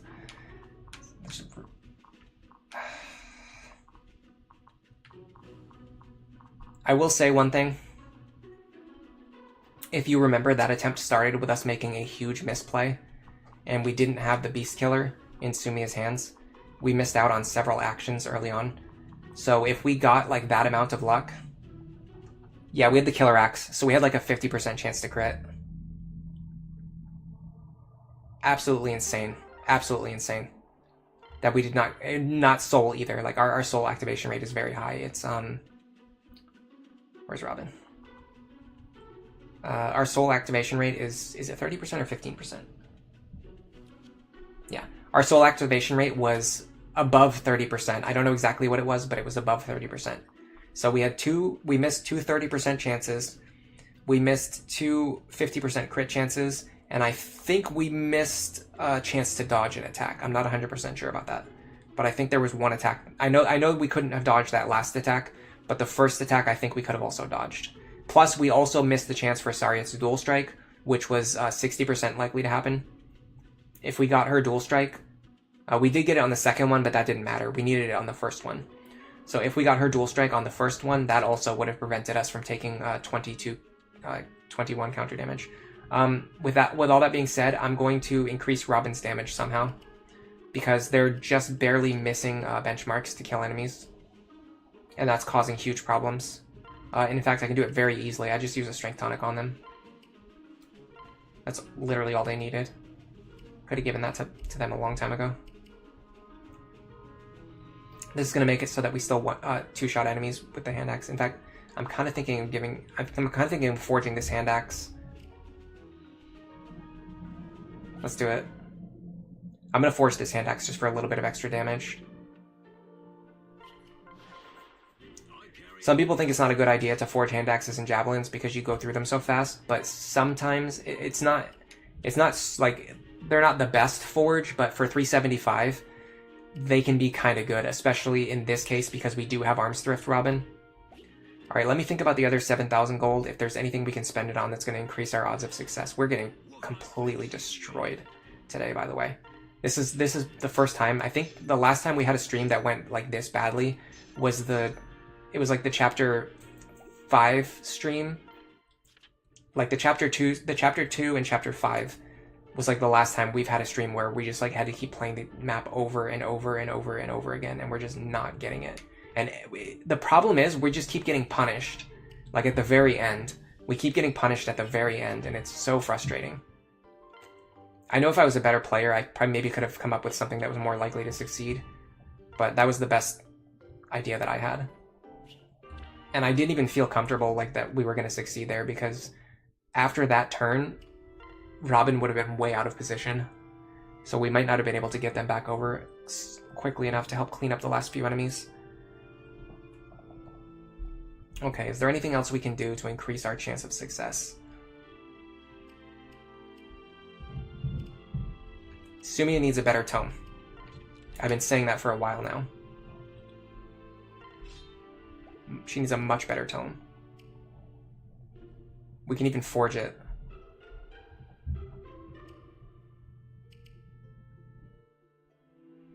Should I forge the Armor Slayer? We'll get 3 times the value for it. I think that's everything. I carry only the finest.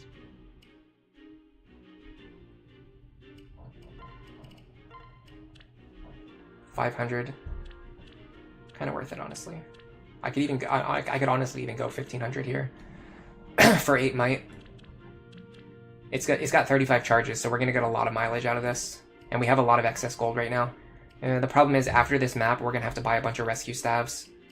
Let me forge it 1. And if we need to come back and forge more later, we can. We can even give her a... what's it called? I know the word I'm thinking of, I just can't think of it. We can give her a magic tonic. How much is the Armor Slayer? 725 is not worth it, not when we already have the one-shot range. Speed tonic on Lisa because she's almost doubling calves. That's a really good idea, yeah. Lisa's was just short on speed a couple times, and we had to keep pairing her up with somebody, but it's better to not have to do that if we don't have to. And Sumia, I'm going to give her a magic tonic, so she has options for playing around. Our magic damage just increased by 6 per attack, so that's basically 12 additional damage on Sumia. We're going to have a much better chance for playing around Pavis. Don't start the battle, I need to reposition my units first. We're going to have a much better option for playing around Pavis with whatever Sumia needs to.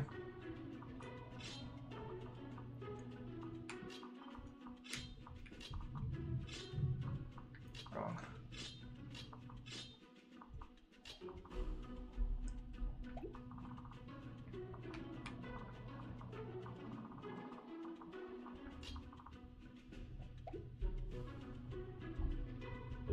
I feel like I'm not utilizing Sumia as much as I could be.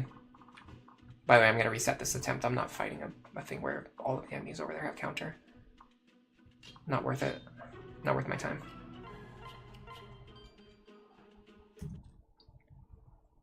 She was like 1 or 2 points of speed short of doubling them. Like without a pair up. So the extra 2 speed should just get her there.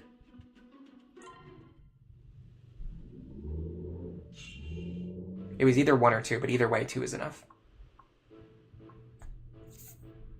This guy having Beast Killer. Sorry, this guy having Pavis. This guy having Aegis. It's kind of annoying. These guys having counter is really annoying. Could have Robin go up here though.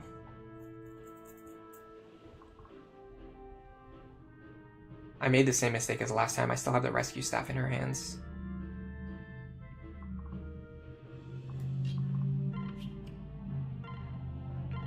If I'm going to do this opener, I have to give the rescue staff to Anna, and then I have to fill Lisa's inventory with junk. The good thing is I'm remembering this time to fill her inventory with junk. That's important.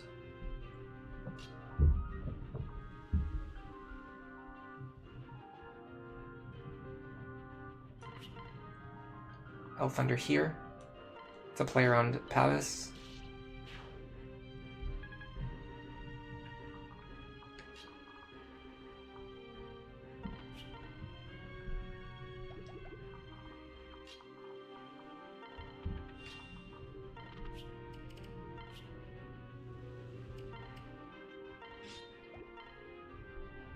Guaranteed kill this guy with Saria.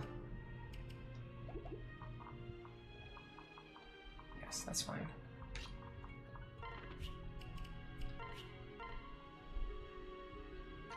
Oops, I forgot he had... That could have been... Oh, that actually did just punish me. Cool. I literally knew that he had Aegis. That was the reason why I sent Lisa the other way. I'm getting tired, guys. I gotta be honest.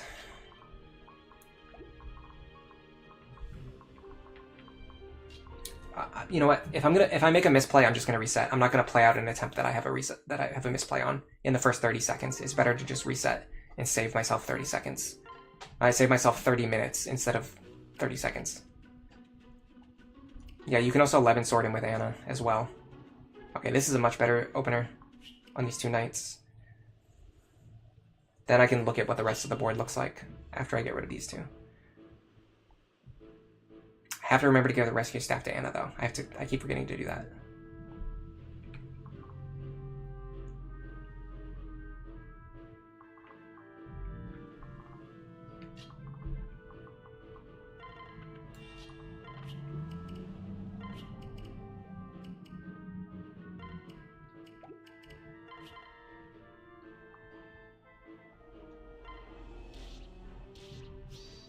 That's funny. That's hilarious. 1 damage short. Okay. Elf Thunder here.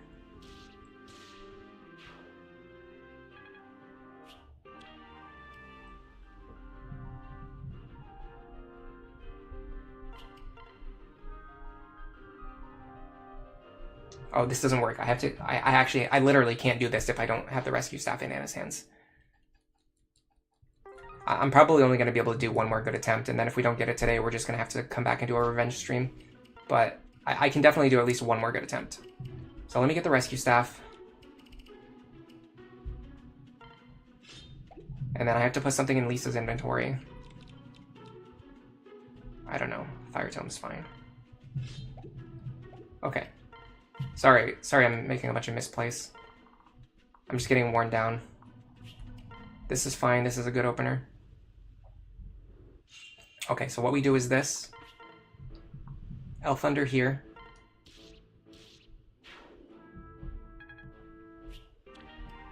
Beast Killer to the convoy. Very important.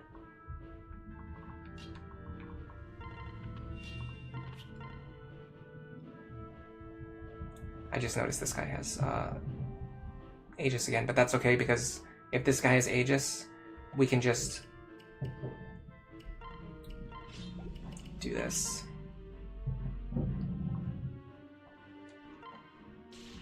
Nice. Oh, hold on a second. Do I have Physic? Yeah, Lisa has it. It's really useful.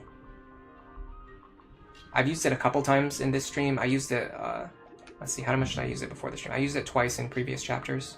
And I'm going to be using it more in the future, but it's just... I mean, I'm not going to spam it in situations where I don't need to use it, but I'm definitely willing to use it like whenever I need to.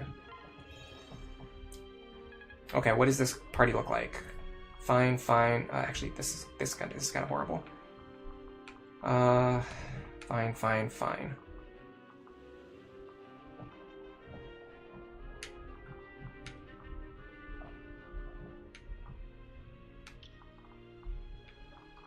feel very motivated to stand here, use Katarina's Bolt, and Orson Hatchet, this guy, and just do everything in my power to try and kill him. Nope.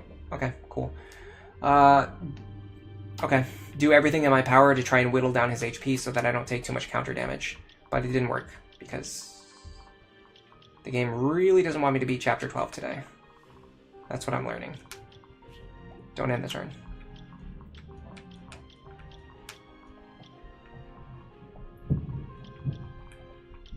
It is really useful in this type of map. The problem is I'm literally having to use rescue every single turn because I'm just getting like trampled by enemies who all have counter.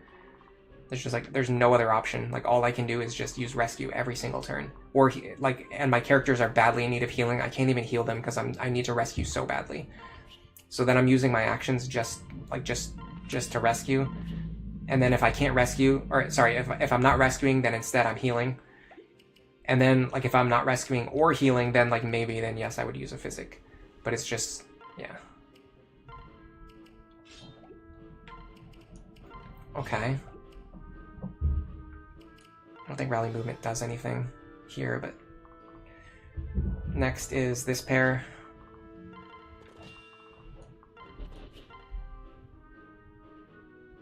Beast Killer's fine, we take his attack. Unfortunately, we're going to take a lot of damage, but it's fine. It's not enough to do anything to us.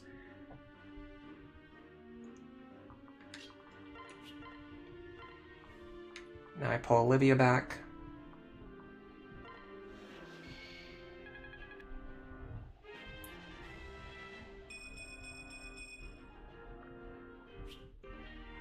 You would try on some maps to player phase a counter enemy, and then physic over rescue to face the others.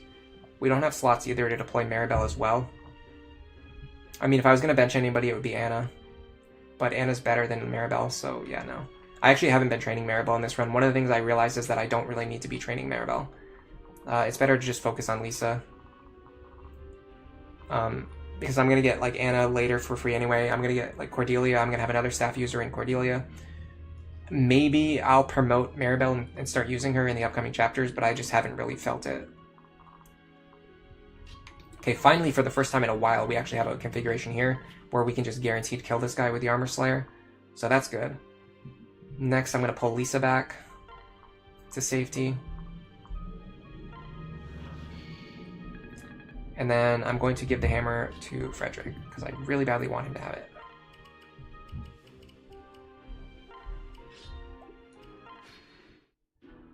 Okay, so here's the problem. Robin is very, very, very likely to die here. We're basically just banking on the fact that we're going to hopefully get lucky. Is Noe doing anything? Yeah, she's giving enough strength to Lonku so that he can one-round enemies. And she's much better for repositioning than Maribel is. And she's giving enough defense to Lonku so that he can survive fighting enemies. And she's giving... I'm pretty sure she's also giving speed to Lonku as well. Although I don't think he needs it. And she's training her axe rank so that she can use better axes in future chapters. Nice crit.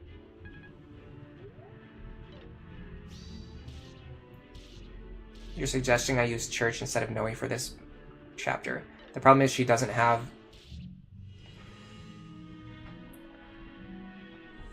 The problem is she doesn't have a support bonus with Lonku.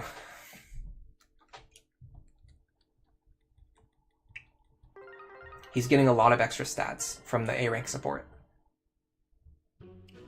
Or is it just... hold on, it might only be B rank right now. Yeah, it's A rank. He's getting a lot of extra stats from the A rank support. Keep in mind he has just... Well, before I used the Strength Tonic, I think he had just enough damage to one-shot them. Or to one-round the armors. Now I think with the Strength Tonic, he might be slightly over. But even still, the defense he's getting as well, he's not going to be getting as much defense from Cherche. Just trust me, I know what I'm doing. We're not going to send an untrained Maribel in. She's not that, especially because if we don't, the thing is, we don't even have extra rescue staves. We only have 2 rescue staves. So it's not like we can give her like a 3rd rescue staff to use. There's just like not any reason to send her. This opening configuration really sucks. Am I gonna reset? Yeah. If the ones on the top right looked okay, I wouldn't reset there, but I'm not, like, the left side looks horrible, and the right side is, like, another case where we're gonna spend 10 minutes setting up, and then Robin's just gonna instantly die again. Okay, this looks a little better. Is it these guys? Okay, these ones are the ones who are attacking me, okay. So if I stand in this position, I have to make sure that Robin can survive against these two. I think that's what I overlooked on the previous attempts. This position is safe. As long as I can fight these armors, which I obviously can't, because they're all going to roll counter. Will I eventually be using a team with child units as I advance to the later chapters, says Walter. Probably not. In a no grinding context, the child units are very difficult to use. When they join, they're very under-leveled. They have trash stats. They can't fight anything. They can't gain any experience. Some of them can be like kind of good, but you have to decide early on like which child units you're going to use, and you have to make sure that you set them up for success. Basically, you need to make sure that they're ready so that they can contribute later on. And we haven't really planned to do that with anybody, other than like possibly Morgan and Lucina. Like I'll probably use Lucina, but I might not even. The main reason I would use Lucina is because she's going to have Gale Force when she joins, which is going to make her a lot more useful. Morgan is like pretty whatever. Cynthia maybe, because she can also join with Gale Force, but her stats are probably going to be kind of underwhelming. Na is probably not going to be very useful, especially with the problem with having to train Manicheets. Yeah, I don't know, I just don't see it.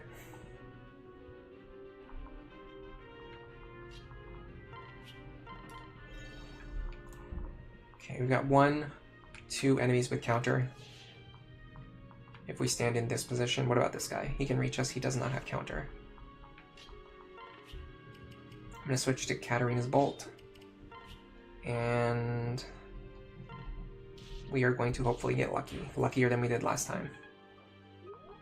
And we're not going to stay in range of all these guys up here again like we did last time. As long as this guy doesn't have counter, we're like kind of okay. Okay, this guy, we can fight him again with Long Ku. Okay.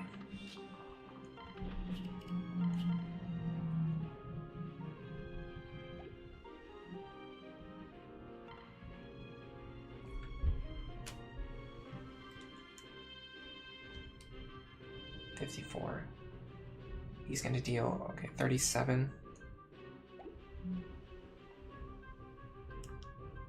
Minus 30 damage.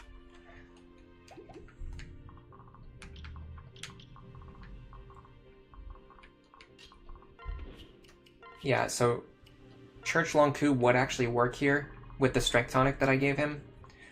The problem is, Noe is already a little bit behind, so I need her to start training her axe rank right now. Plus, we would have 1 fewer flyer. I actually like having 4 flyers rather than 3 flyers in 1 mounted unit, especially because both Noe and Cherche are capable of fighting if they need to.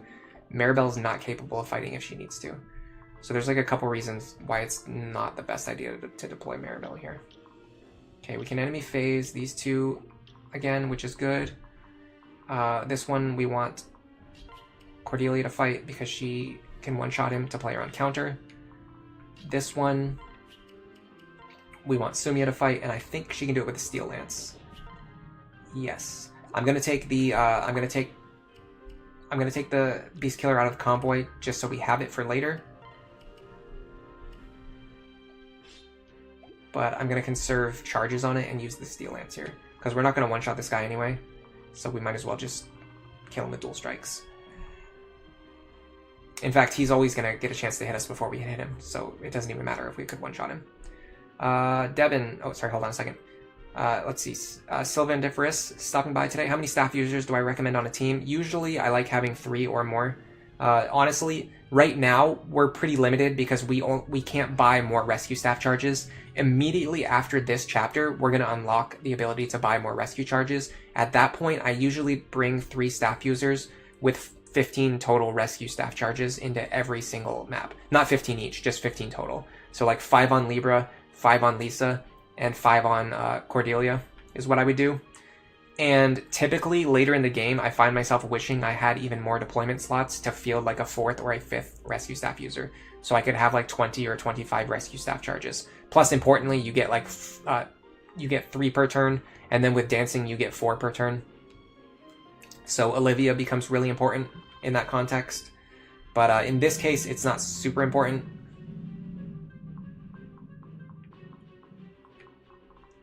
In this map particularly, it doesn't matter because we only have two rescue staffs left, and so we can't split them up across 3 or 4 characters.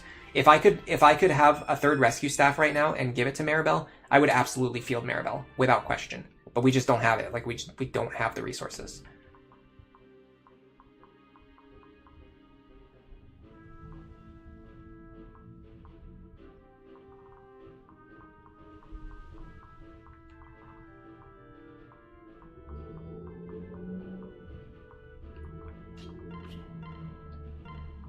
Sometimes I like it better when they have pass, so you can actually check their ranges without having to count them manually.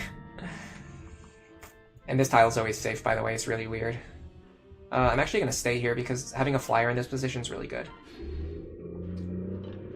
Okay, so we're going to be dealing with counter enemies really soon. We just have to hope Robin gets good luck this turn. Better luck than last turn. Hey Sothis, thanks for stopping by. Devin says Sully can go early Wyvern, which is also cool. Yeah, I like early Wyvern Sully. Oh god, really? We're just never getting soul when we need to. Like, come on, man. Or crits. Like, we're specifically not getting it at the exact time when we need it. I really hate relying on soul, I gotta be honest.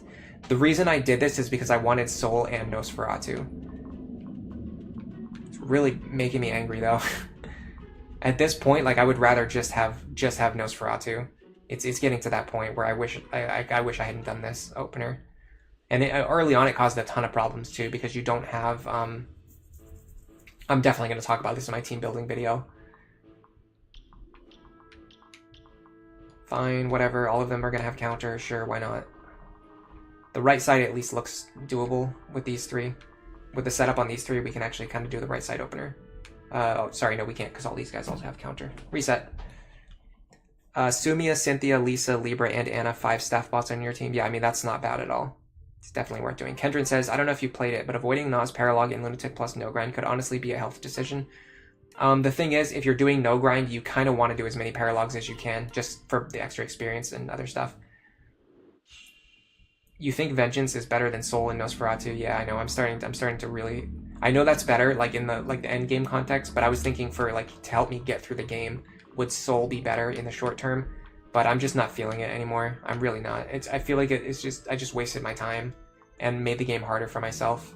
But I'm not resetting again because I know I can beat the. In fact, it's absolutely insane that it's taken me 4 hours and I still haven't beaten this map yet. When I did it off stream in like 60 minutes, maybe 80 minutes, maybe it did not take me this long off stream.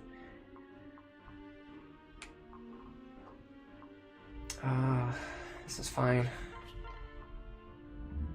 I'm almost at the point where I want to just do, like, I want to change my opener and just do a different opener.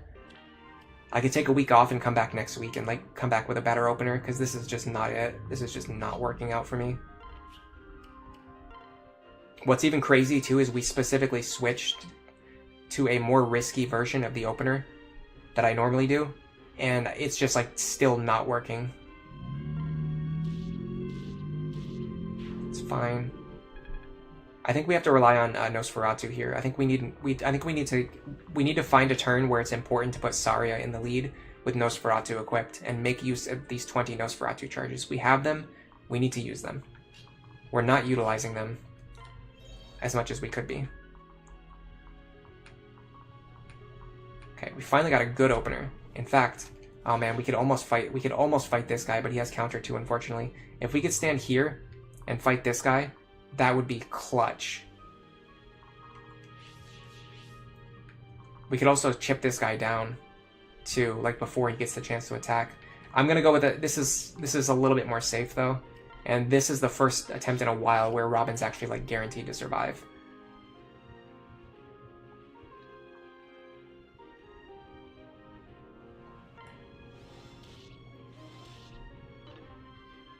Awesome miss. Love to miss. Okay, so let me make sure this guy can't reach. I have to do a couple things first. Okay, so Lunku can't fight this guy. This time, unfortunately. We can have him fight this... No, we can't have him fight this guy either, because this guy also has counter. We'll have him fight this guy instead, then. Is that a good idea? No, it's better have Sumia fight this guy.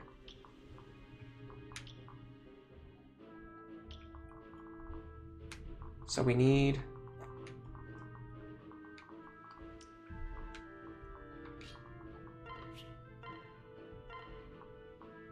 I need to grab my characters. Olivia.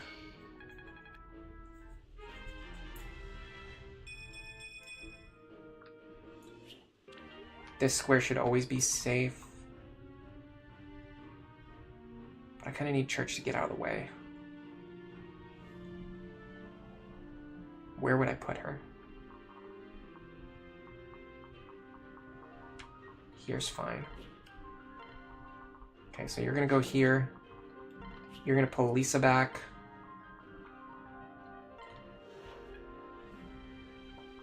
This guy's counter, right? Yes. So we're gonna go here.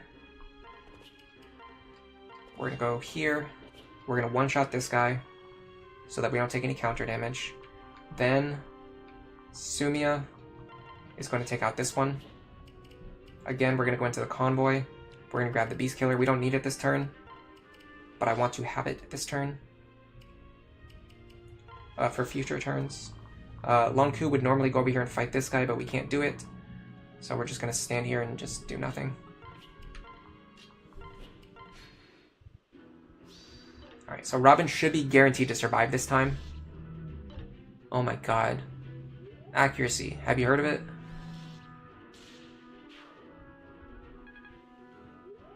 I think her attack with the Katarina's Bolt is like 87% hit rate, and I swear to you, I'm missing like a lot of them. I'll say that much. I don't know exactly how many, but it's a lot. Hierophant says, "You can do it. I believe in you." I really hope so. If we don't get it this attempt, we might have to come back next week, because I was not planning on streaming for 4 hours today. I seriously thought we'd get this in less than 2 hours. Nice short stream. Oh, if I only knew. If I knew the truth. Okay, same problem as previous attempts now. We're just getting overwhelmed by guys coming at us from both sides. Which is crazy because we're actually, like, we're pushing as far as we can with Robin, but we're also, like, chipping away at the enemies coming from the left at the same time. We're not even giving up left side aggression, but we're still getting overwhelmed on both sides. How do you fix this problem? I just don't know. Okay, we can fight him.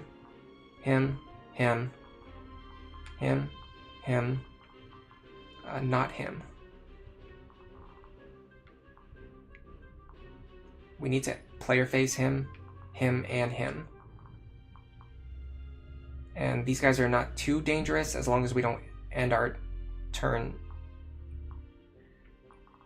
in their reach with low health units. I'm going to start with this.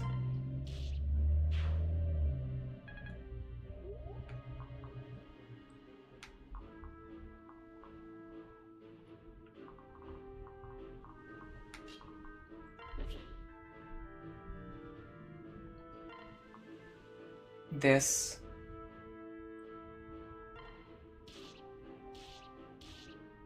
That's a good example of what I was talking about. We deal just enough damage to take down these cavaliers. It actually used to be a little bit lower, but I think we buffed their damage or something again at some point. Okay, they can take... I don't know, the fact that these two both have guaranteed accuracy is kind of an issue. 34 plus 37. I'm pretty sure we calc this a few times and we actually take it. Right? 34 plus 37. minus 16, minus 16. It's 39. It's actually they have exact lethal on us. That's cute. And they're guaranteed to hit us too, so we can't end our turn in this position.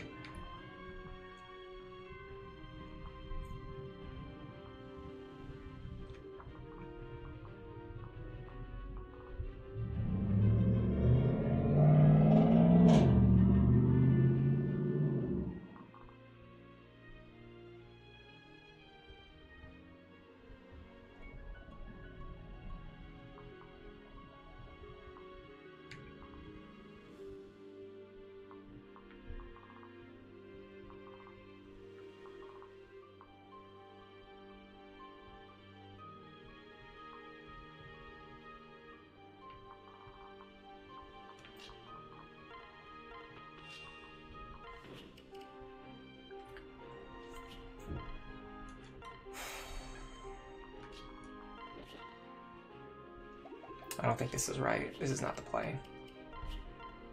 No, I should have danced for this pair instead. Although I don't really know what they could have done either.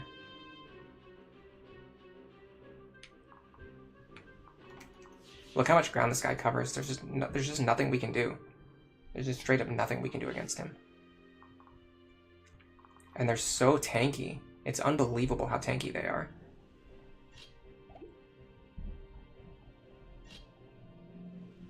And then Sumiya's still out of position. I gotta reset again. This is crazy. Soul is a good skill on certain units, like Swordmaster Inigo can make use of it well with the Amatsu, but in most cases you prefer consistency rather than relying on procs.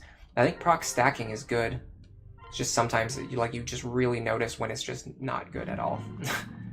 When it's just straight up like horrific. Like look at this. 4 counter units over here. 4 more counter units over here.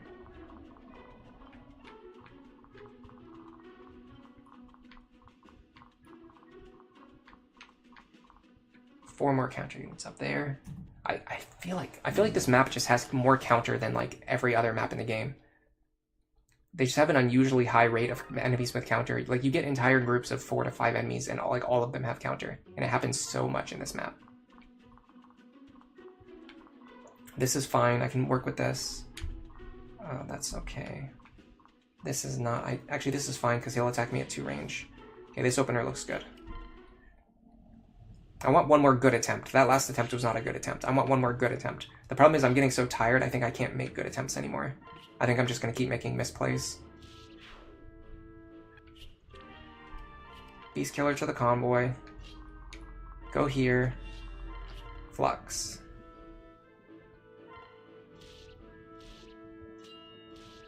I should probably switch to a different weapon so I stop leaving that guy alive on 1 HP. It's not like a huge deal, but it's definitely noticeable. I also think I need to be rescuing Olivia further to the left.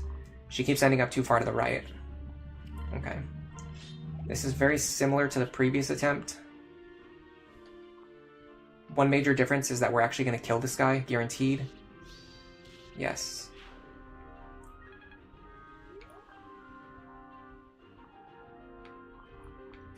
Okay, this guy is the... No, this guy has counter, but it doesn't matter because he has a short spear, so he'll always attack us at 2 range.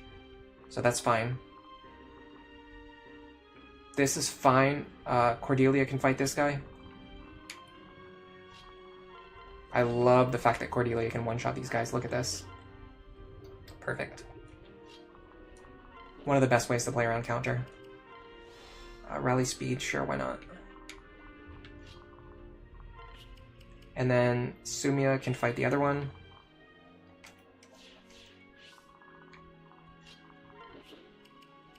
Again, we'll grab the Beast Killer. Yeah, I'm just zoning out at this point, guys. I gotta be honest. We'll rally movement on the other troops. Why not? Sure. Okay. So, I need to find what squares are threatened and how far to the left I can move Olivia. So first of all, I have to account for the fact that once Lisa moves out of the way, this guy's going to be able to reposition. So I'm going to do this. This will allow Anna to pair up with Lisa and give her +1 movement if I need to next turn. I'm actually thinking now. I'm thinking a lot more than I was before.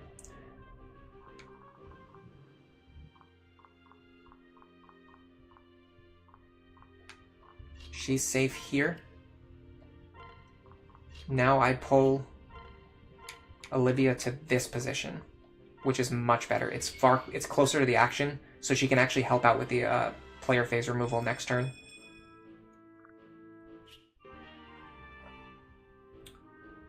How many total units are in the map? 43 enemies. That should be around 12 counter units unless you miscount Lunatic plus skills. Can she survive counter though? Who? Oh, I didn't realize they both had counter. Oops. She can actually, yeah. She's gonna take 34. I mean, I made a misplay, but I'm pretty sure she can. 34 minus 16. She's gonna take 18 damage. Then she's gonna deal 16 to herself. 18 plus 16 is 34. She's gonna be alive on 5 HP. Then Crom is hopefully going to dual strike. If he doesn't, then she'll kill herself on the following attack. We'll find out. We'll find out very soon. It's either going to go one way or the other.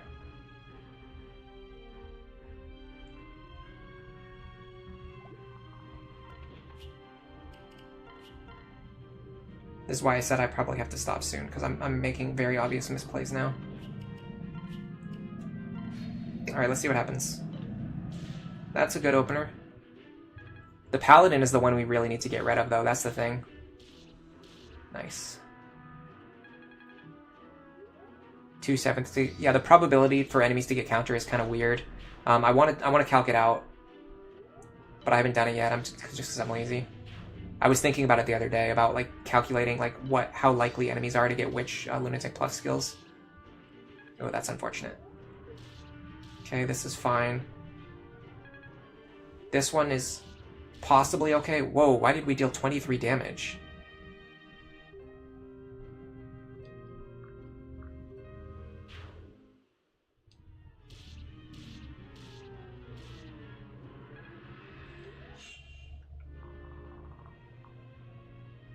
Why did we deal 23 damage instead of 16 damage? I calced it out so that we deal 16 plus 16, which is 32. 16 plus 16 is 32, and then plus 14 from Crom is 46, which is just enough to kill them. So why did I just deal like 26 damage and destroy myself in a single attack? It must have had something to do with the convoy. When I sent items to the convoy, I must have equipped the wrong lance or something. Pass, Vantage plus, Luna plus, Hawkeye, Aegis plus, Pavis encounter. Yeah, but it's not as simple as 2/7 though, because it's conditional probability. Because after they've selected one skill, then they're going to select another one. Seriously though, I'll show you, look. Oh, well hold on, why is she dealing 19 damage to them now? Okay, I have no idea what I'm talking about then. Is it this guy that she deals 16 damage to? I'm getting way too tired.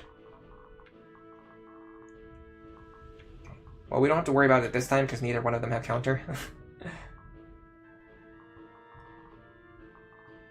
So that's good, I guess. Lisa can't fight him this time.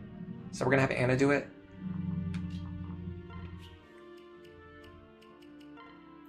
Yes. And we're going to give the rescue staff to Lisa. Perfect. This works. Very similar opener, just modified for the cases where Lisa can't kill that guy.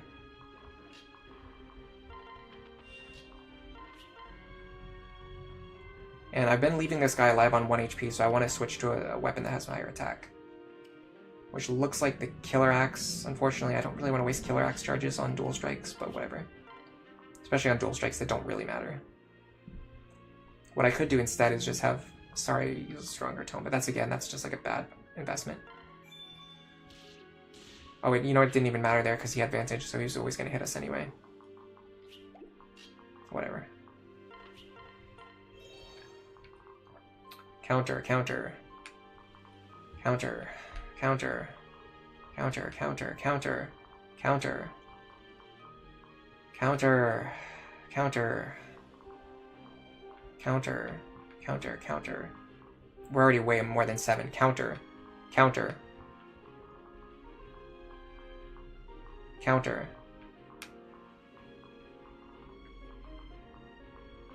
Counter. Counter. Okay, I don't know how many that was, but it was a lot more than counter. Oh, that's right. Yeah, it's javelin. It's javelin. She deals 14 damage with the javelin. That's 100%. That's exactly what happened. Yeah, I calced it so she deals that much damage with the javelin.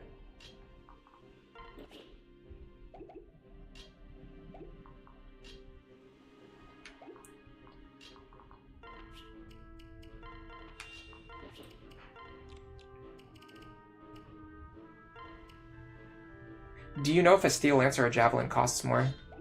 I'm kind of curious to know which one I'm supposed to have equipped. Like on turns when I don't need my like on turns where that both of them deal enough damage. I should probably equip the one that's worth less money, but I actually don't know off the top of my head which one is worth less money.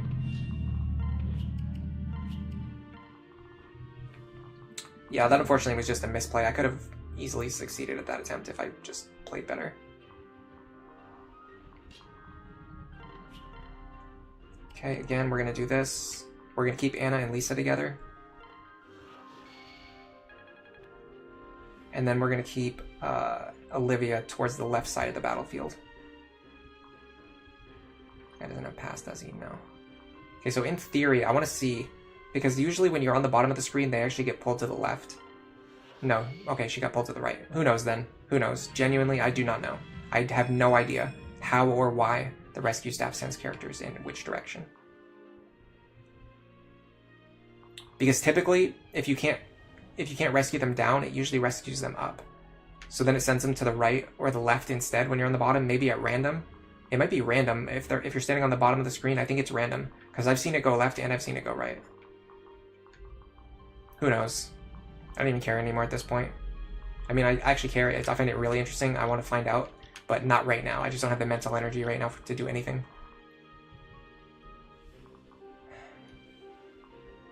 I got his counter, of course.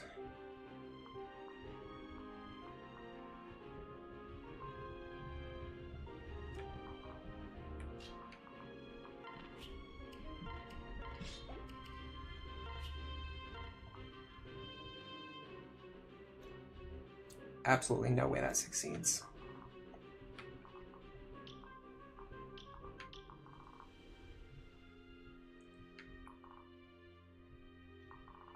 So the problem is if I try to enemy phase these guys, I'm definitely gonna die. But if I don't try to enemy phase them, they're just gonna overwhelm me next turn. So I just have to risk it, basically, and just keep going until I get a good attempt, like, running. Which has not been the case so far.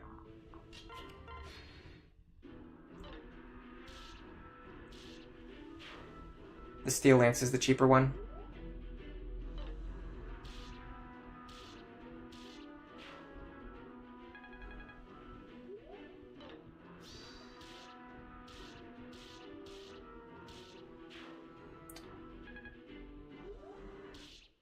Remember that time Soul didn't proc exactly when you needed it to? For the last hour and a half? Yeah, whenever I do, I have a plan in the future to do a run where like I'm gonna like completely munchkin everything. I'm just gonna do like the most optimized like strats that I can think of for every single chapter, for every single character build. And when I do that, I'm definitely not using Soul. I'm definitely just gonna go Dark Mage directly into Sorcerer because this is trash. This is untenable nonsense. It's just not working. It's just the lack of consistency just kills you. If you stack it on top of other things, it should work, but it's just like not working.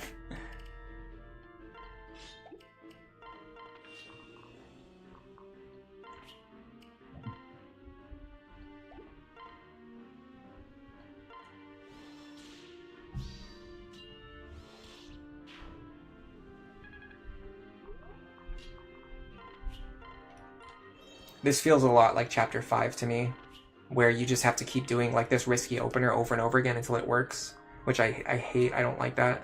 Like I said, I both love and hate this map. I think like the idea of this map is really good. Like thrusting yourself into like the most like dangerous, I don't know, like groups of enemies, and you have to have like great defensive positioning and just overall good positioning tactics, because there's no cheese available. Well, okay, you could do the water cheese, but like if you're playing the map like traditionally, there's no forts you can stand on, there's no choke points that you can funnel enemies through. It's just purely like you just have to do it. Now unfortunately these guys both spawned with counter again. The problem is I don't want to, I can't have 4 enemies over here on player phase, so I feel like I have to just go for it. How much damage does she actually need to one-shot these guys? It's kind of a lot, actually. She needs 6 damage. I don't think she's getting that from anyone other than Frederick. Yeah, no. Okay, so she needs Frederick.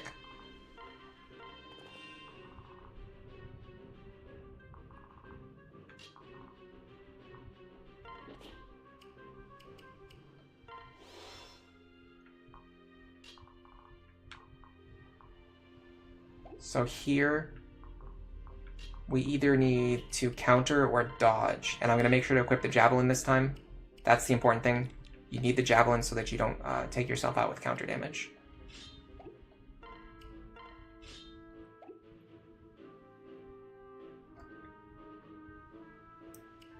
Yeah, the difference is 30% versus 100%. So the one advantage of Soul...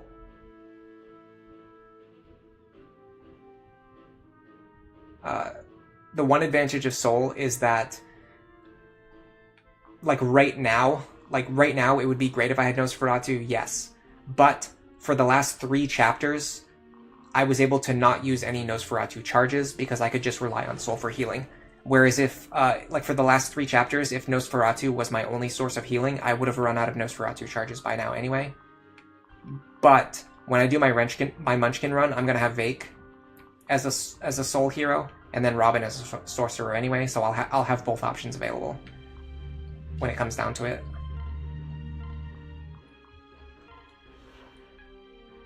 Alright. Next we do...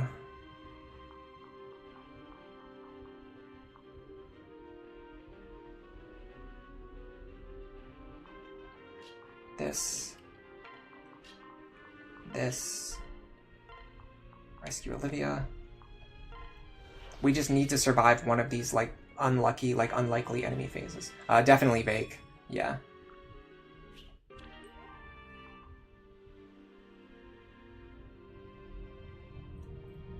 Yeah, I know what I need to do, but the randomness of Lunatic Plus kills most of the strats that don't involve Nosferatu tanking. Nosferatu tanking is so good in Awakening just because it works.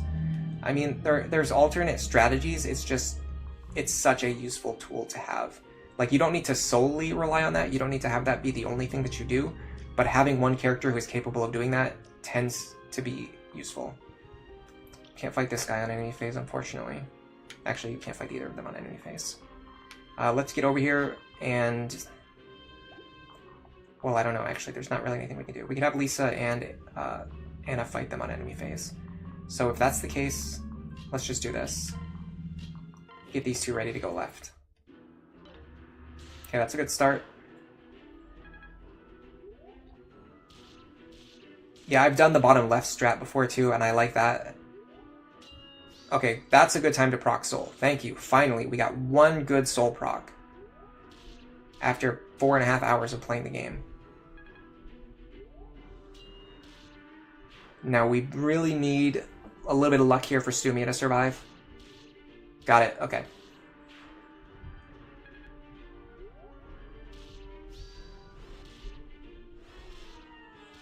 That was fine, I guess. It doesn't really help. Just because this guy's so bulky, we didn't really get any healing off of that.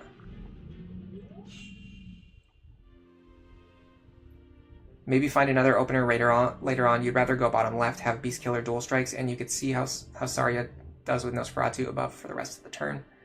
you have rallies as well. 22 speed.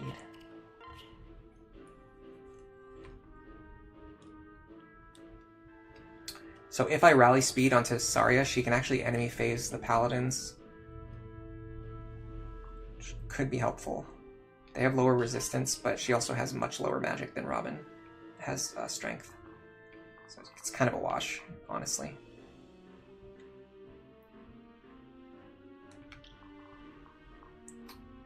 This guy encounters a problem.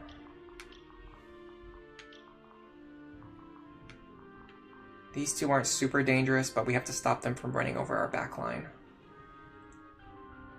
I think I need to do what I did on that on the previous attempt, where I rescue Robin first, and then have Robin go left and assist with the fighting. Who has the rescue staff? Anna does. So Lisa should take out this guy. Unfortunately, if he didn't have counter, Lon Ku could get rid of him, which would be really good because it would free up Lisa. And Lisa's a lot more valuable than Lon Ku right now. No question about that. I can't even kill him with dual strikes because we just take too much damage. Yeah, it wouldn't work. This would be one of the cases where I mentioned before using the arm scroll on Noe and being able to attack twice with the hand axe and potentially get dual strikes would be nice. But actually, it wouldn't finish off this knight anyway. I'm just gonna do what works. So we're gonna go like this. This for sure works.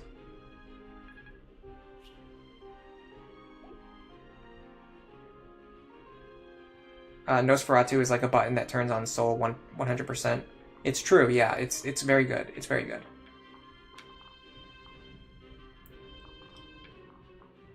This guy's such a problem unit. He's so difficult to... These paladins are so difficult to get rid of. It's crazy how strong they are. It's actually kind of nuts, like, how good these paladins are.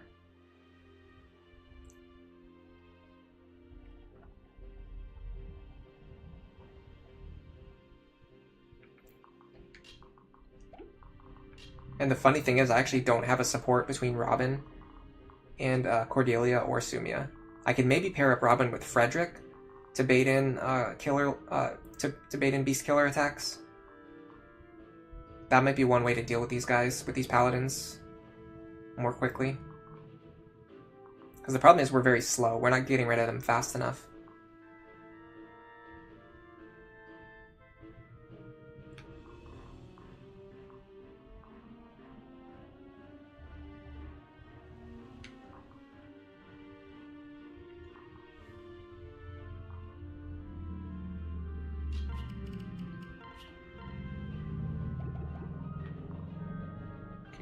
He has a beast killer though.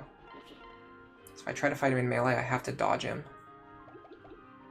I need Robin to fight him. I need Robin to fight him. Nobody else can fight this guy. Nobody else can fight this guy.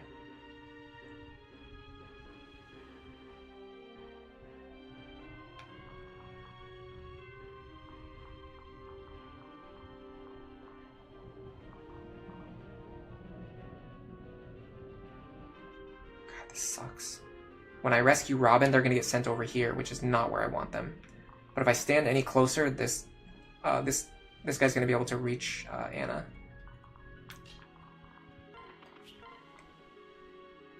I mean, technically she doesn't instantly... I mean, he doesn't instantly kill her, but it doesn't really matter. Because we need to deal damage to him. And she's not going to deal any damage to him. How much is the Beast Killer doing to the Paladins? It's not very much. 32. Crazy. They're so... It's genuinely unbelievable how tanky these guys are. It's crazy. Even this one, the Forge one, only does 35 damage. And it's not even likely to hit. Not guaranteed to hit anyway.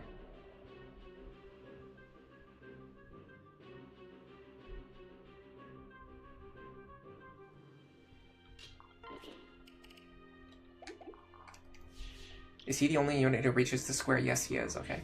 Can Frederick fight him?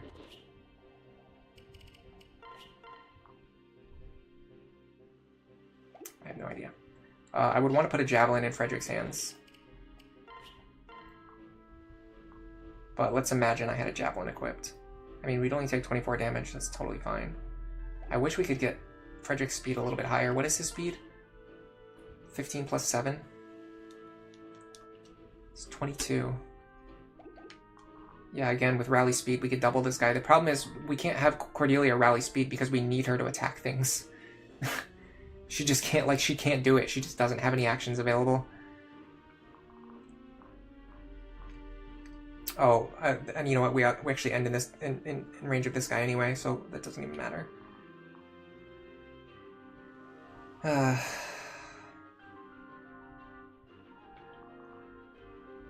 Did I give him the hammer this time? No, it's hard to get the hammer into his hands.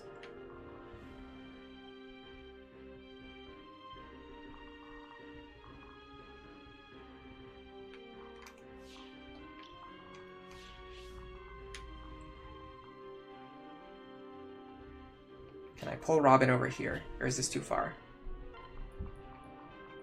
Just out of reach. Okay, great. If I could stand here, I could pull him, but I need Robin to get rid of this enemy, so that doesn't work. And no, the thing is, Robin can't even get rid of these enemies. That's the crazy thing. Literally, Robin cannot even get rid of these enemies. Not reliably, anyway. Does he have counter? No, he doesn't have counter. So if I can just reach him, I can fight him. How does Robin's combat look like when paired with Anna? That would give him an extra point of movement, and it might allow for some more wiggle room. Yeah, Robin Anna pair up's actually really good. I think they wanted you to pair up Robin and Anna, honestly, in this game, because of the fact that, like, you know, there aren't enough male units to pair up. There are too many male units to pair up with all of the female units, and then you have like a couple of units that only Robin can pair with, and Anna is like the best one of all of the Robin exclusive units. Like, she only pairs with Robin, but they both go extremely well together. Especially because Trickster is the class that Robin wants to pair up with. And she's like the best. You can't even make a Trickster this good. Literally, you just can't even do it. It's impossible. She has a build that's impossible.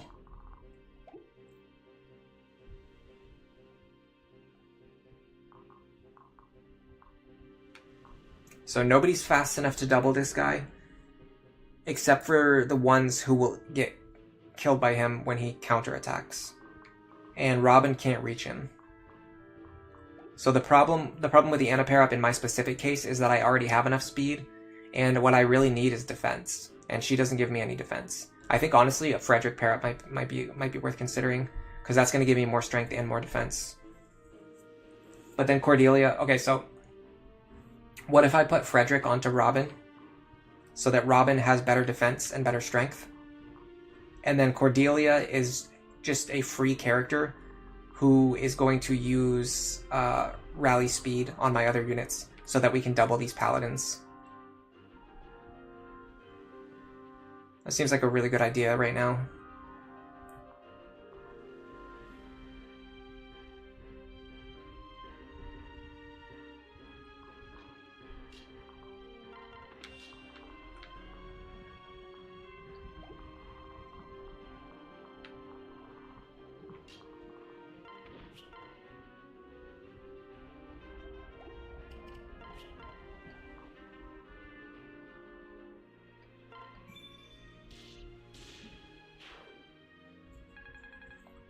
Let's do the actions that we know we're gonna do.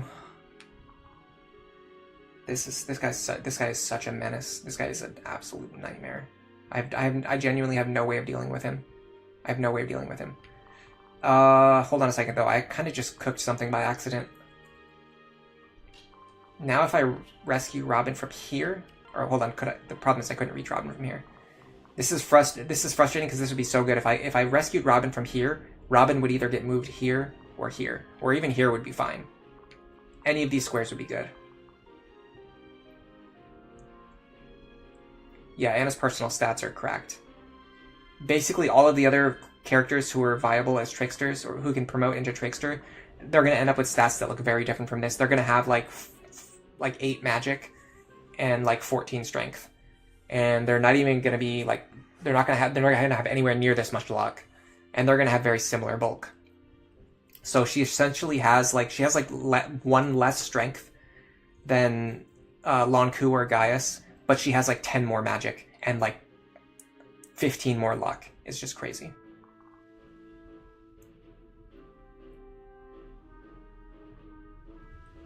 Anna's bases. 37 HP, 18 magic, 22 speed, 27 luck. Hey Big Boss, thanks for stopping by today. Isn't Anna a good sage? Yeah, she's good at everything. We could turn her into a sage right now. She'd be even better than she is. Well, I don't know if she'd be better. She's our best Levin sword user right now, which is kind of important for playing around Aegis.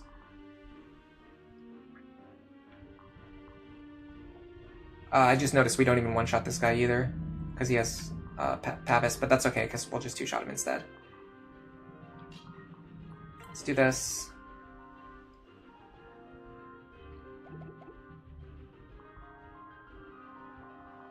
I'm wondering how I can, if there's any way I can get rid of this guy, I'll be in a good position.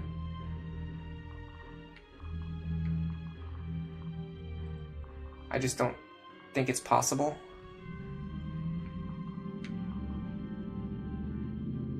Okay, I think I can rescue Robin over here though. I mean, whatever happens, I'm gonna be in range of this guy.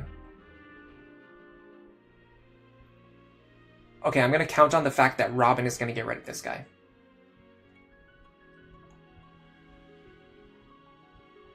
So if Robin gets rid of this guy,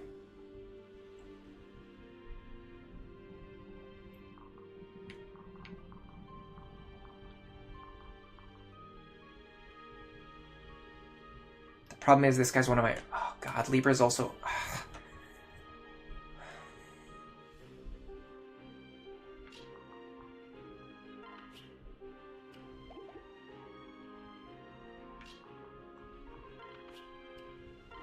can I reach Robin from here? No. I have to move up one. I can reach Robin from here. I'm not in range of anything. So I should be able to rescue Robin to this position. Let me make sure I have Titania's axe equipped. Okay. So Robin, in theory, has 2 actions available now. So first, we're going to go here. Katarina plus Killer Axe, we're just fishing for crits. Didn't get it. Got a Dual Strike. I think the Dual Strike is enough, yeah. Dual Strike's enough. Okay. Now...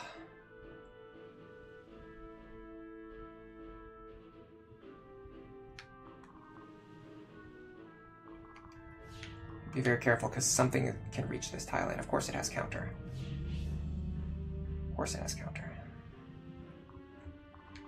We're going to enemy phase this guy with Robin.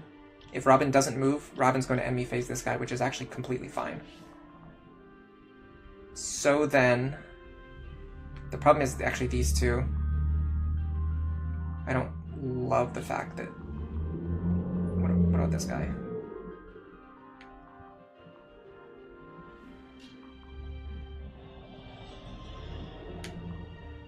Gotta be careful, because whoever deals with this guy needs to be in range of Olivia. Okay, we forged an Elf Thunder Tome just for this exact purpose. So how does it do? Fine. It's actually not that impressive.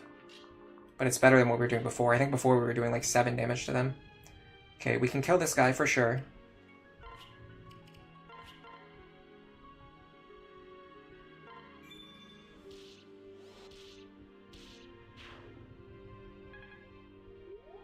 I'm going to give the hammer to Frederick.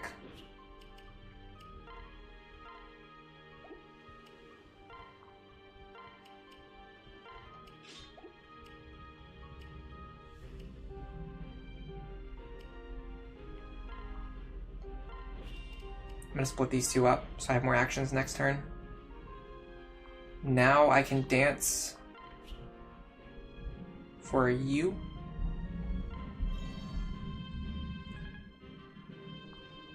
You can go here. I want him to have the hammer equipped. I don't one-shot with the hammer, but I can bait in a dual strike. So I'm gonna go like this. 60%. Actually got it for once. Level 10 Trickster into level 1 Sage. You also get Lucky 7. Anna can Levin Sword and Armor if needed. Yeah, that's actually the reason why I deployed her, specifically to deal with the armors. Okay. Steel Bow does 11, Waltz Bow does 13, honestly. I need damage and crit. These armors are just impossible to take down. So we got a couple chances to dual strike, a couple chances to crit. We got it. I think we're actually okay. Anna doesn't even have to use a rescue staff here, which is kind of cool. It would be nice if I could physic Robin, but I can't. Because I would have to move closer to Lisa, which I don't want to do. I actually want to be on the... I want to be closer to the center, so that Lisa can reposition next turn. Okay. God, these guys are so unbelievably tanky.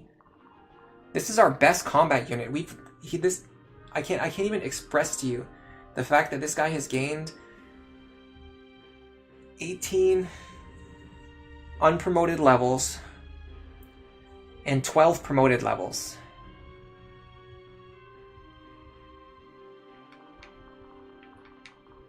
This is a level 32 promoted character. And he can't deal with a level 1 paladin? Like, why did they make these paladins so tanky? Okay, the good thing is, with this opener, the way we've done it, this is actually the way I was doing it on my test streams. I finally got it to work for once. With this opener, what we can do is we can move back to the right now, because this group won't be able to reach us. So we go right and we deal with this group, then we go back left and deal with this group on the next turn, instead of getting overwhelmed by multiple groups of enemies on both sides every turn. Sick. Lisa can reach this guy, so we're just going to take him out.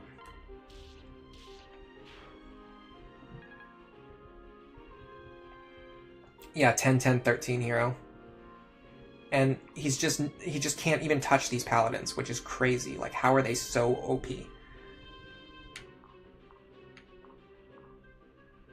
This one I gotta be a little bit wary of. I can probably have Chrom take him out, actually.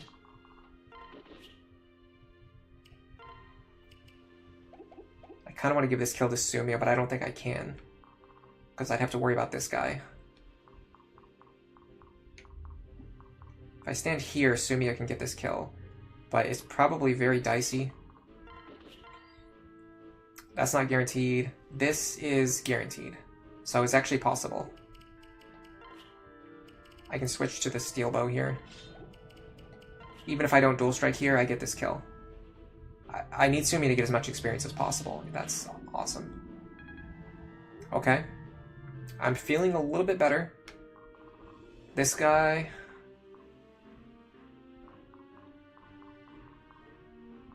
If I stand here, I'm safe. So I will stand here and be safe. I'm actually conserving rescue charges on this attempt. I think we've only done, so he's done 2 rescues, and Anna has done 1, but usually we've used 3 rescue staves. Usually I've used 4 by this point, and we're not going to use one this turn either, I don't think.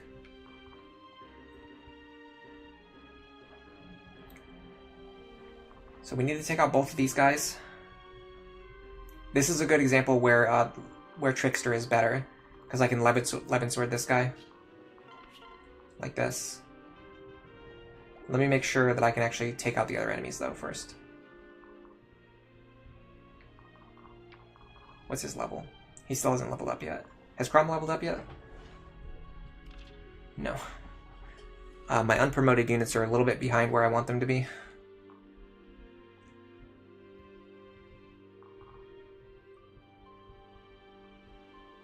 Someone with ranged attacks needs to fight here. Or Cordelia needs to one-shot. I'm gonna use Sumia, because I need, like I said, I need Sumia. Honestly, Cordelia is totally fine. She's gonna keep leveling up just from using her staff.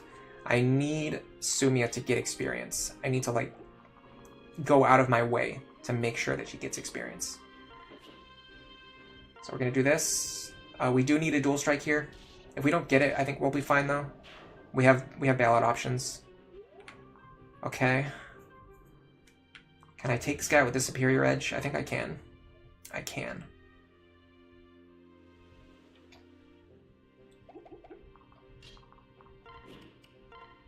with my partner. Yeah, this drops his hit rate to 0%, and it increases my damage enough for the 1 round. So now next turn I can use my Assassin Seal. Hopefully. Oh, nice level up too. Okay. We've got a lot of healing to do, we've got a lot of unpairing to do, and we have to figure out how much of these guys Robin can fight on enemy phase. This guy having counter just kind of throws a wrench in everything. So I have to just enemy phase this guy. Or maybe if I go to the right, I can do... Yes, I can do these two. Beast Killer and Silver Bow, which is going to be... He's going to switch to the Silver Sword. He won't bow me. He's going to sword me. Although he might. I'll keep the hand axe quick. Actually, I'm going to switch to the Orson Hatchet. And a Katarina's Bolt. And I'm going to use my Concoction here so that I can use my healers to heal my other characters back up.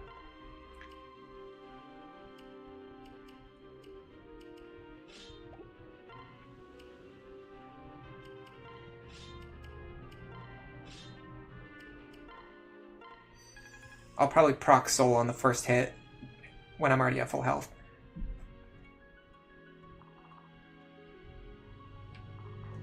Okay, Cordelia definitely needs to be healed. She's a very important combat unit. Lonku will probably be fine if I don't heal him. Sumia is a lot more important to heal. And then I want to unpair Frederick because he's going to help fight these mounted units on the next turn. The fact that we're getting rid of 2 of them right now with Robin is going to be absolutely clutch. Nice. Nice.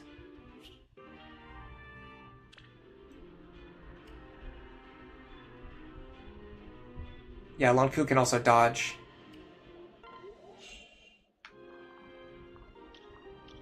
Both of these two have counters, so we have to not put up with that. I feel like I have to pair Frederick back up with Cordelia to get rid of these guys, but I didn't really know exactly what the configuration was going to look like because I'm being very sloppy with my gameplay right now. I can potentially have Lonku fight this guy. Fortunately, he can't get as far as I need him to.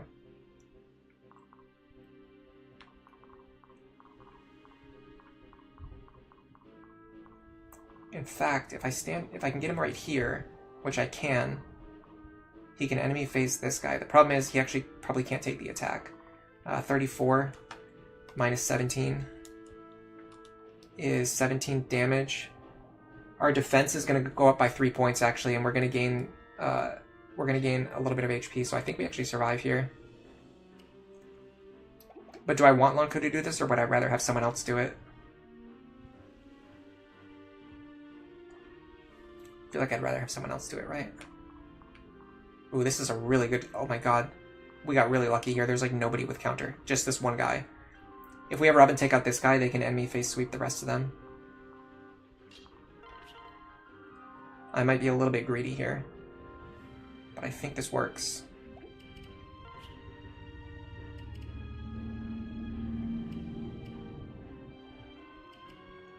I'm going to switch to Wind here. I don't need Saria to land crits. I just need her to hit her attacks when she dual strikes. This is the hard part, is we need a dual strike or a crit or something here. Okay, we got the crit. So Robin can fight all of these enemies if they need to, but we can also bait them with other characters if we want to have other characters get some experience. So first, let's get rid of these two.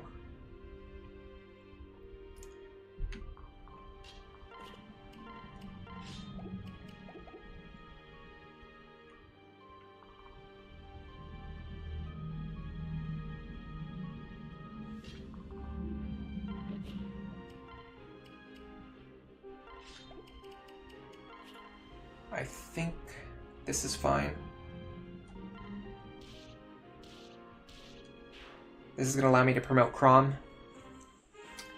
And what I can do, instead of trying to get Lanku to stand in range of the enemy, I can have Chrom do it, because Chrom's actually at full health, which is, you know, a little bit better than being on low health. Yeah, this configuration's looking really good. Okay. So, there's no overlapping range on this exact tile right here. 24 speed. I need to keep my pair up in order to double, unfortunately, so I can't split them apart. But this will let me, or not to not get doubled, but this will let me potentially get a Beast Killer Dual Strike on a pretty high chance. It's going to be over 80% chance to get a Beast Killer Dual Strike here. So I'm going to use this. I'm going to become a sniper. I think I'm a little bit scared here, but I think I can't see any reason why Frederick wouldn't be able to one-shot this guy. But I'm worried because 21 plus A rank lances. 21. Yeah. Frederick can one-shot here. And in fact, I can trade before I move. So if I trade before I move,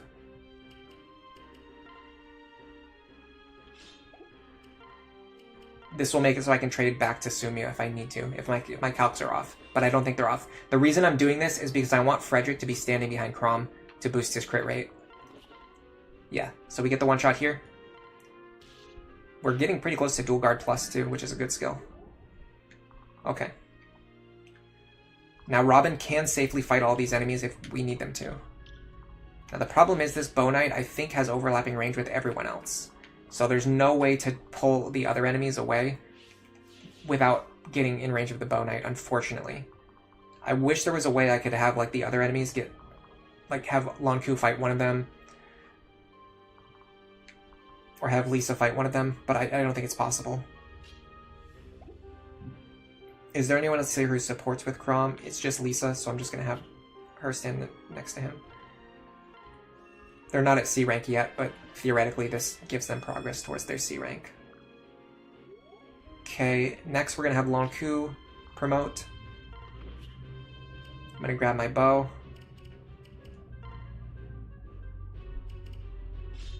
Yeah, the superior edge is really good here. It just ended up being very clutch for us. Hey, Vivi Cooley. Thanks for stopping by today. How are you doing? We've been slogging away at this chapter for 5 hours, but I think I finally got it. Just needed to get a little bit of luck, and then, you know what? Why am I jinxing myself? The problem with this map, the reason why it's so difficult is because the last enemy group can still just steamroll you, even if you're in a perfect position. So I probably shouldn't say anything about... I should not be saying anything about the fact that I think we're going to win this attempt, because we could very much just immediately fold. I'm going to unpair some characters now. Especially my flyers. I want my flyers to be unpaired. So I can fly over this wall if I need to next turn. Okay, let's see what they like to do. There's nothing over here with counter, and most of these enemies deal 0 damage to Robin. Even if Saria wasn't guarding right now, they would just be taking 0 damage and then countering. Am I doing a lot of 10 second seal builds testing? Lanku to Thief, Noe to Wyvern. So at least with Noe in particular, she kind of has to go into Wyvern, unless you want to leave her as a Manakete forever. The Lanku Thief thing, yeah, I was testing that out, and I was honestly I wanted to record some footage for my Lock Touch video. So I just did it. But I think it's actually a good build. I do think Lanku is probably the best Lock Touch user. Other than Anna, who you get for free, of course. Okay, you know what? Actually, we're in a really good position right now. We're in an extremely good position. Oh, this is good. This is very, very, very, very good. We might win this attempt. I'm gonna say it. I'm gonna jinx it even. This is a winnable attempt. This is a very, very, very winnable attempt.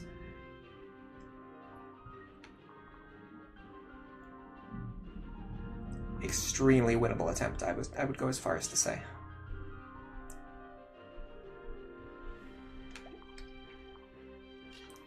So one of the reasons why Lonku Thief is good is because you get move +1 on your way through. And the other reason is you're basically... Lonku is never going to be your first Master Seal user. And so essentially you're just letting him gain 10 more levels worth of stats in Thief before you eventually get a Master Seal for him. And then he eventually becomes a version of Assassin, which is better than... he has better combat than Gaius because he has Avoid +10 and he has Vantage. And he has better utility than his normal self because he has +1 move and he has Lock Touch. Okay, can I do this without Noe? 29 + 29.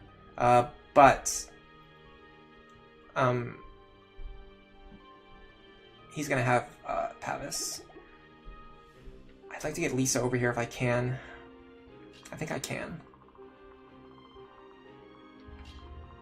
Problem is, I don't even think Lisa can do it for certain, but she can. Her with Lonku is a very good option, though. So I'm gonna go here. I'm gonna Armor Slayer. I'm gonna bait in Lonku dual strikes with my Elf Thunder Tome. If it doesn't work, it's fine. Now,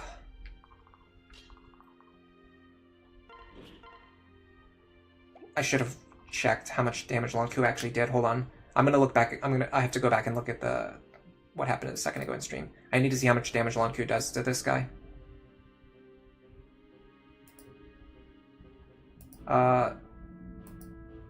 29. He was dealing 29 without the Noe pair up, which means with the Noe pair up, he's gonna deal even more. So he guaranteed kills this guy. He doesn't have counter, does he? No. He has Aegis and Pavis. That was the whole problem. Okay, so we're gonna go like this. Now, theoretically, we could do this and fish for 2 more dual strikes to get experience onto Noe, which I actually think is worth doing right now, because we have multiple other characters available to bail Noe out. Wow. Dude is just not in the mood to dual strike today. Just not really feeling it. Okay.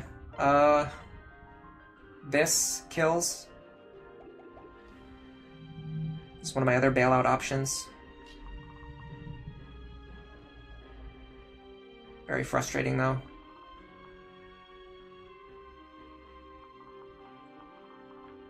But I missed 4 dual strikes in a row. That's a little bit frustrating. Steel Lance here.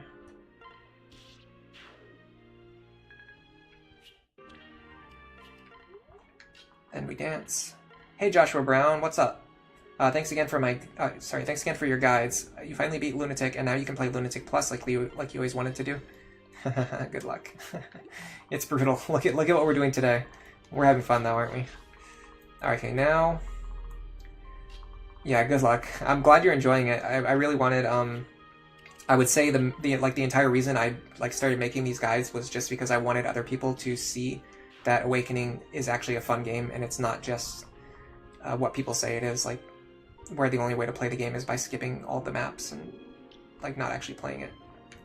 I think it's extremely playable. Short spear, that's great. We can enemy phase the short spear. Okay, we can enemy phase the short spear. We can enemy phase these 2 safely. So Robin, get up here. I need you. We're gonna do Katarina's Bolt now because we're trying to get rid of these paladins. The short spear will always 2-range us, so we don't have to worry about him having counter. Now we just need to finish off this Armor Knight.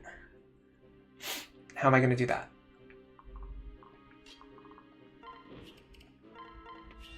I want to try this first. Yes, this works. Nice. Now we get the dual strike. Thank you, Cherche.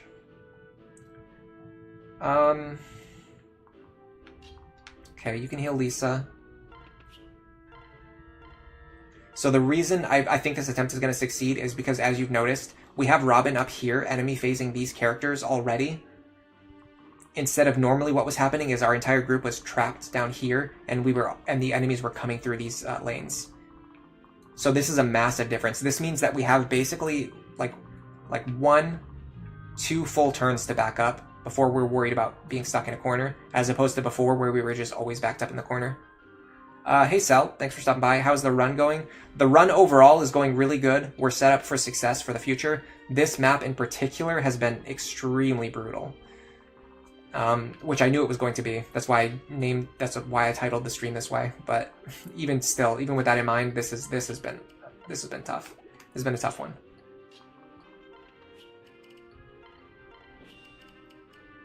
I want to unpair these characters. Now I'm thinking I'm going to put Frederick over here and get Cordelia some healing experience. And plus just get Noe's health back up. Okay, Robin should be able to sweep both of these guys. We do need to make sure we get Sumia a little bit of experience here. She should get everything she needs from the next chapter, but still, the sooner we get Gale Force, the better. Yeah, nice soul activation when it didn't matter. Crit did matter. That crit was very helpful. Saria is being very helpful today. You saw on Reddit someone said the only strategy is capped logbook Robin. That's certainly one way to play the game. Okay, Silverlance, you're done. I don't need you. Okay, I feel really good because the group on the right has already been wiped out, and the group on the left, we could honestly kite them around the map if we actually absolutely needed to. Probably don't need to go that far. This guy I encounter is a little bit of a problem, but I think we have we actually have 3 rescue staves still available, so we can just take this guy out right now. And then pull that person back with rescue staff. Can Crom dual strike these guys yet? No. I could rally speed for him, but I can't. There's not actually a place where I can stand to do that. The issue is him having counter. If he didn't have counter, this would be a lot easier. Yeah, with counter, my options are pretty limited. Because I can't use my beast killers. And none of the characters who bait in beast killer attacks can dual strike. Okay, hold on, we actually accounted for this. Unfortunately, Robin can't reach. If I had a pair of boots, I would absolutely give them to Robin, I can tell you that much. I would give it to Robin right now. Yeah, sorry, yeah, Anathema is one of my favorite skills. So I'm definitely taking note of that contribution as well. I can pull these enemies over to the right with Robin safely, but that's kind of giving a lot of the experience to Robin. But then again, they have all of these characters have guaranteed hit rates, so I can't really have Sumia do it. This guy right here will also go to the right though, so keep that in mind. What about him? Okay, I need to not stand here. So I need to stand here or here.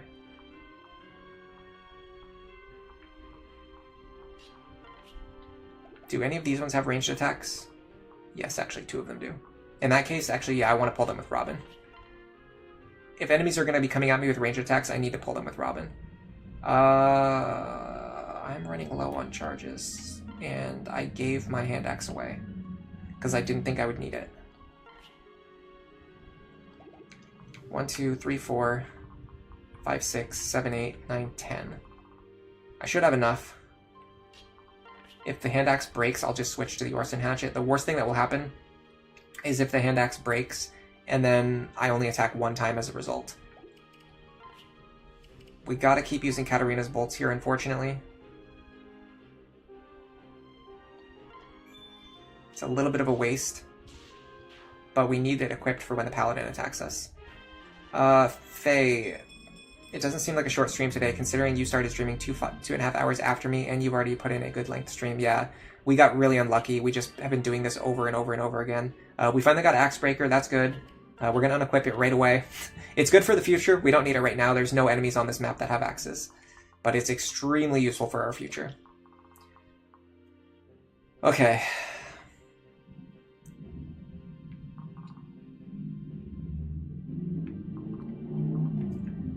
Now let's think about how to get rid of this guy. We don't have to kill him. We don't have to kill him. We just have to damage him enough. We have to damage him down to 34 health.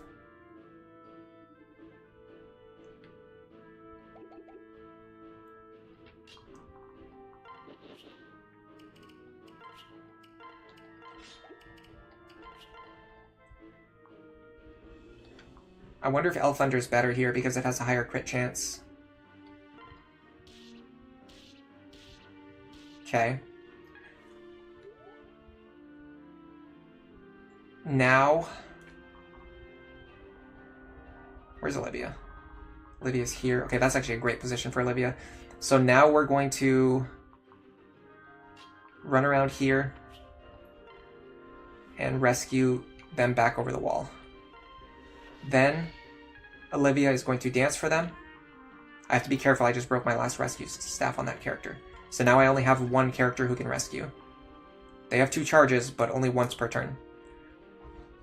Danny Doyle, your favorite way to approach Lunatic Awakening is normal play until Valm, and then a bunch of low turn boss skips until the Valadar map, because you find it fun to route them with different teams, but you'd never say it's the only way to play.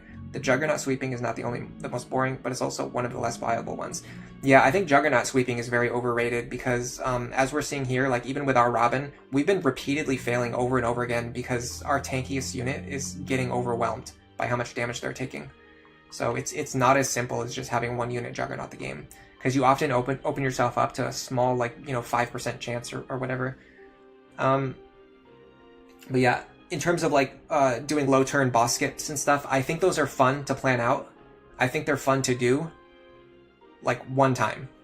Like I enjoy planning out a 1-turn like boss kill and doing it once, and then I'm like, oh, that's really cool. I'm really satisfied that I was able to do that. But then after I do it the one time, like I prefer to just play the map out. But that just comes down to my personal preferences. I like to play the maps that way. Or I just like to play them more than I like to skip them. That's what I'm trying to say. Okay, let me make sure everyone can get out of here. I'm pretty sure they can because I unpaired all my flyers because I was smart last turn.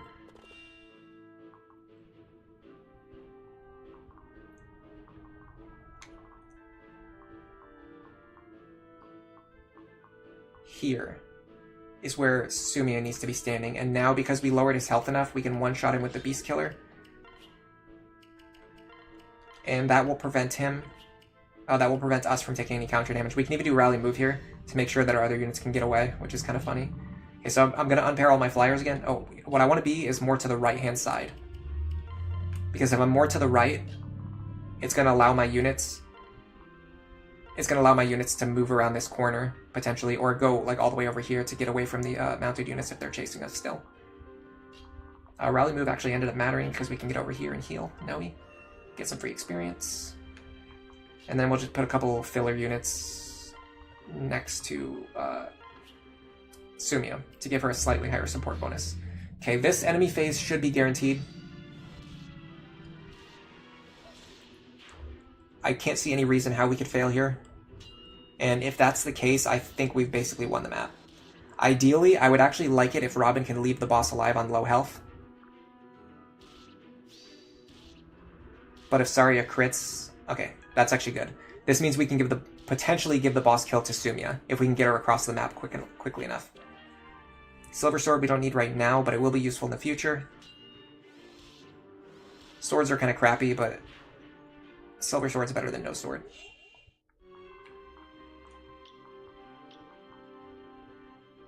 Depends on regular Lunatic versus Lunatic Plus. Like, Lunatic Plus completely punishes low man strats as much as possible.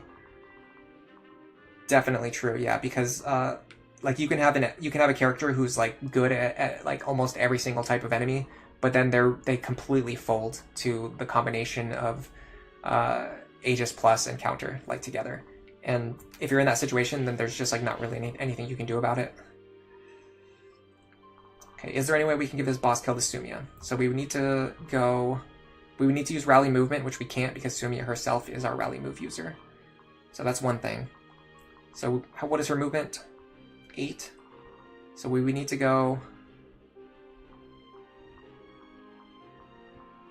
here and then sing or dance. We can do that.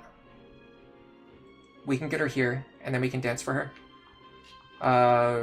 Yes, we can dance for her. We'll have to use Noe for that. So go here. Go here. I might be screwing around a little bit. It might be a better idea if I take this seriously. But I think I'm fine to sandbag for a couple turns to get some experience on Sumiya. He doesn't have Vantage.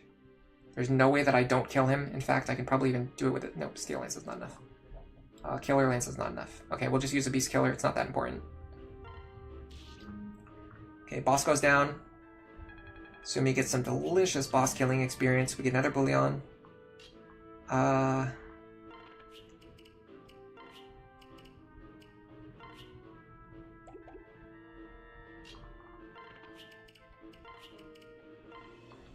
Give this to Saria.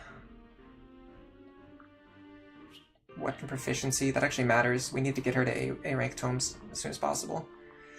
Alright, now the rest of our units are just going to run away from these guys. Should be viable.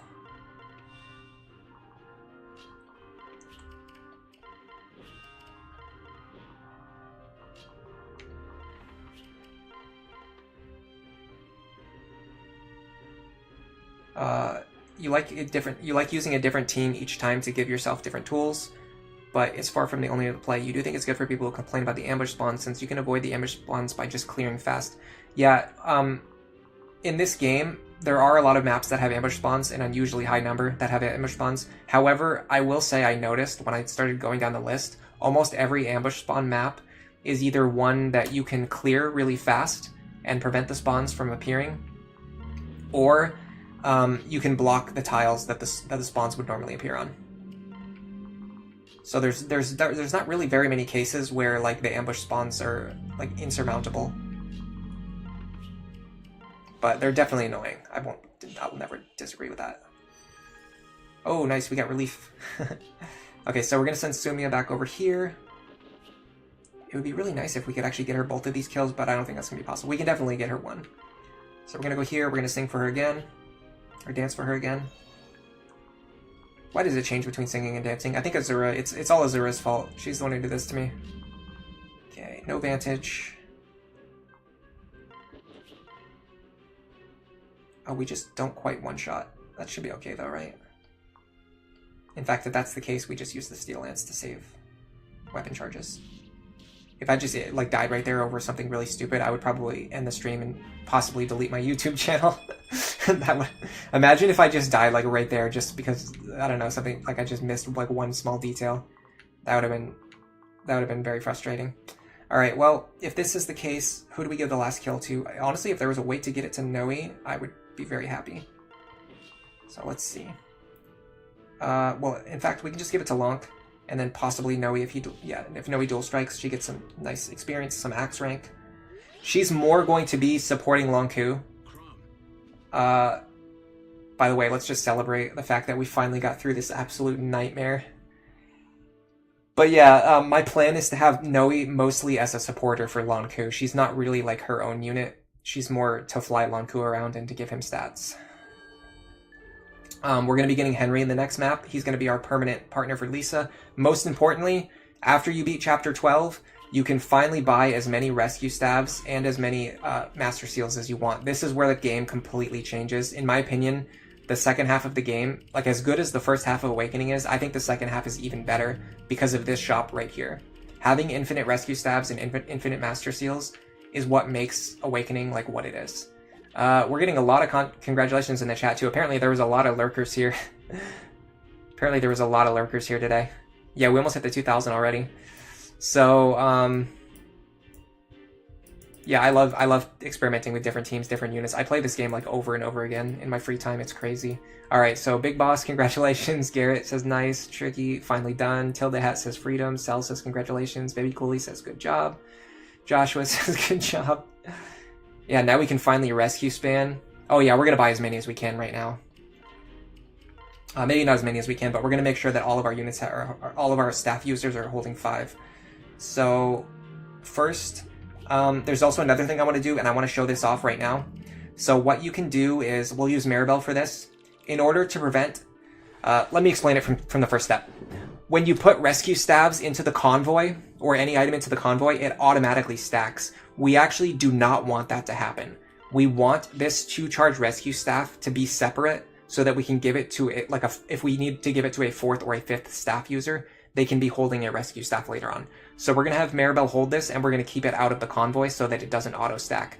Then, let me make sure all their inventories are empty.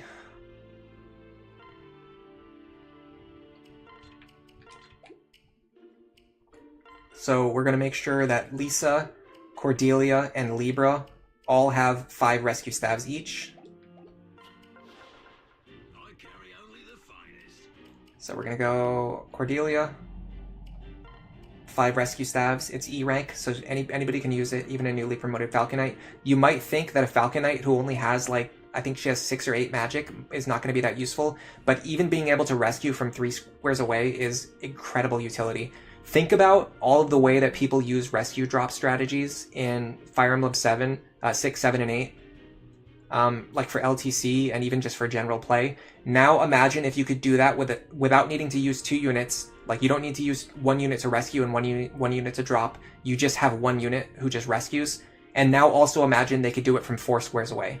Like that's an 8 magic Cordelia with a rescue staff. Like the magic, like having high magic makes it better. But just being able to hold the rescue staff alone just makes the unit incredible. Any character with staff access becomes like a viable character to put on your team. Hostile Eldritch is here as well. Thanks for stopping by.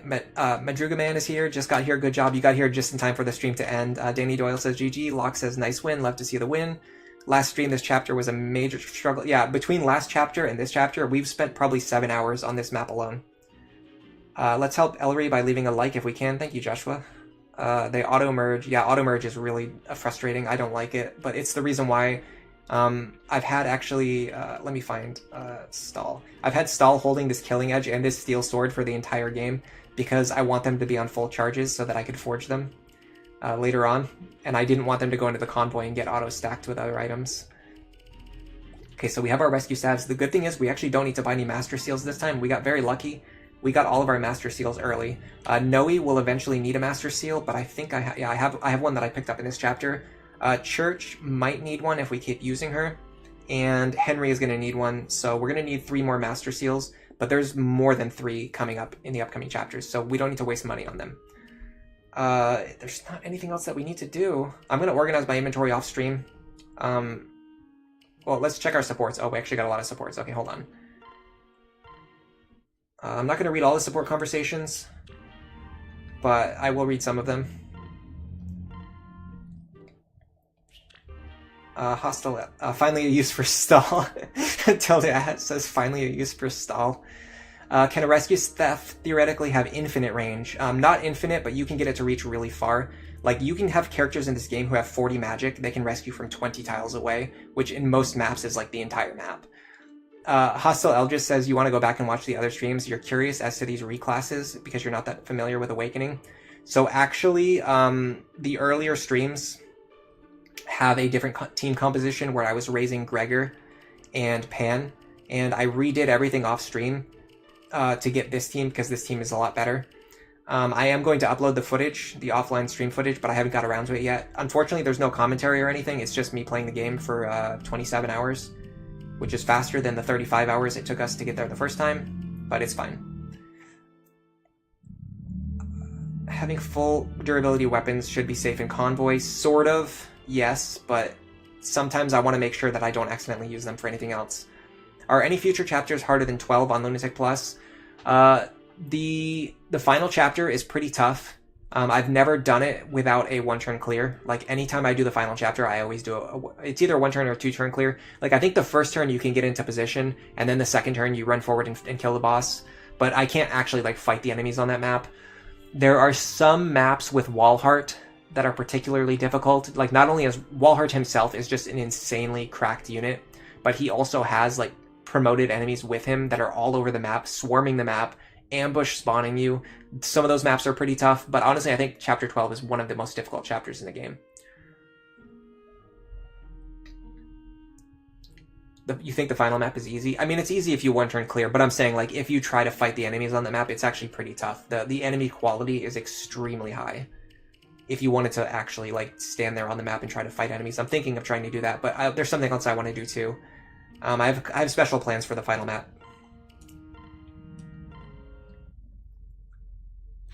We've done Saria Robin already. I could do the Lonku Noe conversation. I think I'll read it at the start of the next stream, because I'm just tired out right now. We can do something fun at the start of next stream. We can read some more of this nonsense conversation that these two have been having. Yeah, Walhart has Aegis and Pavis, which is annoying, especially because anything that's like chance-based, it's difficult to plan around. Anyway, I can't do any more today. I've streamed for 3.5 hours more than I thought I was going to. Thanks for all the congratulations, everybody. Thanks for the likes and all the subs that I got today, especially for I released a Chapter 4 guide today. I'm sure some people have seen it already. Just thanks for coming to the stream and chatting. I'm extremely hungry. I'm extremely hungry. I'm extremely tired. I'm probably gonna have to choose between eating or sleeping. But yeah. For now, enjoy the rest of your day.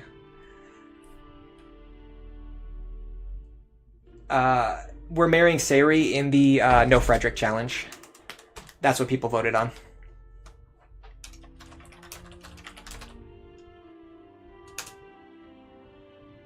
Adios.